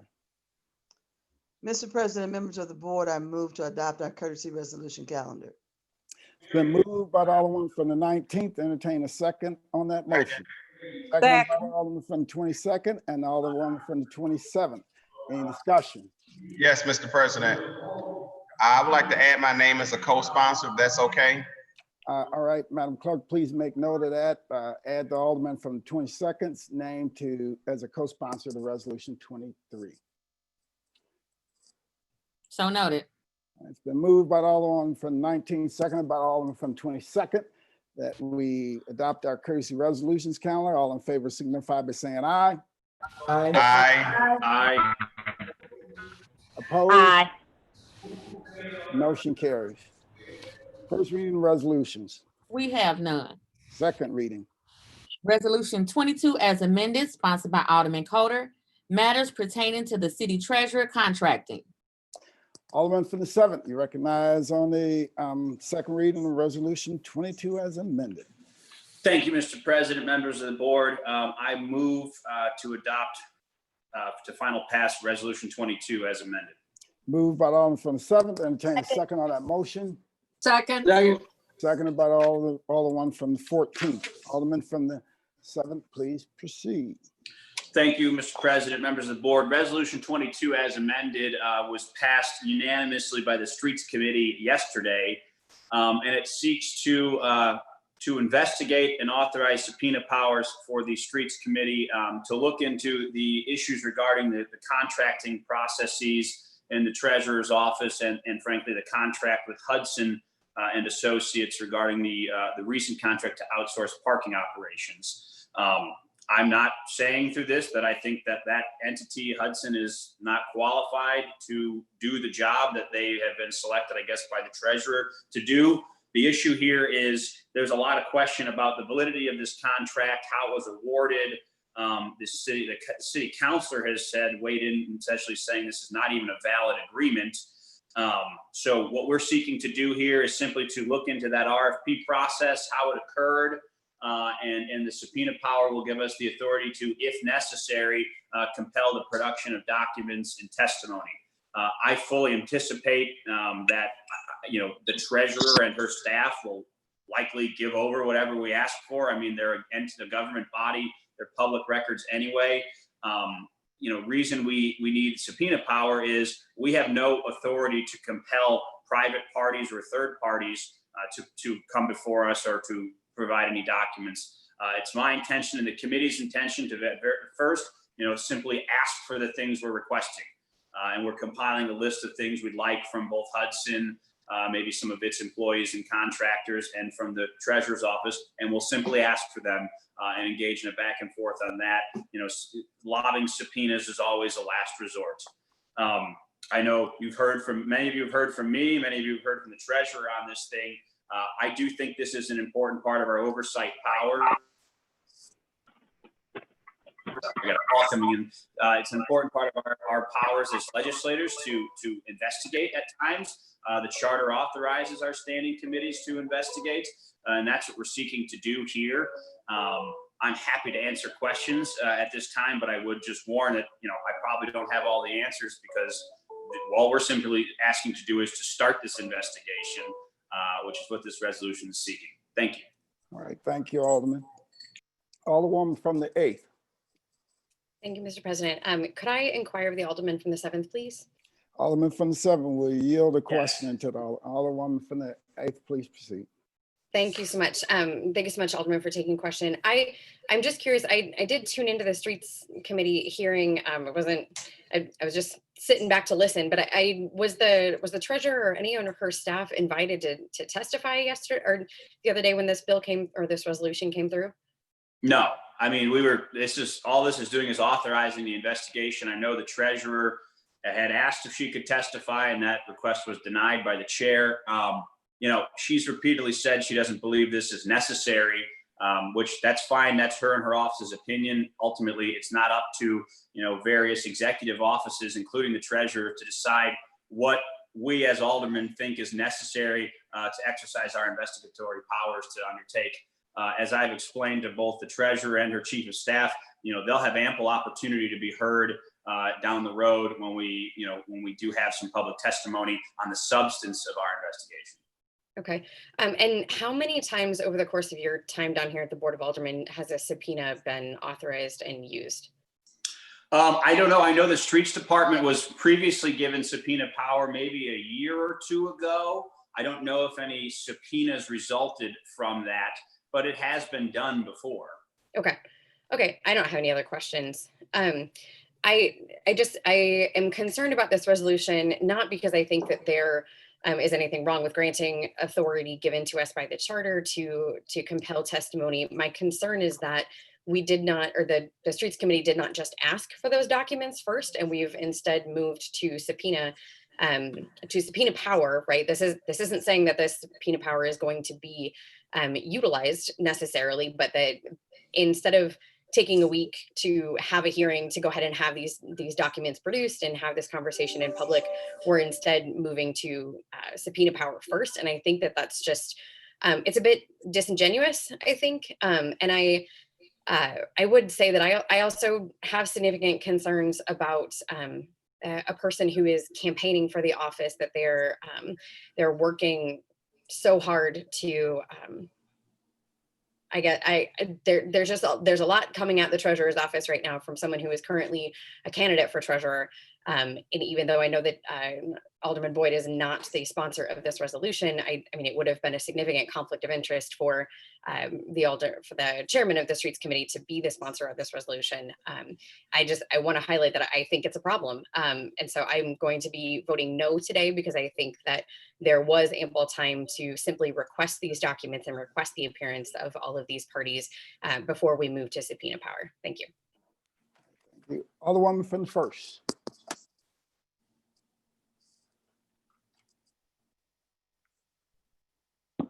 Mr. President, members of the board, I just want to first state that a few weeks ago we had before us, when you, maybe it's been a little longer than a few weeks ago, you started the committee for COVOID, and I suggested that we put a subpoena power in it, and the sponsor of this resolution expressed dismay that we would have subpoena power.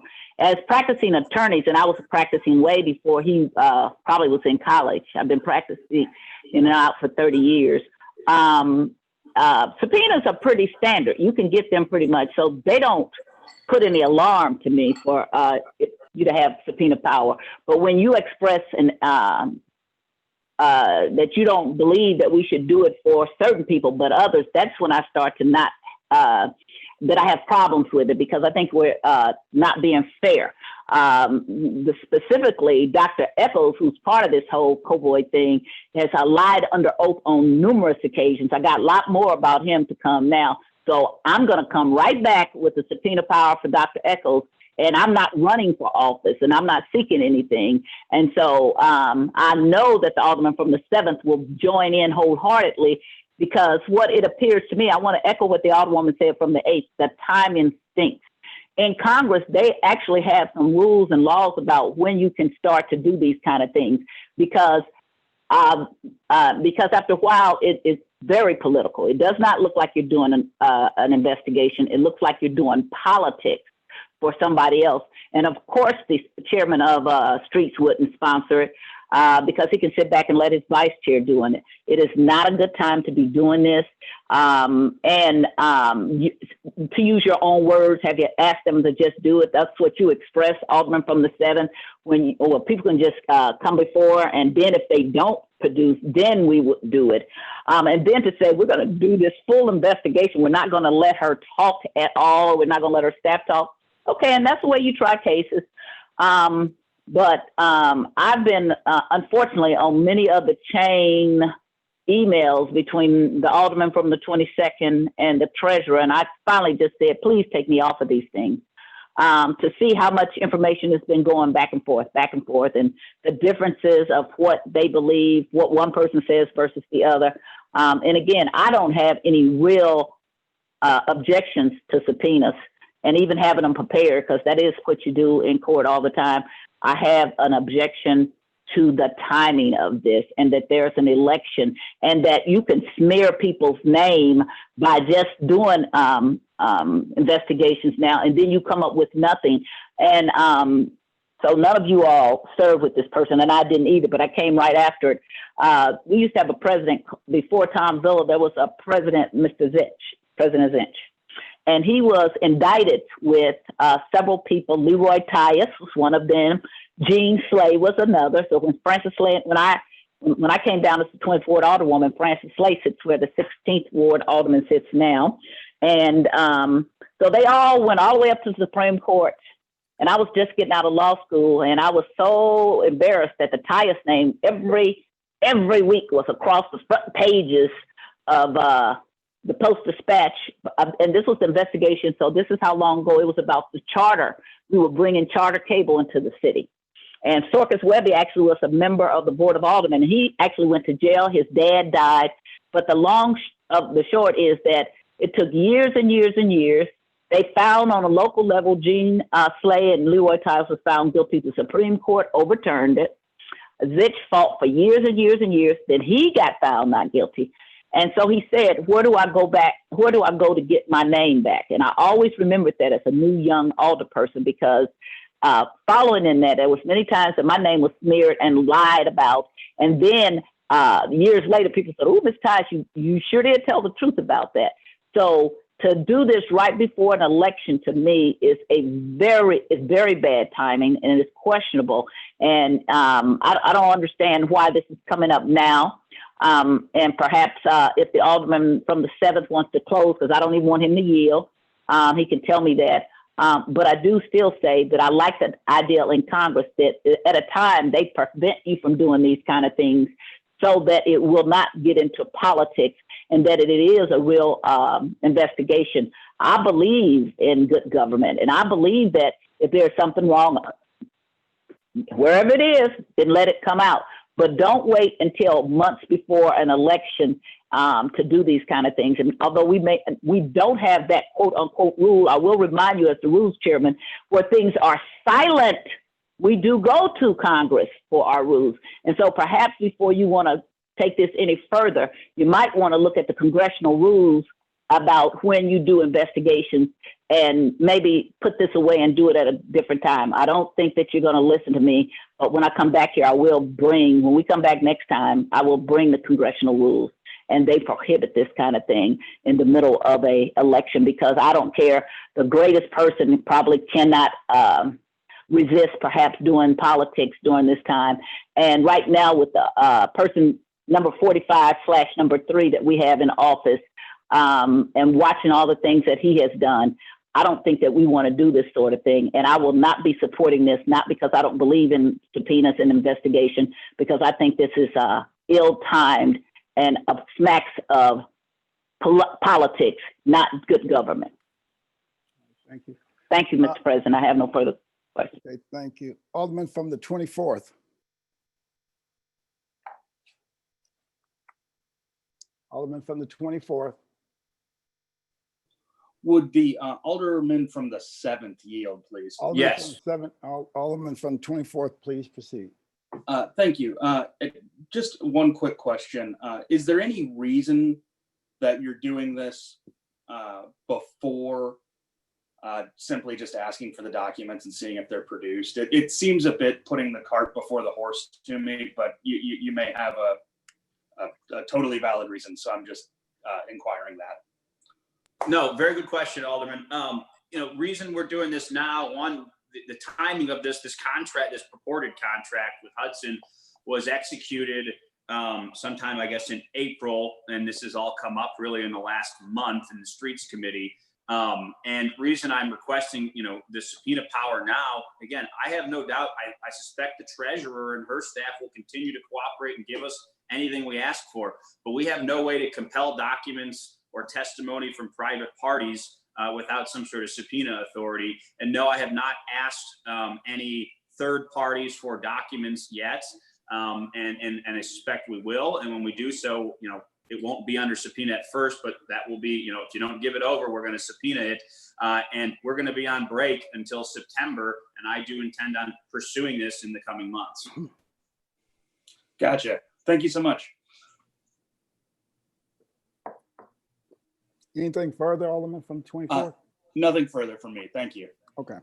Alderwoman from the 5th.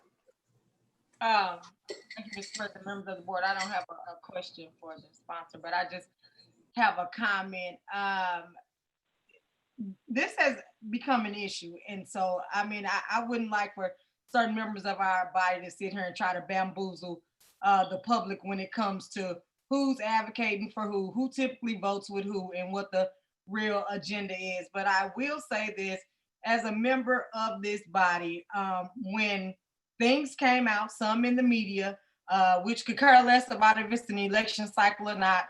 Trust me, my entire family has been ostracized in the media. We had a whole election stripped from us during the election cycle, so I don't really care about the media part of it and the commentary part of it, or when and when you shouldn't do what. But when you hold an official capacity, if there are questions about some stuff that doesn't particularly look right, then I feel that it's your duty and it's your job to defend what's going on.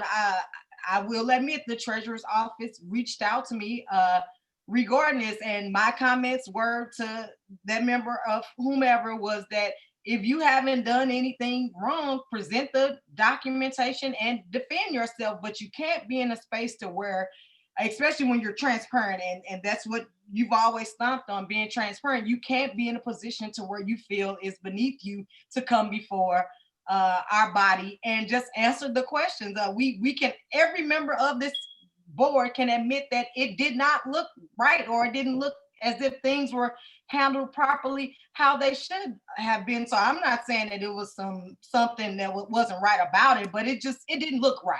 And so when you have that situation, I know if it were me, I would come before and try to explain my actions and try to defend. We did receive some documentation and stuff from the treasurer's office, but I just want us to be above board and transparent and just be about the business of the taxpayers and the business of the city. I mean, I don't feel there's anything wrong with this bill or resolution or whatever. I feel that any of us can be under scrutiny, and it probably is unfortunate that it is an election cycle, but when you are elected and the public wants answers, you have to give it to them. And if you haven't done anything wrong, then you use that as a means to further campaign.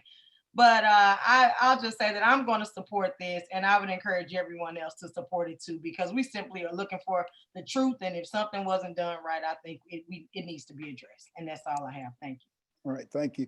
Alderman from the 25th. Thanks, Mr. President. I also am very mixed over this. I agree with the Alderwoman from the 5th Ward that it is our duty to, ensure that we're investigating issues that cause us pause or concern. 100%, I am in alignment on that. Where I have concerns, though, is in fact the committee that is doing this. We've got a litigation, if I'm not mistaken, that's still pending between the chair of the committee and the treasurer's office. There's obviously the campaign happening in the background of this potential or soon to be happening investigation. So it's not necessarily that there is a conflict that exists, but it's the appearance that a conflict could exist with respect to this investigation. So I would fully support this resolution if it were Ways and Means, because it is a budgetary concern, or legislation, as it was a contract at stake that we're discussing and investigating at this point. I think that there's other committees that can do that work that would probably be a more appropriate committee given the potential or perception of conflict with the Streets Committee at this point. And that's all I have to say. Okay. Alderwoman from the 20th. Thank you, Mr. President. My question was essentially the question that Brett Alderman from the 24th asked. So I lowered my hand. I apologize. It still appeared to be up. Okay. I wanted to make sure that we were putting in a request, but I think that the Alderman from the 7th brought up an excellent point about compelling outside entities and the need for that. Okay. Alderwoman from the 1st. Mr. President, members of the board, as I said, I don't have problems with subpoenas, but I've had many hearings, been here for, this is 17th year. Most times you do not have to compel outside interest. When you ask them, they produce it. And so if the concern is, oh, it's going to be over the summer or whatever, then that to me speaks to what I said, that is about the timing before the election is the concern. Other than that, it doesn't make a difference, because if it's an illegal contract, it can be revoked. I would wonder if the alderman from the 22nd would yield. Alderman from the 22nd, will you yield the question to the alderman from the 1st?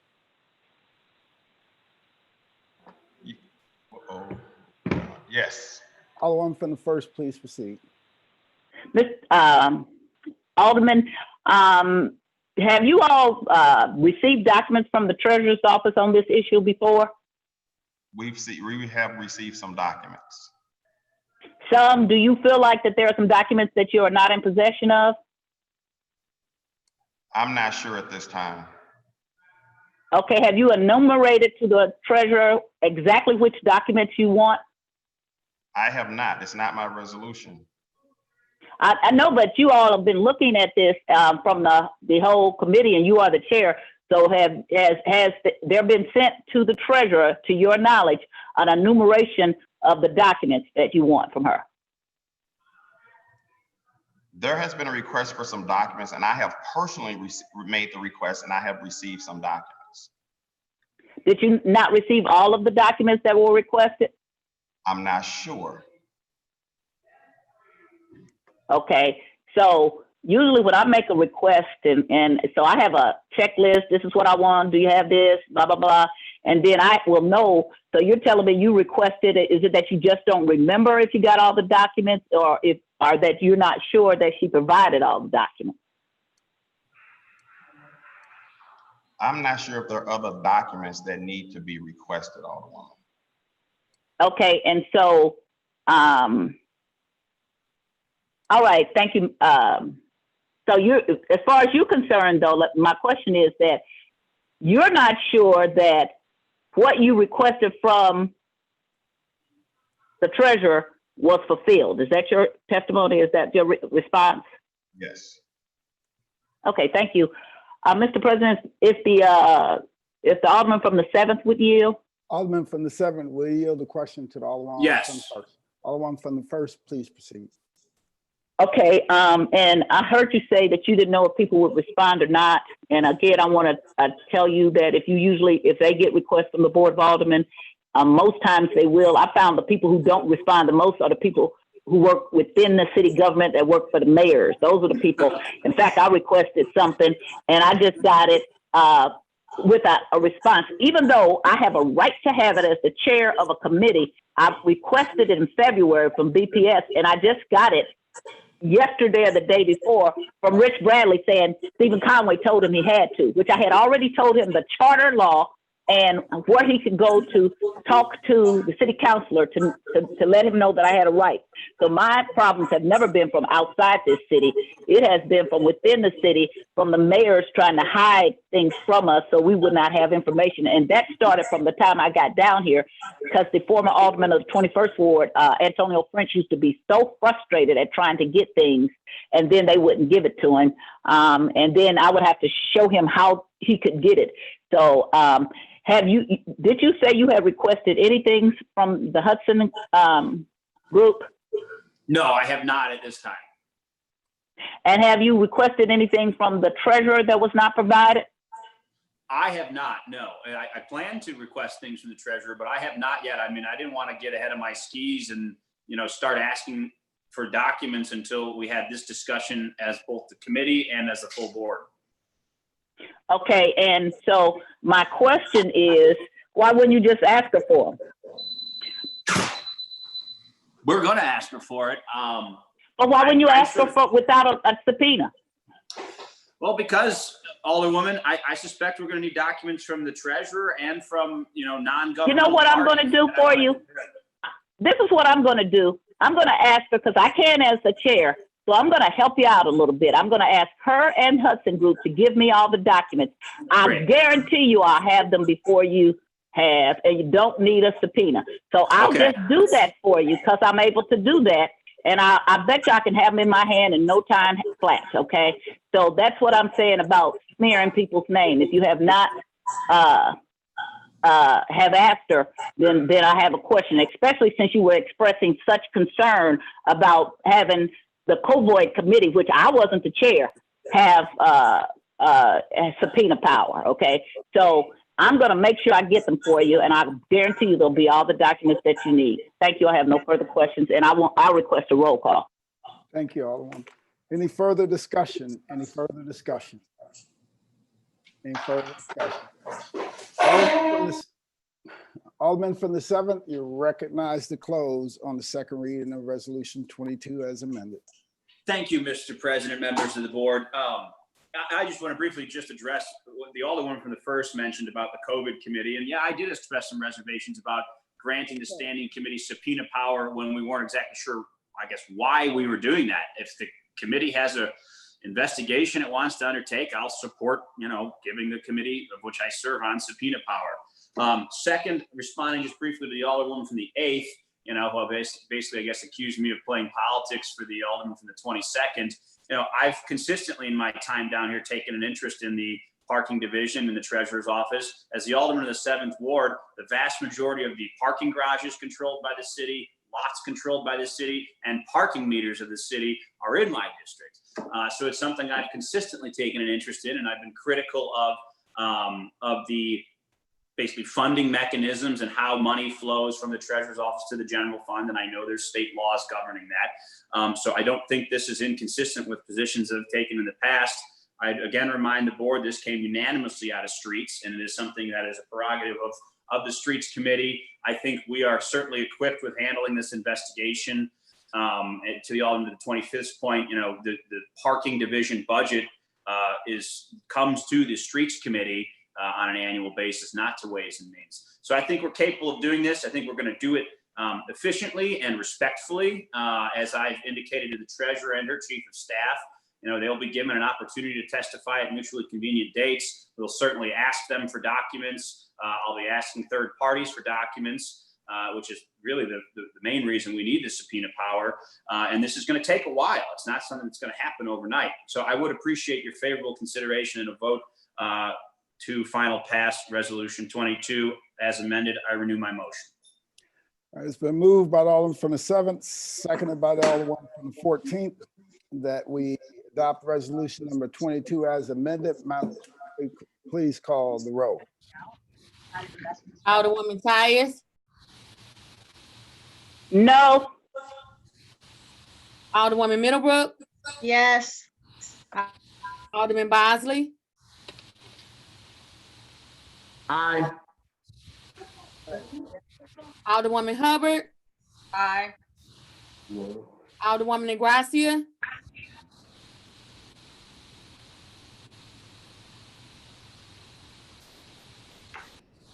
Alderman Coder. Oh, Aye. Carol emailed in the link. Alderwoman Rice. No. Alderman Gunther. No. Alderman Balmer. Aye. Alderwoman Martin. Aye. Alderwoman Murphy. Aye. Alderwoman Howard. Aye. Alderwoman Green. No. Alderman Oldenburg. Aye. Alderman Rhodey. Aye. Alderman Todd. No. Alderwoman Davis.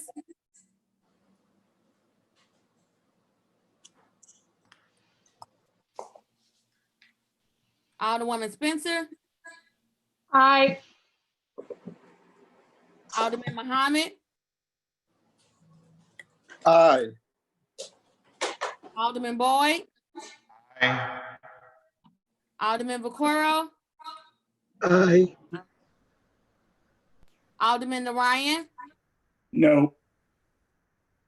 Alderman Cone. No. Alderwoman Clark Hubbard. No. Alderwoman Boyd, Aye. Alderwoman Navarro, Aye. President Reed, Aye. Alderwoman Negracia, No.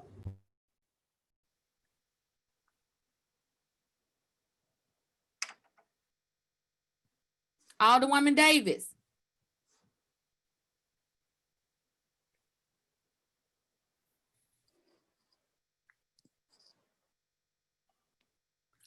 "17 aye votes and 9 no votes. By your vote, you sustain the motion, Alderman, from the 7th and adopted Resolution 22 as amended. There is extent of second reading of resolutions. Miscellaneous unfinished business. We have none. Announcements.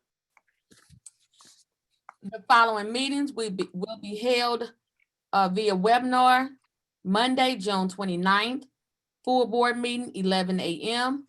Rules will have a meeting at 1 p.m. Tuesday, June 30th, full board meeting at 11 a.m. Rules 1 p.m. Wednesday, July 1st, Rules will have a meeting at 10 a.m.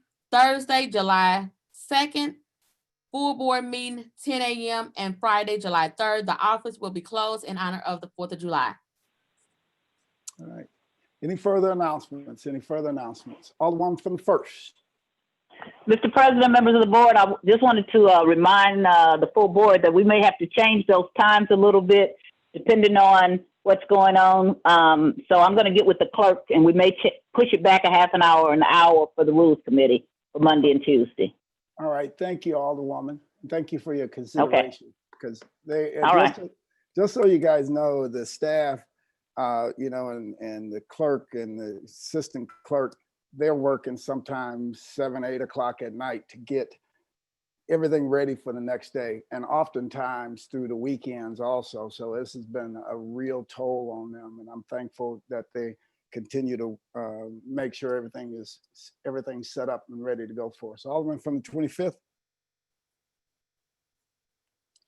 Thank you, Mr. President. I just wanted to make an announcement that this evening, our Downtown Dutchtown group is hosting a drive-in movie night in Dutchtown. It's taking place at the headquarters for Habitat for Humanity in their parking lot at 3030 South Grand, which is right at the intersection of Grand and Chippewa.